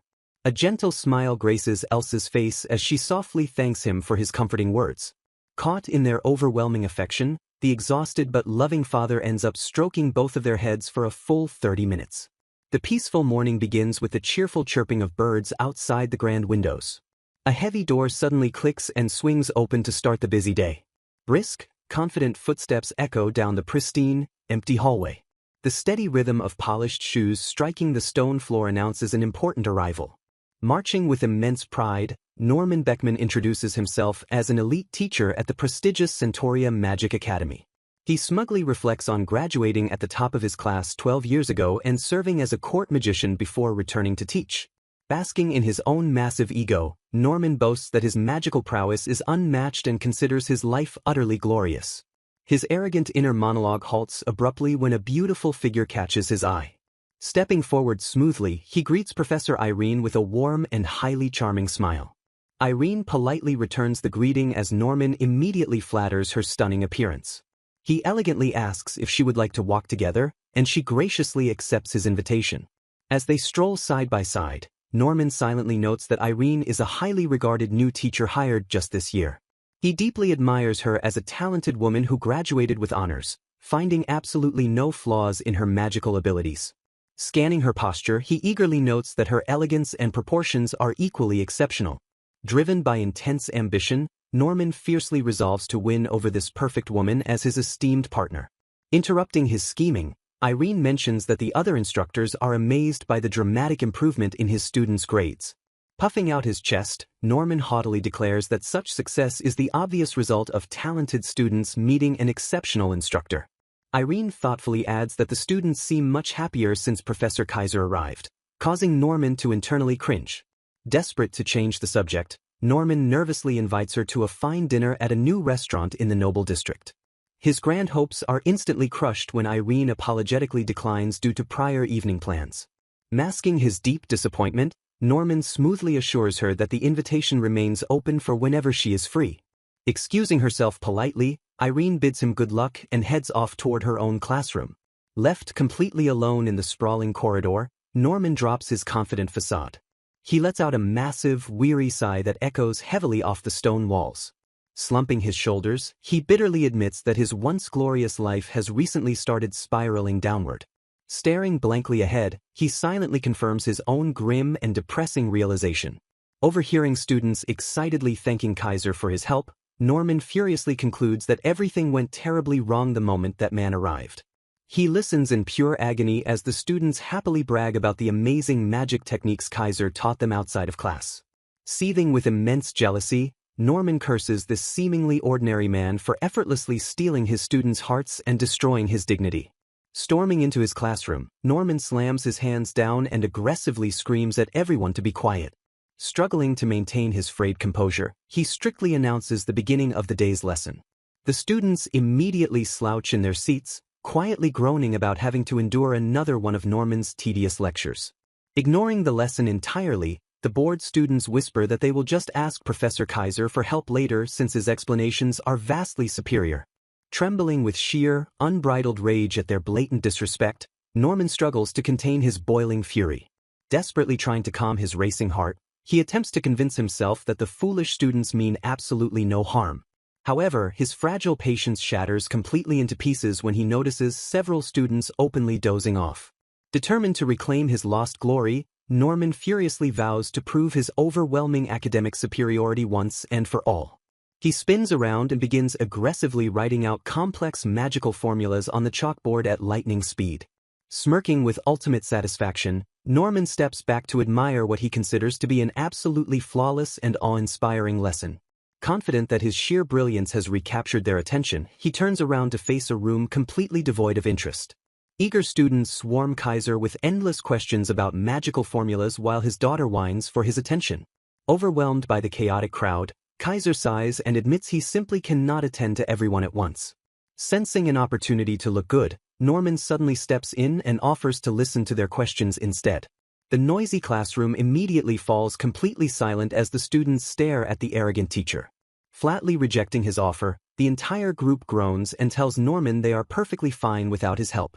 They bluntly complain that he is too strict, always acts condescending, and makes his explanations far too hard to understand. Growling in pure frustration, Norman watches helplessly as the students praise Kaiser's happy and effective teaching methods. The sharp click of the classroom door opening suddenly interrupts the tense atmosphere. Professor Irene gracefully steps inside and notes what a lively crowd Kaiser has managed to gather around himself. When Kaiser asks why she is visiting, Irene smoothly explains that she is in charge of the next lesson. She casually mentions that rumors of his excellent teaching skills are rapidly spreading all over the academy. Smiling warmly, Irene asks if she can observe his class sometime, and Kaiser politely welcomes her to join them. Taking advantage of the pleasant mood, Irene boldly asks if they can share a meal to have a lengthy talk as fellow instructors. Norman aggressively interrupts her invitation, furiously shouting that she won't learn anything from a third-rate country magician. Irene coolly shuts him down, stating that dining with Kaiser is infinitely better than listening to Norman endlessly brag. Ignoring the furious man, she turns back to Kaiser, who happily agrees to meet her after he cooks dinner for his daughters. Irene offers a playful smile and tells him that she looks forward to their evening together. Norman mentally shatters as Irene's cheerful words loop endlessly in his mind like a devastating curse. Trembling with boiling fury, Norman points a finger at his rival and officially challenges him to a duel. Kaiser blinks in complete confusion, barely registering the sudden and dramatic challenge. Norman fiercely declares that he will finally show everyone who the truly superior magician is. The students immediately protest, begging Norman to give up since they really don't care who is stronger. Refusing to back down, Norman screams that this fight is absolutely necessary to establish his dominance. Stepping into the chaos, Irene gently calls out to the bewildered Professor Kaiser. She casually suggests that he should just accept the ridiculous duel and get it over with. She explains that decisively proving his superiority now will completely stop any future fruitless disputes from breaking out. His daughters eagerly chime in, begging him to fight because they love watching him use his amazing magic. Yielding to his daughter's excitement, Kaiser scoffs at the arrogant professor and officially accepts the challenge. Norman sneers in triumph, warning Kaiser not to chicken out as he demands they head straight to the training grounds. Outside the arena, a massive crowd begins to gather as word of the explosive duel spreads. Two figures spot the commotion forming near the school's central training grounds. The academy's director steps forward, curiously asking an instructor why so many people are gathering. The instructor quickly explains that Professor Norman finally exploded and challenged the new teacher to a fight. Sighing heavily, the director admits he knew this was bound to happen eventually given Norman's terrible personality. Preparing for the worst, the director steps forward to actively reinforce the safety barriers just in case. Standing across the arena, Norman glares at his opponent, bitterly reflecting on how Kaiser stole his students' trust. His anger deepens as he realizes this newcomer even caught the eye of his future partner. Boiling with hateful rage, Norman silently accuses Kaiser of stealing absolutely everything and making a fool out of him. He firmly vows to make the arrogant man pay a steep price for pushing his luck way too far. Gathering his immense magical energy, Norman prepares to unleash his fury and show Kaiser the overwhelming gap between them. Students whisper among themselves, wondering who will win since Kaiser is an amazing teacher but completely unproven as a mage. Meryl excitedly declares her father will definitely win, while Irene agrees that Kaiser's exam performance guarantees an easy victory. Irene turns her attention to the silent director, wondering what he is thinking as he watches the arena. The director quietly acknowledges Kaiser's immense power, recalling how he utterly destroyed the exam golem. He reasons that Kaiser's A-class adventurer status proves he is a first-class monster slayer. However, the director notes with deep concern that Kaiser is now fighting a human opponent rather than a mindless beast. He grimly concludes that fighting the highly unpredictable Norman in a formal duel presents a completely different kind of challenge. Down in the arena, Norman arrogantly claims Kaiser's brief joyride as a big shot will end once he exposes the massive gap in their power. Sneering viciously, Norman states that Kaiser is incredibly lucky they share the title of instructor, otherwise he would have killed him. Norman coldly promises that this time, he will only inflict severe pain to teach him a lesson. He boasts about graduating at the top of his class and mastering 3 of the 5 major magics, proving his elite status. Norman endlessly brags about his great deeds as a court magician, claiming his immense combat experience completely eclipses a third-rate country mage. Unfazed by the rant, Kaiser bluntly tells him to stop bragging since they aren't in a job interview. Kaiser calmly suggests that Norman should focus on the actual duel instead of constantly running his mouth. Growling at the impertinent insult, Norman agrees to let his violent actions demonstrate his overwhelming capability. A small, flickering flame sparks violently to life in Norman's open hand. Surprised observers watch him summon a basic fireball, deeply confused as to why he would use a beginner-level spell. Norman smirks maliciously as the magical flame dances playfully across his fingers. Suddenly, Kaiser gasps in shock as a massive magical attack erupts right behind him without warning. A devastating pillar of flame completely engulfs the arena in a blinding, explosive inferno. The massive blast violently scorches the earth, sending thick smoke billowing high into the sky. Observers recognize the terrifying attack as Fire Lance, an advanced spell that only first-class mages can successfully cast. The crowd watches in absolute terror, knowing that a direct hit from such a spell guarantees an instant defeat.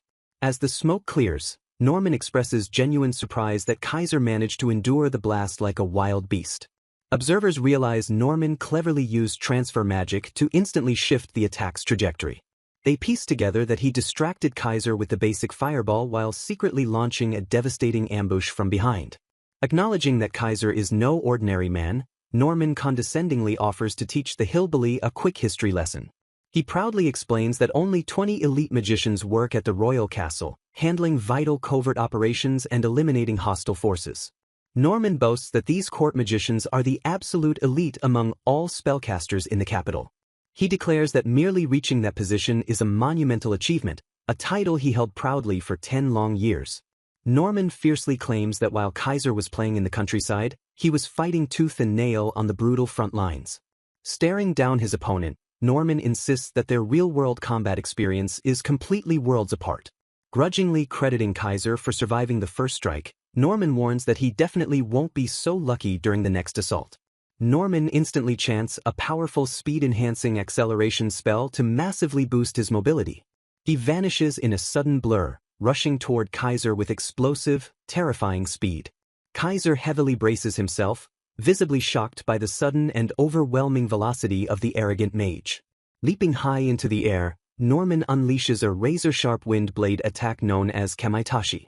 Kaiser barely manages to cross his arms and block the fierce wind slash, grunting loudly from the heavy impact. Landing smoothly, Norman praises Kaiser for having good eyes and reacting just in time to avoid taking fatal damage. Without giving his opponent a single second to breathe, Norman furiously launches directly into his next rapid-fire attack. The crowd watches in shock as Kaiser boldly charges forward to engage in close combat. Sneering at the attempt, Norman calls him a fool and refuses to fight a wild beast hand-to-hand. Kaiser suddenly realizes that the elusive mage has instantly teleported directly behind him again. A blinding spell called Flash violently erupts from Norman's outstretched hand. The intense burst of brilliant light completely engulfs the battlefield in a radiant explosion. Caught completely off guard, Kaiser curses as the intense glare strikes him directly. Norman arrogantly declares that the match is over while his opponent heavily rubs his blinded eyes. Surprised by Kaiser's durability, Norman admits he didn't expect him to foolishly absorb the entire attack but praises his excellent reaction time. Confident in his victory, Norman insists Kaiser has lost because he will no longer be able to block incoming attacks. A sudden, vicious strike launches forward to finish off the blinded warrior. With uncanny precision, Kaiser raises his weapon and effortlessly deflects the incoming blow. Norman reels in utter disbelief, wondering how his opponent just blocked an attack while completely blinded. Dismissing the successful block as a mere fluke, Norman taunts Kaiser and prepares to unleash a barrage of deadly spells. Screaming that he will impale his enemy, Norman unleashes a devastating spell called Omnidirectional Fire Lance. A terrifying swarm of blazing projectiles converges on Kaiser from every possible angle. Panting heavily, Norman stares through the dissipating smoke in absolute bewilderment. He realizes with sheer horror that Kaiser somehow managed to repel every single fiery projectile as if he could still see them. Frustrated and confused, Norman demands to know if Kaiser was simply pretending to be blinded by the flash spell. Kaiser calmly confirms that he cannot see anything, but firmly states that his blindness does not leave him defenseless. Refusing to believe it, Norman aggressively questions if Kaiser is just blocking at random, demanding to know how he can feel the attacks. Kaiser explains that he reads the exact trajectory of every spell by sensing the slight flow of magic through the air. Admitting this is his first time trying the technique, Kaiser notes it is quite handy while Norman curses him as a damn beast. Norman regains his wicked smirk, betting that such a technique requires massive concentration and challenging Kaiser to see how long he can last. The stunned students watch the explosive battle unfold in pure awe. While one student marvels at Norman's ability to effortlessly cast high-level magic, another notes that Kaiser is equally amazing for blocking it all with his eyes closed. Meryl enthusiastically cheers for her dad, aggressively screaming at him to completely smash his opponent's glasses. A shocked student nervously tells Meryl that academy students shouldn't use such harsh language, prompting her to politely rephrase her demand to break the glasses. The student chuckles awkwardly and mutters that changing her tone wasn't exactly what they meant. Observing from afar, the academy director watches Kaiser's flawless defensive strategy with deep interest. The director silently notes that despite having offensive magic, Kaiser is entirely dedicating himself to defense even though he can clearly afford to attack. Questioning the frantic strategy, Kaiser calmly asks the exhausted professor what exactly he is trying to accomplish. Kaiser bluntly points out that Norman is completely done because his mana reserves are finally exhausted. Telling Kaiser to shut up, Norman visibly struggles, proving that constantly using his acceleration spell is a massive drain on his body. Kaiser warns that his eyes are starting to recover, making it impossible for Norman's weakened magic to work on him anymore. Furious at the lecture, Norman furiously screams that Kaiser hasn't landed a single hit and is merely blocking his spells. Showing genuine concern, Kaiser asks if he really wants to continue, warning that pushing further will permanently damage his body. Insulted by the pity, Norman furiously declares that Kaiser must be severely underestimating him to worry about his well-being. Gritting his teeth in desperation, Norman admits he didn't want to use his ultimate move but feels he has no other choice. Channeling the absolute last of his magical power, Norman violently summons his ultimate weapons, crying out for his tridents. He proudly boasts that this secret family spell is the strongest offensive magic, combining fire, wind, and lightning attributes into one devastating attack. Norman fiercely screams that he will skewer Kaiser completely with his ultimate magical attack. A massive explosion of highly volatile elemental energy violently erupts across the battlefield. As the thick smoke clears, Kaiser stands completely unharmed after flawlessly deflecting the devastating strike. Norman stares at his unscathed opponent in absolute shock and total disbelief. Falling heavily to his knees, the defeated professor stammers that such a flawless defense is completely impossible. Kaiser calmly reminds the exhausted mage that he already warned him his offensive magic wouldn't work. Staring down at his battered rival, Kaiser plainly tells him it is time to just give up. Desperate for answers, Norman furiously demands to know how a supposedly third-rate country mage can wield such overwhelming power. Kaiser casually explains that his incredible strength simply comes from everything his teacher taught him. When aggressively asked for a name, Kaiser effortlessly drops the name Etra into the tense silence. Norman's eyes snap wide open in pure terror as he loudly repeats the legendary name. Sweating profusely, Norman screams that everyone knows Etra as the great sage and the most powerful magician in the capital's history. He frantically notes that she is notoriously famous for never taking apprentices because she absolutely refuses to waste time on the untalented. Trembling with sheer awe, Norman asks if Kaiser is seriously claiming to have studied directly under her elite tutelage. Suddenly, Meryl bursts onto the tense battlefield and cheerfully calls out for her beloved father. Completely ignoring the unresolved tension, she heavily praises her dad for doing such a great job during the cool duel. Norman glares silently from the ground as the fierce atmosphere abruptly vanishes into thin air. Meryl casually asks why her father went so easy on his opponent when he easily could have finished him in a single blow. Flustered by her bold accusation, Kaiser defensively insists that he absolutely wasn't holding back during the fight. He awkwardly admits that he simply didn't want to fire offensive magic directly at another person because he had never done it before. Kaiser reveals that blocking all of Norman's incoming spells until his mana ran dry was actually his only viable combat choice. The spectating students stare in utter bewilderment as they process this completely absurd revelation. They realize in pure awe that Kaiser didn't attack simply because he chose not to, cementing his overwhelming superiority. Professor Irene steps forward, warmly praising Kaiser for a wonderful display of defensive spells and a complete victory. Maintaining his serious combat stance, Kaiser quietly notes that the intense battle still isn't officially over. He gestures toward the ground, pointing out that his stubborn opponent still hasn't actually accepted defeat. Irene stammers in sudden realization as she turns her attention back toward the battered and bruised professor. Struggling violently to stand, an exhausted Norman fiercely mutters that the fight isn't over yet. Suddenly, a stern voice cuts through the tension, ordering Norman to drop it and declaring that enough is enough. Norman looks up in sudden shock to see the academy director directly intervening in the dispute. The director calmly states that Norman is at his absolute limit and doesn't have the mana to squeeze out even a single fireball. Acting on his supreme authority, the director firmly orders the exhausted mage not to push his battered body any further. Hanging his head in ultimate defeat, Norman finally admits that Kaiser is the real deal and officially surrenders the match. The massive crowd of spectating students and staff watch in stunned silence as the fierce rivalry finally concludes. The director's stern expression suddenly shifts as he clears his throat to loudly address the gathered crowd. He strictly reminds the students that they skipped their classes for this duel and orders them to his office for their inevitable punishment. The director enthusiastically yells to raise their cups and get everyone's attention. He cheerfully declares that they are all drinking tonight to celebrate. The gathered staff members stare at him in utter silence and complete confusion. A confused instructor asks if this was supposed to be a punishment meeting, but the director demands they make some noise since he is paying. Ignoring their protests, the director stubbornly asks why they cannot just decide the official punishments right there. Irene sighs with deep disappointment about missing alone time with Kaiser, while the director insists a lively tavern is better than a formal room. Dropping his playful act, the director officially announces that it is time to cut to the chase. He strictly states that their respective punishments for the recent incident will be exactly as follows. He hands Norman a massive 2-month pay cut and assigns Kaiser to completely take over his teaching duties for the foreseeable future. The thoroughly defeated Norman obediently accepts the harsh ruling without a single complaint.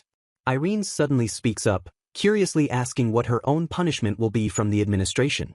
The director makes an incredibly inappropriate comment about her outfit, playfully demanding she change her style and leaving her completely flustered. Crossing her arms in annoyance, Irene strictly states she is already well aware of her fashion choices. The director suddenly changes the subject, teasingly accusing her of having a massive soft spot for Kaiser. Blushing furiously, Irene defensively shouts that he is completely wrong about her personal feelings. She nervously stammers out a massive list of Kaiser's amazing traits, desperately trying to justify her high opinion of his kindness and brilliance. The director points out her glowing red face, completely ignoring her frantic and embarrassed denials. Turning his attention away, the director suddenly asks Kaiser why he isn't married despite having children. The director boldly suggests that Kaiser should just marry Irene, completely shocking everyone at the table. He wildly lists off Irene's strictly superficial traits as reasons she would make a great wife, completely crossing professional boundaries. As the director continues his highly unprofessional teasing, a furious Irene aggressively demands that he stop immediately. Irene fiercely threatens to report him for his horrible workplace behavior while the director just laughs off her intense anger. The arrogant director smugly claims he could easily avoid any trouble by pulling strings as the head of the kingdom's best magic academy. Turning the tables, Irene fiercely asks the director why he is still single at his incredibly advanced age. The two stubborn colleagues aggressively square off, yelling at each other to raise their cups and prepare for a harsh lesson in workplace dynamics. Irene and the director violently clash their large wooden mugs together in a fierce and highly competitive toast. Kaiser quietly turns to Norman, gently asking if he is truly okay with being the only one severely punished. Norman scoffs bitterly, begrudgingly admitting that the harsh penalty is completely justified. Swallowing his massive pride, Norman confesses he has no right to complain since he was the one who started and ultimately lost the duel. Despite his heavy defeat, Norman fiercely declares that he refuses to just sit back like a complete coward. He intensely vows to study Kaiser's teaching methods so he can eventually surpass him, warning his rival to prepare himself. Kaiser smiles slightly, calmly telling his former rival that he actively looks forward to the challenge. Norman curiously asks why Kaiser puts so much effort into his complex lessons if his only real goal was getting his daughter to attend school.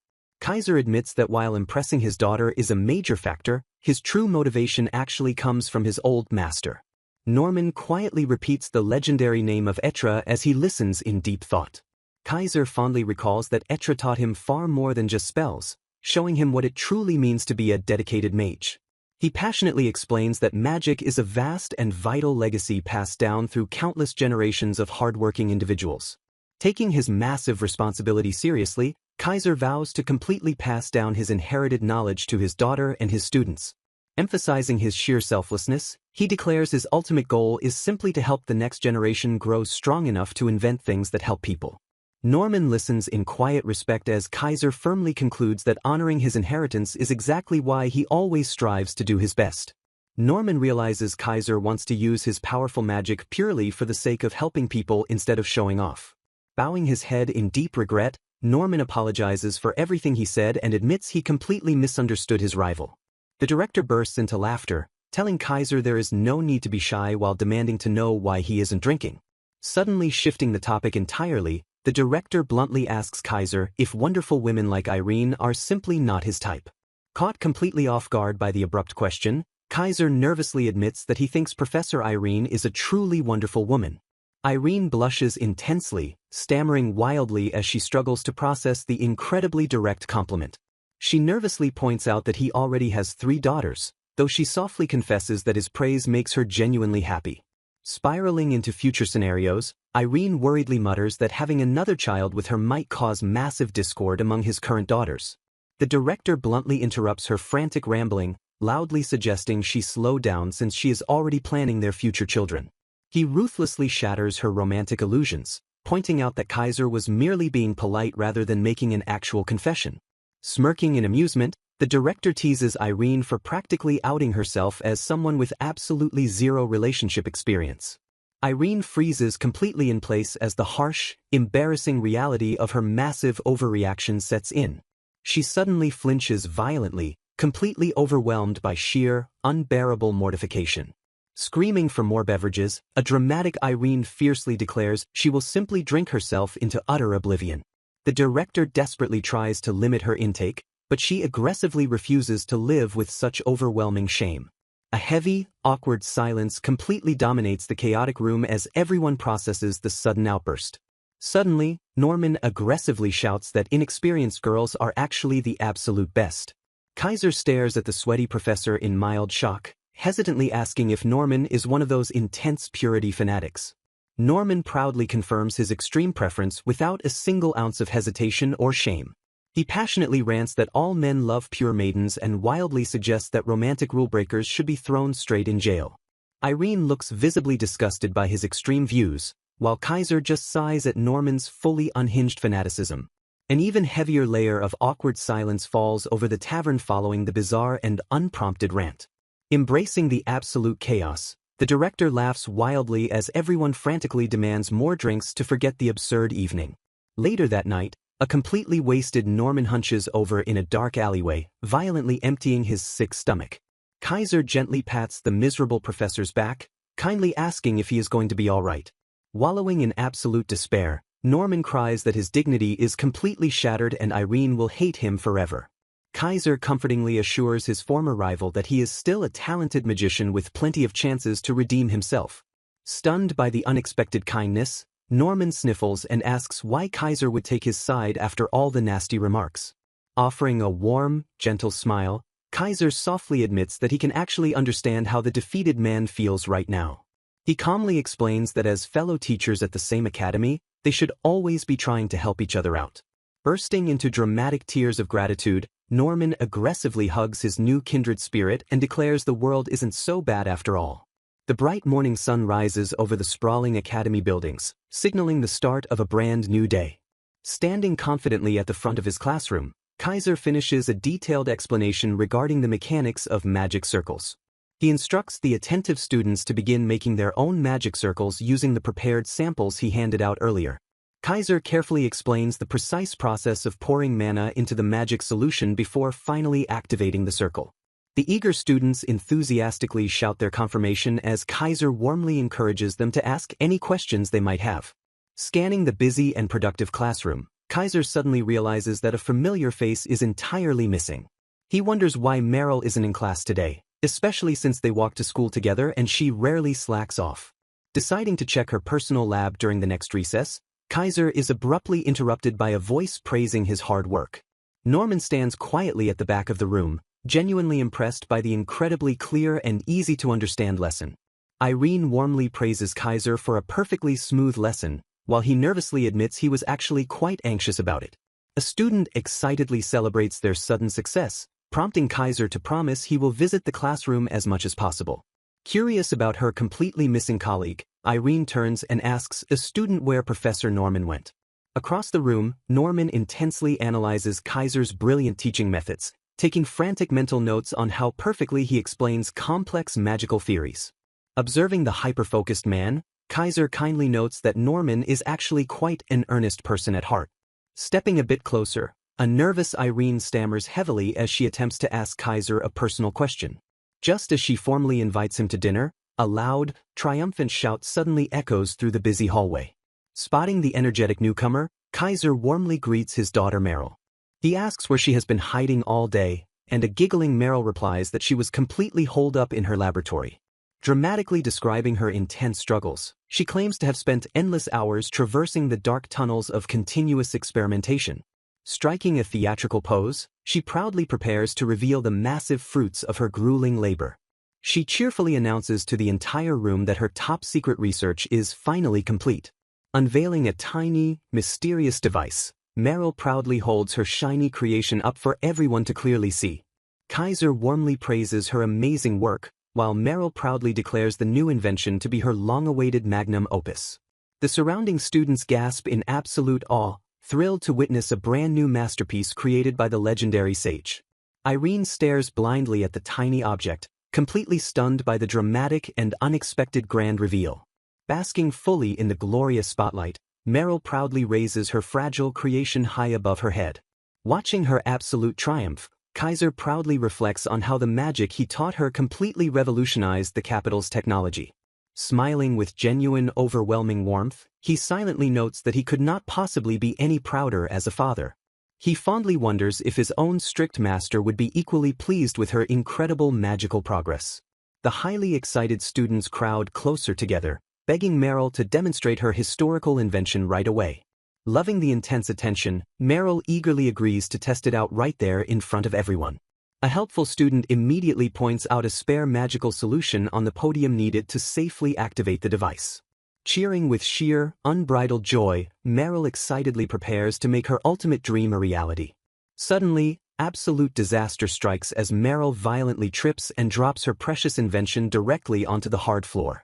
The glass vial shatters completely into pieces, sending the panicked students into an absolute, terrified frenzy. Screaming in pure terror, the class realizes they only have 3 short seconds before the highly volatile mixture reacts. Realizing her massive, catastrophic blunder, Meryl painfully winces and mutters a quiet curse. A powerful magical reaction begins to bubble up rapidly from the shattered, ruined fragments. Without any warning, a massive cloud of strange smoke violently explodes outward to instantly engulf the entire classroom. Rushing straight into the thick haze, Kaiser frantically checks to see if his daughter is unharmed. Trembling nervously, Meryl explains that the broken device mistakenly triggered using his powerful mana instead of hers. Sweating profusely under his gaze, she urgently warns her father that the current situation is incredibly bad. Shocked by the sudden atmospheric shift, Kaiser looks around in confusion as the students begin acting completely bizarre. Surrounding him incredibly closely, the affected students suddenly stare at him with intense, overwhelming adoration. Meryl guiltily confesses that the strange smoke is actually a powerful charm potion, crying out that her sneaky plan completely backfired. Kaiser frantically begs her to quickly reverse the spell while she whines about wanting to use it to make him favor her more. Suddenly, a heavily affected Irene steps forward out of the dissipating smoke and breathlessly calls his name. Spinning around in total panic, Kaiser nervously asks the completely dazed professor what she wants. Completely overwhelmed by the potent charm magic, Irene aggressively demands all of his attention and stubbornly refuses to let him go. Irene aggressively suggests they head straight to her faculty room to spend some intense private time together. Shocked by her bold advance, Kaiser desperately pushes back and aggressively begs Professor Irene to come to her senses. Realizing she has completely lost her mind, Kaiser begins to panic while she stubbornly insists her thoughts are perfectly clear. Left with absolutely no other choice, Kaiser forcefully breaks away and takes desperate action to escape her grasp. Breathing a heavy sigh of relief after a dangerously narrow escape, Kaiser suddenly notices something incredibly strange on his body. He stares down in absolute shock at a glowing magical mana mark that has mysteriously appeared on his skin. Frantically scrubbing the stubborn mark, he realizes this must be why everyone is acting crazy just as someone loudly shouts his name. Professor Norman suddenly bursts onto the scene, dramatically declaring that they are kindred spirits bound by a shared mental connection. Norman enthusiastically insists they must take their new friendship to the absolute extreme, leaving Kaiser utterly bewildered and disgusted. The completely obsessed professor lunges forward with a ridiculous demand, forcing a terrified Kaiser to defensively brace himself. Kaiser violently shoves his rival away, absolutely horrified by how easily the volatile potion completely destroyed an elite instructor's sanity.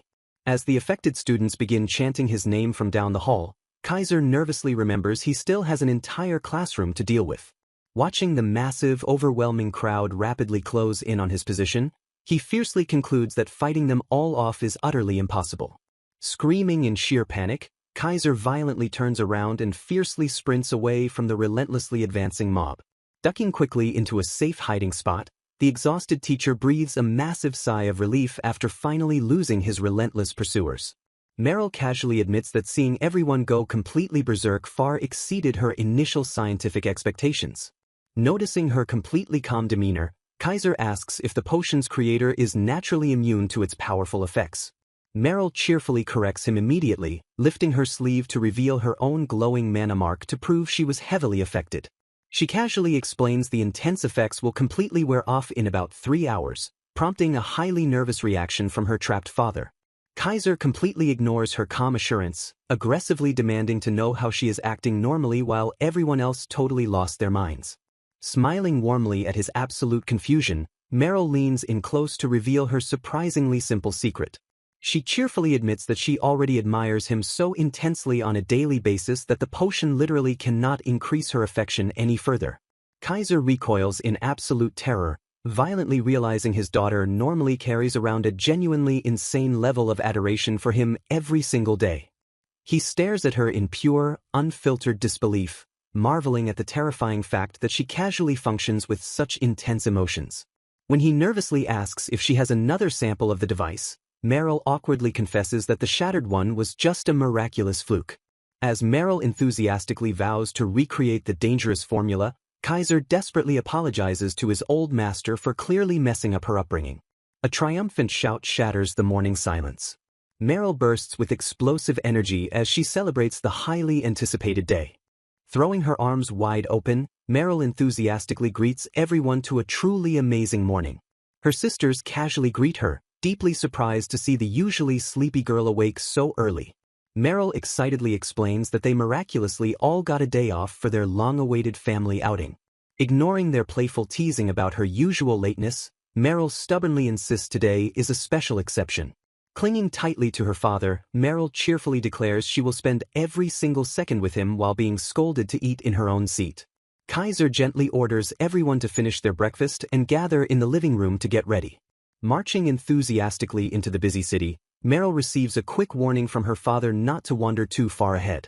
Navigating the packed holiday streets, the group groans at the dizzying crowds swarming the main thoroughfare like moths to a flame. When asked about their exact destination, Meryl mysteriously mentions they have a quick stop to make first. She suddenly spins around and critically questions her father's choice of clothing. Kaiser sighs heavily, plainly stating that he is just wearing his normal everyday outfit. Meryl aggressively insists her handsome father shouldn't dress like a tired old man on his day off despite his protests that he actually is one. Taking absolute command, she cheerfully orders the group to march directly toward a clothing store for his urgent makeover. The family arrives at a massive, incredibly luxurious storefront located right in the heart of the capital. Stepping through the grand doors, Kaiser marvels awkwardly at the overwhelming variety of high-end garments. Meryl proudly explains that this is the absolute most popular boutique in the entire capital, packed with the latest fashion. A cheerful clerk warmly welcomes them inside while a highly intimidated Kaiser mutters about feeling completely out of place among the sparkling displays. Eager to escape the overwhelming luxury, Kaiser suggests they finish their shopping trip as quickly as possible. Ignoring his plea, Meryl ruthlessly shoves a massive pile of stylish outfits into his arms and orders him to try every single one. Stepping out of the dressing room, Kaiser reveals a stunning, highly sophisticated new look. Meryl instantly collapses to the floor, completely overwhelmed by how incredibly cool her father looks. Panicking, Kaiser frantically checks on his daughter while she deliriously mutters about how precious and handsome he is.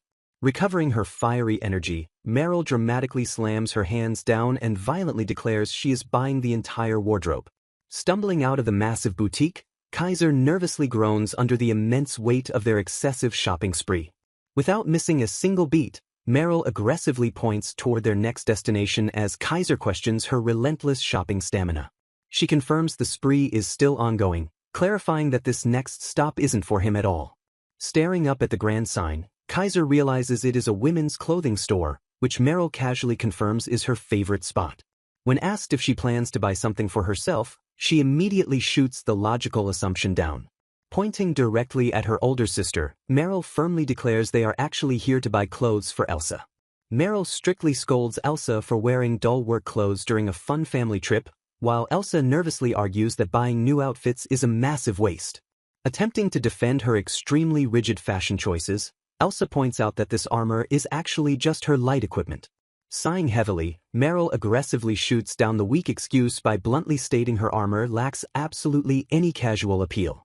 Cornered by the harsh truth, Elsa awkwardly stammers and admits she only owns 1 or 2 non-combat outfits. Dragging their father into the fierce debate, Meryl uses his desire to see Elsa look cute as the ultimate bargaining chip. Anna eagerly volunteers to coordinate a stunning outfit for her nervous sister, completely brushing off Elsa's deep fashion insecurities. Meryl ruthlessly teases her sister about finding the right size, causing Elsa to aggressively defend her fit physique. Wandering through the women's boutique, Kaiser thoughtfully inspects the racks of modern, highly unfamiliar fashion trends. He fondly remembers buying clothes for his daughters in the past, reflecting on how independent they have become over the years. Kaiser reflects that his lack of knowledge about fashion is probably why he rarely buys clothes for himself, doubting he will be much help here. He suddenly notices Meryl trying something on and asks if she found an outfit she likes. Kaiser reacts in absolute shock, aggressively demanding to know what kind of outrageous outfit she is wearing. Meryl strikes a playful pose and cheerfully asks if her bold new swimwear fits her well. Kaiser immediately shuts her down, bluntly stating that he completely disapproves of the controversial choice. He strictly explains that the outfit is far too revealing for anyone to comfortably wear in a public place. Smirking playfully at his intense reaction, Meryl asks if he just doesn't want other people staring at her. She cheerfully agrees to put it back, happily declaring that she only cares about his opinion anyway. Kaiser sighs and begs her to phrase things normally, nervously noting that the store clerks are already gossiping about them. Meanwhile, Anna warmly reassures a highly nervous Elsa that her new look is absolutely stunning. Hearing the distant commotion, Kaiser calls out to ask if everything is going well over in their section. A curtain dramatically pulls back to fully reveal Elsa's incredible fashion transformation. Elsa nervously asks if she looks weird, completely stunning her father into absolute silence. Recovering from his initial shock, Kaiser warmly praises her, assuring his daughter that the cute outfit suits her perfectly. Anna proudly smiles and asks her sister if she is happy with the final results. Blushing deeply, Elsa admits that receiving her father's praise makes her incredibly happy, even if she usually detests such delicate clothing. Anna proudly praises her own excellent coordination skills, noting that the beautiful dress perfectly highlights Elsa's strong figure. Elsa shyly nods in agreement, quietly confirming that they will definitely purchase the lovely dress. Stepping elegantly closer, Anna demands his honest opinion on her own mature and beautiful outfit. Kaiser smiles gently, warmly praising Anna's stunning appearance and excellent taste in fashion. The newly dressed family happily exits the grand boutique and steps back out onto the bustling city streets. Passing onlookers stare in absolute awe, loudly whispering about the incredibly lucky man walking with 3 stunning beauties. Suddenly, Meryl dramatically stops walking and loudly whines her father's name. Collapsing dramatically onto the pavement, she complains about being tired and aggressively demands to be carried. Kaiser immediately scolds her, strictly warning her that she cannot just sit down in the middle of a crowded road. Realizing she caused a public scene entirely on purpose, Kaiser sighs deeply at her childish antics. Giving in to her stubborn demands, he reluctantly turns around and tells her to hop on. Meryl happily cheers as she climbs onto his warm back, while Elsa strictly mutters that he spoils her way too much. Taking immediate advantage of the situation, Anna smoothly links her arm with his, playfully noting that he can spoil her too. When Elsa nervously points out the public display, Anna casually brushes it off, insisting it is perfectly fine to let loose on their day off. Anna slyly points out his free right hand, eagerly encouraging Elsa to link arms with him as well. Elsa fiercely maintains her strict knight persona, arguing that holding hands would leave her dangerously defenseless in an emergency. Understanding her immense burden, Anna gently acknowledges how nerve-wracking it is to constantly hide weakness while serving in a high-ranking position. However, Anna softly reminds her sister that she is completely allowed to let her guard down and be spoiled for just one day. Yielding to her sister's warm encouragement, Elsa shyly looks away and asks if she can hold his arm too. Kaiser smiles warmly at her hesitant request, happily telling her to go right ahead and grab on. Blushing furiously, Elsa steps closer and gently wraps her arms around his free side. The happy family continues their peaceful stroll down the street, fully enjoying their precious time together. Leaning comfortably against him, Elsa quietly reflects on how much this nostalgic moment reminds her of her peaceful childhood. Entrusting her entire weight to him, she softly admits that being by his side makes her feel incredibly safe. The man smiles warmly, expressing his relief at the good news. Noting the time, the young girl cheerfully tugs at her father and tells him she is ready for lunch. The father pauses to think, recalling a nearby restaurant they could visit. However, he hesitates as a better idea suddenly crosses his mind. He suggests taking a short 15-minute walk to his personal favorite cafe instead. They begin their peaceful stroll through the bustling city streets. Nearing their destination, they marvel at the high-end luxury boutiques lining the avenue. Suddenly, a piercing scream shatters the peaceful atmosphere of the shopping district. A shadowy figure lets out a breath of relief, having just escaped a tense situation. Sneering at the lack of guards or alarms, the thief mocks the capital's pathetic security. He arrogantly boasts about how effortless it was to rob the luxurious store. His gloating is instantly cut short when an observant bystander spots him. Startled by the sudden commotion, the thief whips around to face his pursuers. A fierce woman dashes forward, demanding the criminal stop and surrender immediately. Acknowledging the father's presence, she thanks him for joining the intense pursuit. Shocked by her blazing speed, the thief realizes he is being chased by a powerful warrior. She aggressively corners him, reprimanding him for his brazen daylight robbery. Smirking defiantly, the agile criminal refuses to back down or surrender. Without warning, the thief launches a cowardly surprise attack toward an innocent bystander.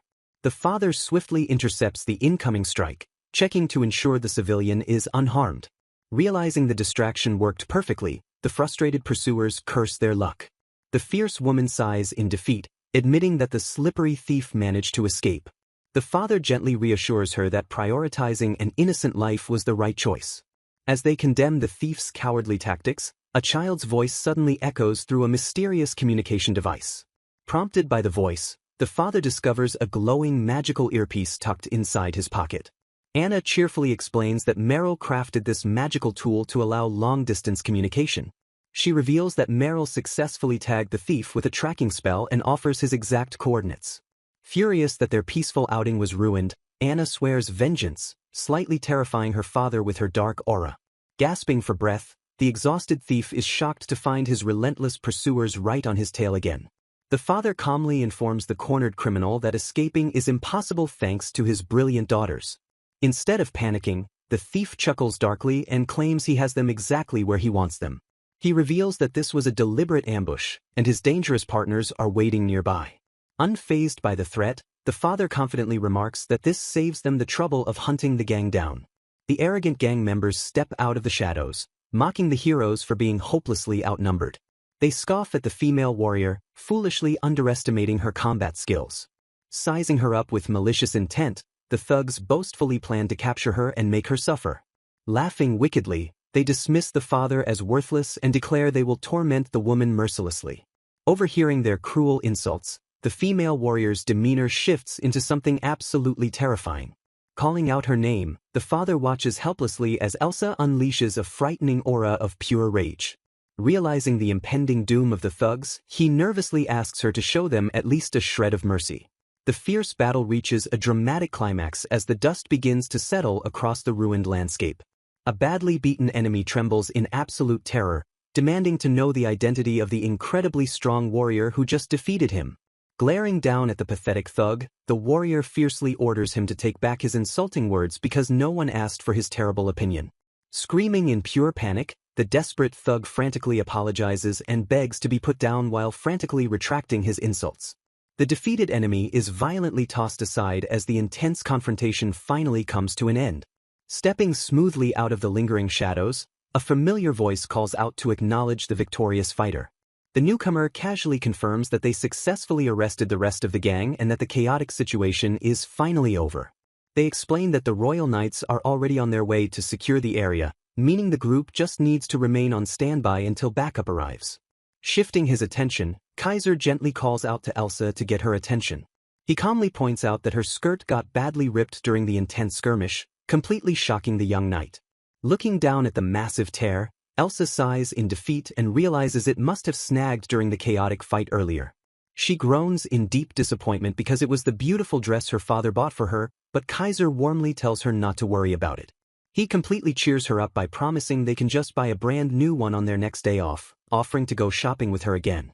Elsa blushes furiously, stammering with overwhelming joy at the prospect of going on another shopping trip together. Refusing to be left out, Anna and Meryl immediately chime in, enthusiastically promising to clear their schedules and work hard so the whole family can go shopping together. Later that evening, a peaceful silence falls over the grand royal palace. A polite attendant formally bows and wishes the princess a good night before finally taking her leave. Princess Prim softly returns the pleasant greeting as her bedroom door clicks entirely shut. Left completely alone in her massive royal chambers, the young princess lets out a heavy, weary sigh. Staring blankly ahead, she complains that her daily life is incredibly boring and desperately wishes something truly interesting would finally happen. The seasoned knight grips his wooden sword tightly as he prepares for another intense day of training. The eager recruits loudly shout their morning greetings, clearly pumped and overflowing with energetic enthusiasm. Kaiser steps forward to officially start the day's training, prompting a roaring confirmation from his highly motivated students. Scanning the neatly organized ranks, the veteran instructor suddenly pauses in deep confusion. He asks if Elsa has a mission today, and a recruit explains that she was immediately summoned by the royal family upon arriving. The recruit notes that she left in a massive hurry without explaining absolutely anything, leaving the rest of the squad completely in the dark. Kaiser thoughtfully acknowledges the strange news, hiding a faint trace of concern beneath his stoic expression. Brushing off the unexpected absence, he boldly orders the squad to begin their rigorous drills without their captain. Stepping back to observe the heavy action, the veteran watches his students clash wooden swords with intense dedication. He proudly notes their steady improvement, realizing these young knights are already vastly stronger than most conventional armies. Refusing to let his students outpace him, Kaiser fiercely resolves to break through his own limits and grow even stronger. A sudden spark of inspiration hits him as he vividly recalls a specific magical technique. He deeply visualizes Accelera, the high-speed enhancement spell that Professor Norman unleashed during their explosive duel. Acknowledging it as an absolutely outrageous spell, he marvels at how it moves the user far faster than any ordinary eye can track. A wave of heavy nostalgia washes over him as he wonders how different things might have been if his younger self possessed such incredible speed. A dark shadow falls across his face as he painfully questions if that overwhelming velocity could have saved the precious comrades he lost. Shaking off the bitter memories, Kaiser fiercely drops into a low, focused sprinting stance. Channeling his surging mana, he clearly and decisively chants the acceleration incantation. The earth violently shatters beneath his boots as he vanishes into an absolute blur of terrifying, explosive momentum. The surrounding recruits scream in pure shock as their instructor violently rockets past them like a blazing cannonball. Panic erupts as the recruits rush toward a massive cloud of dust, frantically asking if their battered instructor is completely okay. Rubbing a massive lump on his head, Kaiser awkwardly claims he merely tripped and assures them everything is totally fine. Secretly sweating from the massive impact, he realizes the spell grants absurd speed but leaves him utterly incapable of steering. Dusting off his ruined clothes, he silently vows to handle this highly volatile technique with extreme caution. The bustling atmosphere of the Adventurers Guild completely masks the chaotic, high-stakes conversation unfolding at the front desk. A deeply confused Kaiser leans closer to the counter, politely asking the frantic receptionist to repeat her utterly bizarre request. Sighing in heavy exasperation, the stressed clerk aggressively demands that he pay close attention to her words this time. Confirming he heard her correctly, Kaiser stares blankly as the desperate girl dramatically begs to know Anna's ultimate weakness. Blinking away his sheer confusion, he carefully asks exactly what brought about such a highly suspicious and specific request. Leaning heavily across the wooden counter, the flustered clerk prepares to furiously unleash her massive list of grievances. She furiously complains that Anna is simply too perfect, citing her brilliant mind, stunning looks, historic promotion, and highly attractive father. Crying out against the sheer injustice of the world, she aggressively demands to know why the heavens blessed Anna with absolutely everything. Kaiser completely ignores her dramatic rant about being vastly inferior, bluntly asking how finding a weak point solves her terrible work ethic. She fiercely defends her scheme, claiming that having blackmail material would let her win arguments whenever Anna correctly scolds her for making huge mistakes. When Kaiser calmly points out that she should simply stop making massive mistakes, she aggressively plugs her ears and refuses to listen. Desperately grabbing his arm, the clerk insists that as her father, he absolutely must know some embarrassing secret she can ruthlessly exploit. Giving in with a heavy sigh, Kaiser casually admits that his brilliant daughter does actually have one highly specific weakness. A nostalgic smile crosses his face as he vividly recalls a peaceful memory from when the genius guildmaster was just a tiny toddler. He fondly explains that little Anna was always overflowing with intense curiosity, spending endless hours studying picture books out in the sunny garden. The warm tone of his story suddenly drops, revealing that everything changed the fateful day she curiously overturned a heavy rock at the garden's edge. Finishing his nostalgic story, Kaiser explains that young Anna overturned a rock and discovered a massive swarm of insects. Monica notes that rowdy adventurers give her the creeps, while Kaiser confirms that the childhood incident gave Anna a lifelong fear of bugs. A wicked grin spreads across Monica's face as she realizes what an incredibly interesting piece of information she just acquired. Monica enthusiastically declares she is going to expose Anna's perfect facade today, completely ignoring Kaiser's reminder that she is still on the clock. Claiming she is too fired up to work, Monica plots to knock Anna down a peg while Kaiser nervously predicts this scheme will end terribly. Shouting for him to wait just a second, The energetic receptionist suddenly bolts out of the guild hall. Bursting dramatically back through the door, Monica loudly announces her triumphant return. Kaiser marvels at her sheer speed as a breathless Monica proudly declares she is completely spent from the effort. She enthusiastically holds up her secret weapon, causing Kaiser to reel back in pure shock at the sight of a massive spider. Taking a closer look, Kaiser realizes the fake bug is just wool and paper wrapped around a wire frame.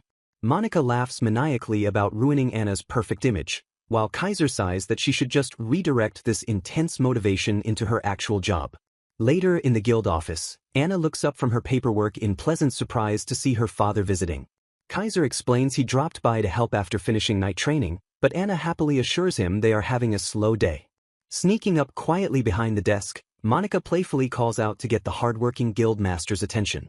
With a perfectly straight face, Monica casually informs Anna that there is a large spider resting directly on her back. Anna instantly erupts into a massive, ear-piercing scream of pure terror.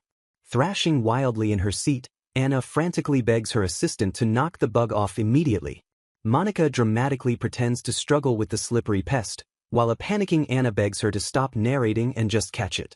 Feigning absolute horror, Monica loudly gasps and claims the spider just crawled straight down Anna's shirt.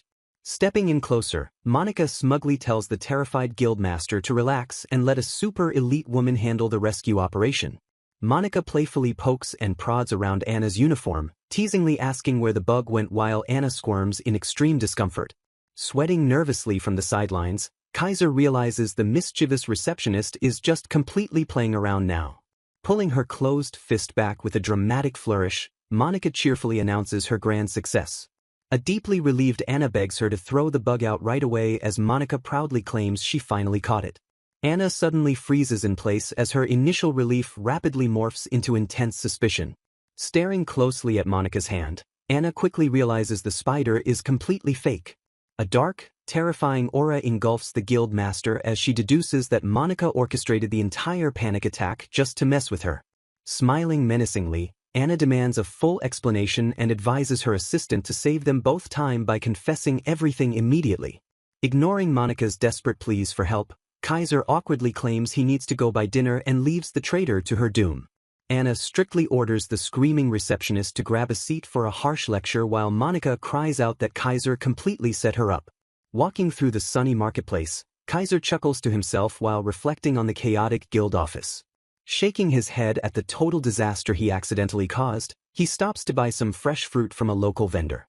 Wanting to make amends, he asks the vendor to add 4 extra apples so he can bake Anna a delicious apology pie.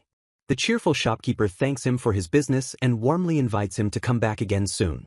Kaiser inspects his fresh apples while the friendly vendor turns to greet a brand new customer. Strolling down the busy street, Kaiser reflects that telling Monica his daughter's secrets was definitely a severe breach of privacy. He firmly vows to be much more careful about sharing information just as a sudden shout shatters the peaceful atmosphere. A frantic voice echoes through the marketplace, desperately screaming for someone to catch a fleeing girl. Spinning around in surprise, Kaiser instantly recognizes the distressed voice as the friendly fruit stand owner. Analyzing the chaotic scene in front of him, Kaiser quickly deduces that the sprinting girl must be a shoplifter. Kaiser smoothly intercepts the fleeing girl, grabbing her firmly before she can escape. Thrashing wildly against his iron grip, the frantic captive aggressively demands that he let her go. The breathless shopkeeper quickly thanks Kaiser for the save, prompting the veteran to ask what exactly just happened. Still catching his breath, the furious vendor shouts that the young girl tried to leave without paying for anything. The vendor explains she ate his apples and bolted, while the captured girl defensively screams that she would never commit a despicable crime. Staring back in sheer disbelief, the girl loudly claims she had absolutely no idea people actually had to pay for the fruit. Furious at her ridiculous excuse, the vendor aggressively snaps back and calls her a little thief. The girl furiously takes offense to the insult, but the stubborn shopkeeper refuses to retract his statement until he sees some coin. Looking through her empty pockets, the girl awkwardly admits she has zero money while the vendor smugly mocks her predicament. Crossing his arms, the vendor vows to wait for a patrolling night so he can force her parents to settle the massive debt. Panicking instantly, the girl desperately begs him not to involve the guards, warning that contacting her parents will end terribly for everyone involved. Calling her bluff, The shopkeeper mockingly asks why it would be bad for him while she nervously stammers for an answer. The vendor demands she pay up if she wants to avoid trouble, completely ignoring her repeated excuse that her pockets are entirely empty. Stepping into the fierce argument, Kaiser suddenly offers to cover the girl's entire debt himself. The shopkeeper stares at him in absolute shock, but Kaiser calmly confirms his generous offer. Apologizing for sticking his nose into the dispute, Kaiser smoothly notes that the girl truly does not possess a single coin. The vendor points out the payment is far too much for just a few apples, but Kaiser insists he keep the change as a nuisance fee. Deeply satisfied by the heavy coin purse, the happy shopkeeper warmly invites Kaiser to return anytime. Pointing a stern finger, the vendor tells the girl to thank her savior and strictly warns her to stop stealing from hardworking merchants. The mysterious girl turns toward the tall veteran, staring up at him in stunned silence. She formally bows and expresses her deep gratitude for saving her life, which Kaiser accepts with a warm smile. Narrowing her eyes in suspicion, she bluntly asks why a complete stranger would go out of their way to pay off her debt. A sudden, shocking realization flashes across her face as she rapidly steps backward. She nervously asks if he is some kind of dangerous creep, forcing a deadpan Kaiser to immediately shoot the wild accusation down. Frantically backing away, she accuses him of having sinister ulterior motives, while an exhausted Kaiser aggressively denies the ridiculous claim. Kaiser calmly explains that stepping in was simply the fastest solution to the problem and that he genuinely believed her honest misunderstanding. When he states his trust that she won't steal again, she playfully challenges how he could possibly know that. Staring directly into her gaze, the veteran firmly declares that he can read the absolute truth in her eyes. He states with total conviction that she simply does not have the eyes of a liar. Stunned by his intense sincerity, the girl suddenly bursts into a fit of loud, uncontrollable laughter. Wiping a tear from her eye, she cheerfully declares that he is an incredibly interesting man and she has officially taken a strong liking to him. She confidently demands to know his name, repeating it thoughtfully once he introduces himself. Kaiser confirms her sudden question about having a daughter named Elsa, asking in complete confusion how she could possibly know that. Just as the girl prepares to reveal her identity, a frantic voice completely interrupts her. Elsa rushes onto the scene in a sheer panic, loudly scolding the girl for sneaking out of the castle and causing a massive uproar. The girl smugly brags about her successful stealth mission, forcing a highly stressed Elsa to remind her that it isn't a laughing matter. Spotting Kaiser standing nearby, Elsa asks what her father is doing there, prompting him to awkwardly mutter that a lot of stuff just happened. Completely brushing past the question, Kaiser points at the mysterious girl and asks his daughter who she is. The girl cheerfully boasts that Elsa is her own personal guard while the knight hesitantly struggles to explain their exact relationship. Connecting the massive clues together, a shocked Kaiser suddenly realizes the true weight of the situation. Elsa formally introduces the mischievous runaway as Prim Wagenstein, the esteemed princess of the entire kingdom. Anna eagerly digs into a delicious dessert with immense enthusiasm. She hums in pure delight as the sweet flavors completely overwhelm her senses. Eating the incredible apple pie, Anna wonders if this masterpiece will be enough to make her forgive her father for the spider incident. The front door clicks open as a weary Elsa finally returns home for the evening. Kaiser warmly welcomes her back, asking if her day went smoothly since she took quite a long time. Elsa sighs and admits that she ran into some unexpected trouble right after leaving the guild hall.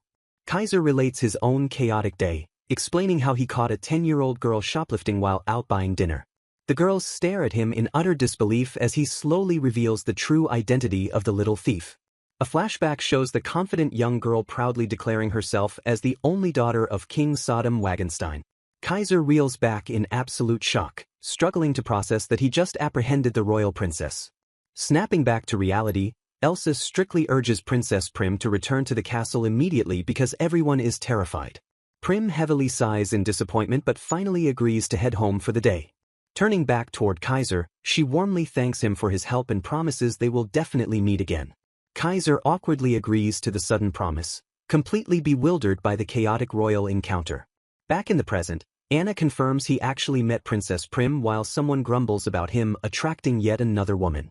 Anna heavily sighs, describing the future ruler as a deeply selfish tomboy who constantly causes massive trouble inside the castle.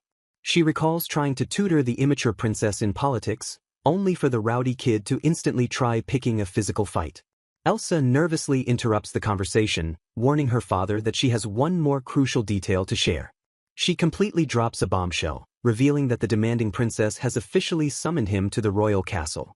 Elsa explains that Prim threw a massive tantrum demanding his presence tomorrow, which is exactly why she came home so late.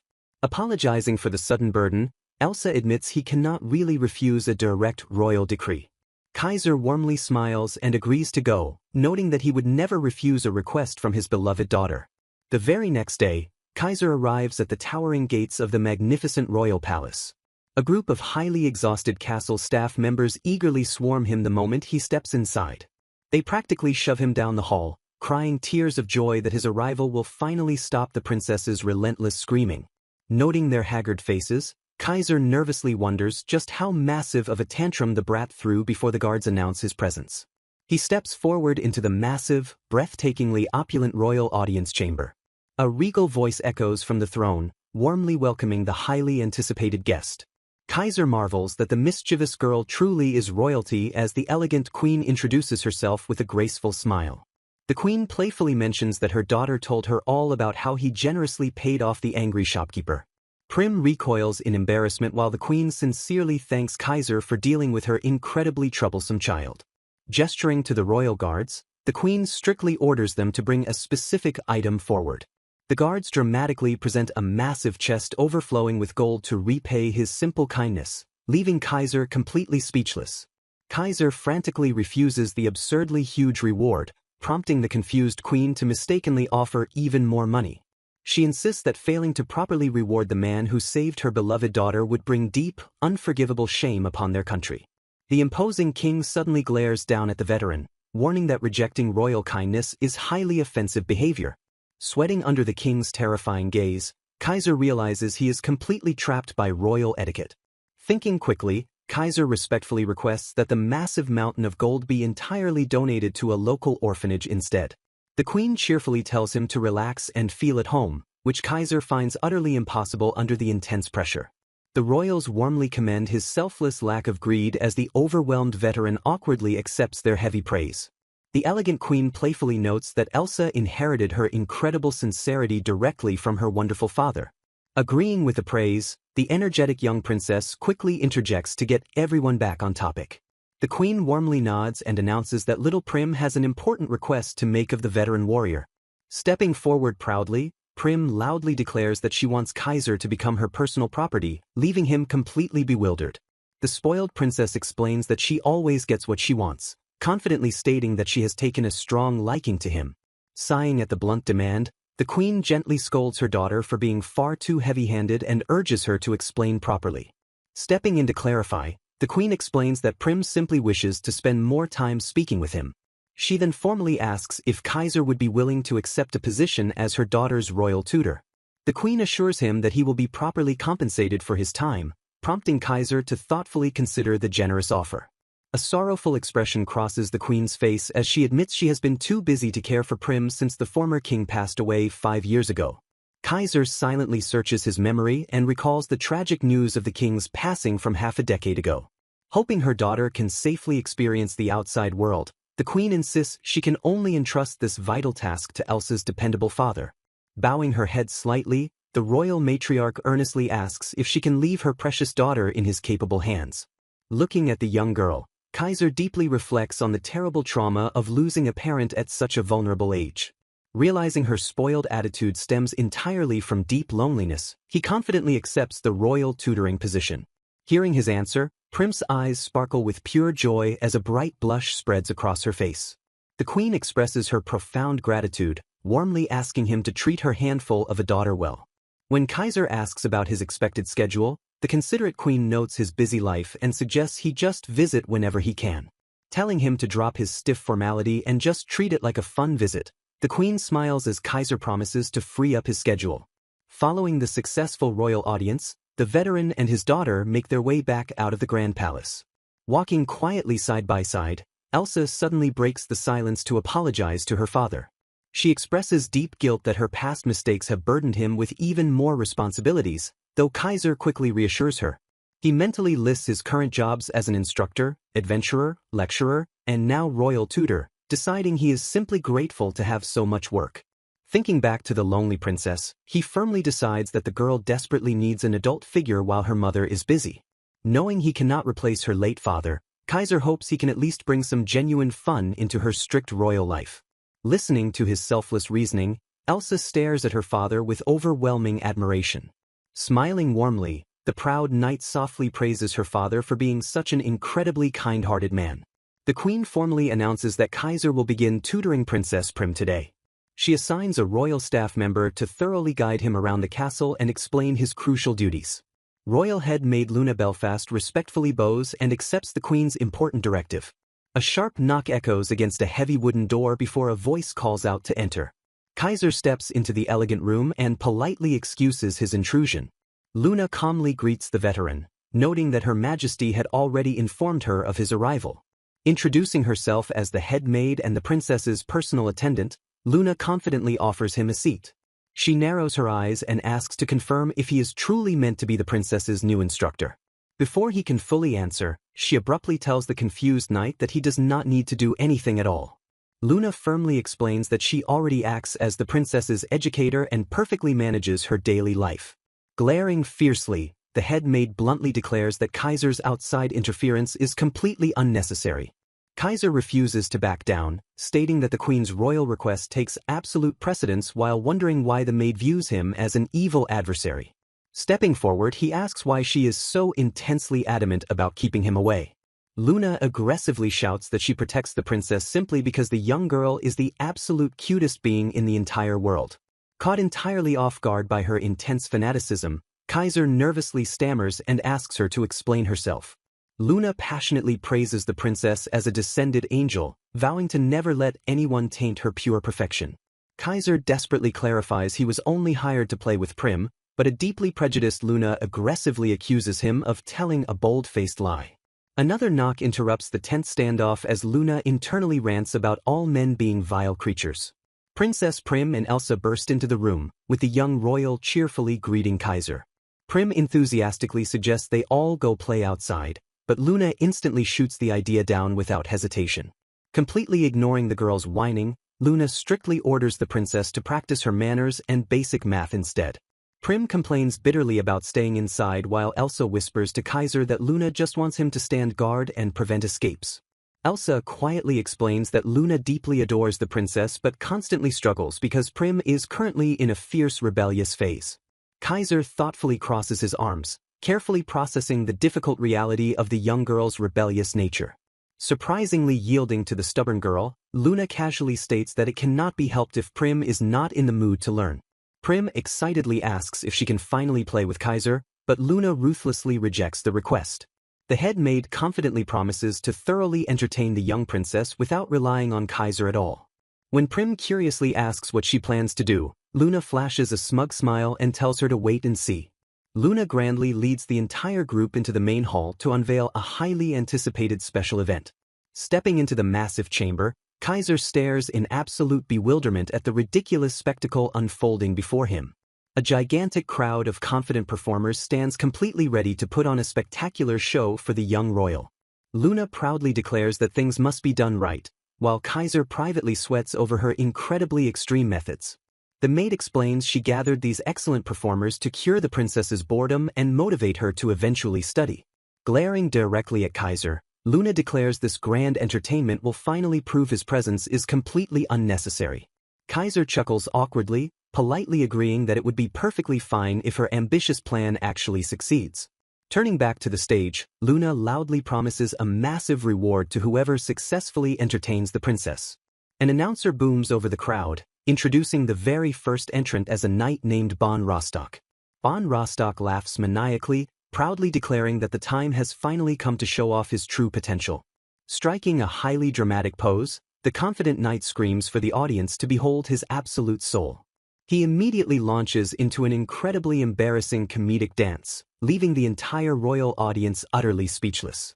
The knight performs his ridiculous dance, with spectators marveling that his absurdly revealing routine somehow conceals his dignity.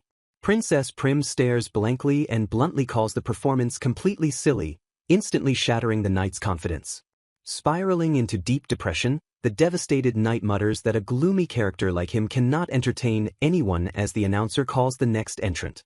The announcer enthusiastically introduces the second entrant as the brilliant sage, Meryl Clyde. Striking a confident pose, Meryl proudly declares that she is not only a master magician but also the ultimate star of entertainment. Preparing her complex spell, she dramatically demands the audience behold her incredibly magnificent and marvelous technique. With a powerful shout, Meryl unleashes a massive, spectacular illusion spell known as Gaia Creation. The stunned crowd watches in absolute awe, loudly praising the breathtaking beauty and artistic nature of her magical display. Watching proudly from the sidelines, Kaiser silently notes that Meryl has successfully improved her magical abilities once again. However, Princess Prim simply yawns and ruthlessly dismisses the incredible magic show as totally boring. Shocked by the harsh rejection, Meryl complains that kids usually love the trick, but Prim haughtily reminds the mage that she is not a child. A defeated Meryl runs crying to her father for a full hour of comfort while the frantic announcer quickly calls for the next act. Various performers take the stage, desperately attempting to entertain the stoic princess with their unique physical talents. Acrobats and jesters flip wildly across the grand hall in a frantic effort to win the young royal's elusive favor. Sweating nervously from the sidelines, head maid Luna realizes with growing horror that absolutely nothing is working on the bored princess. She panics internally, terrified that if her grand event fails, the queen will officially approve Kaiser taking over as the royal tutor. In her paranoid and prejudiced imagination, Luna pictures an evil Kaiser wickedly stealing the pure princess away from her protective grasp. Trembling with intense anxiety, the desperate maid struggles to think of a way to completely salvage her failing entertainment plan. Suddenly, a wild beast tamer rushes the stage, aggressively declaring that he is going all out to claim the ultimate prize. The overeager tamer accidentally trips over his own feet, crashing heavily into the floor while his summoned beasts look on in utter confusion. The audience gasps in pure horror as the clumsy tamer realizes his magical control staff completely shattered during the harsh fall. Sweating profusely, the terrified entertainer realizes his careless mistake has rapidly spiraled into an absolute disaster. Panic violently erupts through the hall as a guard screams that the freed magical beasts are about to violently run amok. Springing instantly into action, Kaiser barks tactical orders at Elsa and Meryl, who immediately confirm his swift commands. A massive, terrifying magical beast snarls fiercely and lunges aggressively toward the defenseless princess. Moving with blinding speed, Elsa draws her blade to intercept the massive creature long before it can reach its royal target. With a single, fluid motion, the talented knight delivers a devastating strike that completely subdues the rampaging monster. Meanwhile, Kaiser casually dodges a leaping beast, playfully scolding the feral creature for trying to eat him. He easily counters the wild attack and cheerfully announces his swift victory before immediately turning his attention to the next target.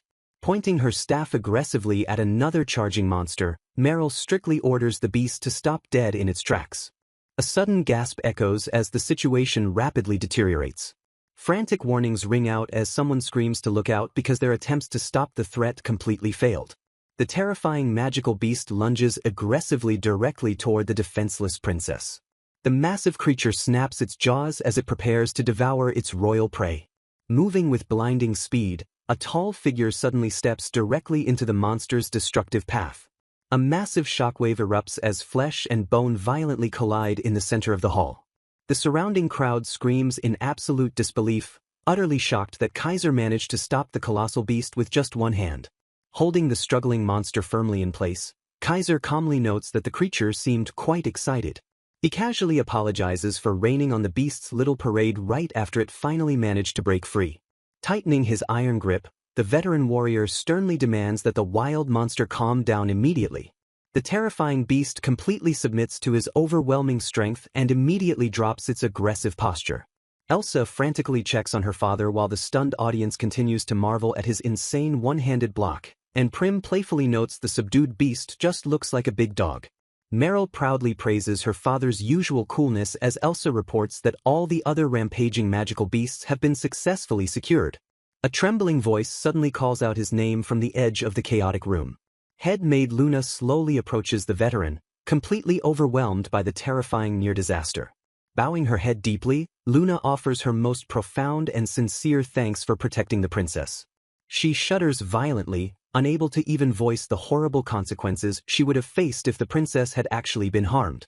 Kaiser gently orders the distraught maid to raise her head, firmly reassuring her that the sudden accident was absolutely not her fault. Crying softly, Luna refuses to absolve herself and tearfully admits that her stubborn insistence on the entertainment directly endangered the young royal. Seeing her intense guilt, Kaiser kindly suggests that if she truly wants to repay him, she should step back and let him handle the rest of the day. Luna looks up in sheer confusion, completely baffled by his sudden and generous request. Flashing a confident smile, Kaiser reveals that he just thought of a brilliant idea. He admits that his idea isn't exactly a traditional stage show, but he firmly guarantees that Prim will absolutely enjoy it. With the crisis fully averted, Kaiser confidently steps forward to officially begin his brand new role as the royal tutor. The group arrives at a brand new, lively destination. Pointing excitedly, Prim realizes this bustling building is the famous Adventurers Guild. Her excitement vanishes instantly as she witnesses a massive brawl, noting the guild is just a gathering of vulgar and violent people. Hiding nervously behind Kaiser, she demands to know what they are doing here while a defeated adventurer rapidly apologizes in the background. Anna spots the newcomers from the front desk, expressing genuine surprise at seeing Princess Prim in such a place. Kaiser casually greets the guild master and asks if they can take up a bit of her time. Anna teases the noble princess for visiting the vulgar guild, while Prim defensively points out that Kaiser brought her here. Brushing past the jokes, Anna asks what they actually came for, prompting Kaiser to explain their unusual goal. Anna's eyes widen in sheer shock as she realizes they came all this way for a simple dog hunt. Kaiser confirms his request, stating he wants Prim to take on this basic E-rank mission to find a missing dog. Prim fiercely complains, demanding to know why she must waste her time on such a seemingly pointless task. Kaiser calmly explains that while it is the absolute lowest rank, the mission only appears trivial at first glance. He pauses dramatically, urging the young princess to think critically about the logistics of the request. He details how standard dog hunts usually involve someone stumbling across a stray by pure chance and handing it over. He emphasizes that adventurers rarely go completely out of their way to actively track these missing pets down. Highlighting the true difficulty, Kaiser notes she must actively locate a single specific dog hidden somewhere within the vast royal capital. Realizing the massive scale of the search, Prim's eyes sparkle with excitement as she accepts the intense challenge. She fiercely declares she will bring back its head, forcing a panicked Kaiser to quickly remind her not to kill the target. Anna hands over a detailed sketch of the dog, noting it was last seen wandering near the residential area. She strictly warns that commissioning specific people isn't officially allowed, but she agrees to overlook it this once for the princess. Prim laughs triumphantly and promises to find the dog immediately, while her loyal retainers cheerfully encourage her. Luna watches skeptically, warning Kaiser that the princess will surely get frustrated because finding the dog quickly is nearly impossible. Kaiser confidently brushes off her concerns, suggesting they just look around and see how things naturally unfold. The group begins their massive search, walking determinedly through the bustling capital streets. They continue their intense patrol, scanning various sunny alleyways and quiet town squares. A completely exhausted Prim pants heavily, complaining about the sheer size of the capital while Luna gently asks if she needs a break.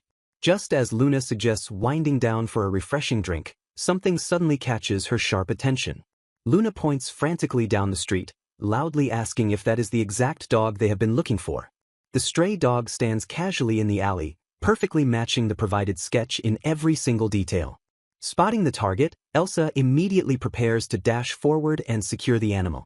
Kaiser quickly intercepts her, explaining that doing the work for Prim would completely defeat the purpose of her personal mission. Fired up by the challenge, Prim declares she will catch the dog herself because royals must carve their own paths. She violently lunges forward but misses entirely, face-planting into the hard dirt as the nimble dog easily dodges. Panting heavily, Prim glares at the fleeing dog and swears she will never forgive it for mocking her. Watching her struggle in the dirt, a guilty Kaiser softly admits that they probably should have just helped her. Prim fiercely rejects any assistance, stubbornly brushing off the dirt while Kaiser encourages her incredibly close attempt. Burning with fierce determination, she vows to catch the mocking dog with her own bare hands. Suddenly, a loud, rumbling growl echoes aggressively from her completely empty stomach. Kaiser chuckles warmly and suggests calling a temporary truce to grab a bite to eat before resuming the intense chase. A deeply embarrassed Prim blushes furiously and quickly agrees that she is actually quite hungry. A loud, frustrated scream suddenly echoes down the street. The furious yell intensifies as the intense chase reaches its absolute breaking point. The nimble target dashes wildly through the narrow alleyways with effortless speed. Sliding to a frustrating halt, Prim angrily curses that she lost sight of the slippery stray yet again. Luna notes that the dog has completely memorized the princess's tactics, making this fifth failed attempt even harder than the rest. The worried mate suggests calling it a day since it is getting dark, but a stubborn Prim fiercely refuses to quit. Refusing to back down, the exhausted royal vows to catch the elusive animal before the day is completely over. Analyzing the alleyway beside the stray's usual path, she desperately realizes she needs to formulate a much better capture plan. A casual conversation between a mother and her hungry child passing by suddenly breaks her intense train of thought. The mother cheerfully promises to make her child's favorite stew for dinner tonight. Mentioning they need to grab some groceries first, the mother leads her eager child toward the local market. A brilliant spark of inspiration suddenly flashes across the young princess's determined face. Piecing the casual conversation together, Prim excitedly realizes she finally has the perfect strategy. Luna looks at her with deep confusion and asks what suddenly sparked this newfound confidence. Laughing with mischievous triumph, Prim immediately orders Elsa to go purchase some highly specific items. She confidently boasts that her brand new plan is absolutely flawless and guarantees total victory this time around. Meanwhile, the wandering stray cautiously sniffs around a quiet alleyway searching for its next meal. A deceptively simple cardboard box trap completely rigged with a string sits waiting in the shadows. Lured by the irresistible scent of fresh meat, the hungry dog steps directly under the suspended box. The heavy cardboard violently slams down, trapping the startled animal completely in the dark. Prim launches herself into the air with explosive energy and firmly pins the shaking box to the ground. The trapped dog barks in pure confusion as a victorious Prim loudly celebrates her grand capture. Kaiser quickly shouts instructions, urging the excited princess to secure a leash tightly around the dog's collar. Slipping the sturdy rope into place, the smiling girl proudly announces that the difficult task is finally done. Luna praises her impressive success as Prim smugly asks Kaiser what he thinks of her completed mission. Kaiser commends her clever use of bait near the garbage dump while Prim haughtily claims it was absolutely nothing special. Striking a majestic pose, she proudly declares that completing such a basic task is incredibly simple for someone of royal blood. Luna watches in sheer disbelief as the princess generously feeds the captured dog a delicious meat reward. Smiling warmly at the wholesome scene, Luna realizes Kaiser orchestrated this entire hunt just to let the princess genuinely have fun. The veteran quietly admits he simply wanted to give the sheltered girl a chance to experience something entirely new. He explains that her overly protective upbringing prevented her from exploring, making this gritty dog hunt the perfect learning opportunity. Kaiser shares his personal philosophy, noting that whenever a person hits a massive wall, they must deeply analyze what they lack. He emphasizes the absolute importance of actively learning new skills to bridge the gap between failure and success. He explains that pushing through endless trial and error is the only true way to eventually shatter those towering obstacles. Looking fondly at the smiling princess, he firmly states that the grueling process of personal growth is incredibly fascinating. He notes that relying on others ruins the fun of achievement, entirely confident that Prim will continue growing now that she understands proactive effort. Deeply moved by his profound wisdom, Luna formally retracts her earlier insults and begs him to continue mentoring the young royal. Kaiser humbly deflects the immense praise, kindly insisting that the princess is already in great hands with her dedicated maid. He reassures Luna that all her past efforts will heavily benefit Prim's future as long as she takes the time to truly understand the girl's desires. Overwhelmed by his warm encouragement, the teary-eyed maid softly wonders if she really has what it takes to guide the royal child. Reassuring the anxious maid, Kaiser firmly states she knows the princess best and encourages her to trust her own capabilities. Glancing at the darkening sky, someone notes the early sunset while Kaiser gently explains they just lost track of time. Noting the princess's dirty clothes, Luna suggests returning to the castle while Kaiser offers to handle the guild report himself. Pausing thoughtfully, Kaiser realizes they are in the residential district and cheerfully suggests making a quick stop at his place. The group approaches a modest home nestled quietly in the peaceful streets as curious murmurs escape the royal guests. Opening the heavy front door, Kaiser warmly announces his return to the busy household. Spotting unfamiliar shoes, Anna curiously asks about guests before Kaiser confirms Princess Prim and her maid have arrived. He explains the royal guests are washing off their sweat from the hunt and will join the family for dinner. Smelling the delicious aroma, Anna notes the food is almost ready and quickly excuses herself to change her clothes. Gathering extra seating, Kaiser mutters about grabbing more chairs before a loud voice suddenly declares someone is all done. Prim excitedly bursts into the room demanding Kaiser's home cooking, leaving him completely shocked by her chaotic appearance. A frantic Luna yells at the princess for wandering around undressed, but Prim bluntly states she just finished bathing. Rushing forward in sheer panic, Luna frantically tries to cover the dripping wet princess with a dry towel. Trembling violently, the overwhelmed maid struggles to maintain composure and warns the young girl she might catch a cold. Flustered by the awkward encounter, Kaiser aggressively apologizes while an innocent Prim tilts her head in absolute confusion. Boiling over with intense prejudice, Luna furiously screams that all men are truly despicable lowlives. Later at dinner, a fully dressed Prim cheerfully praises the food and dramatically declares Kaiser should become a royal chef. One of Kaiser's daughters instantly rejects the selfish idea, bluntly pointing out they would get less of his amazing food. Offering a warm compromise, Anna invites the princess to join their family for dinner anytime and asks Kaiser for approval. Smiling gently, Kaiser agrees she can visit whenever she wants before a heavy, awkward silence suddenly settles over the table. Prim blinks in confusion as she notices the bizarre tension hovering between her stubbornly silent maid and awkwardly smiling host. Suspicious of the strange atmosphere, the princess asks if they are on bad terms while Kaiser nervously dismisses the concern.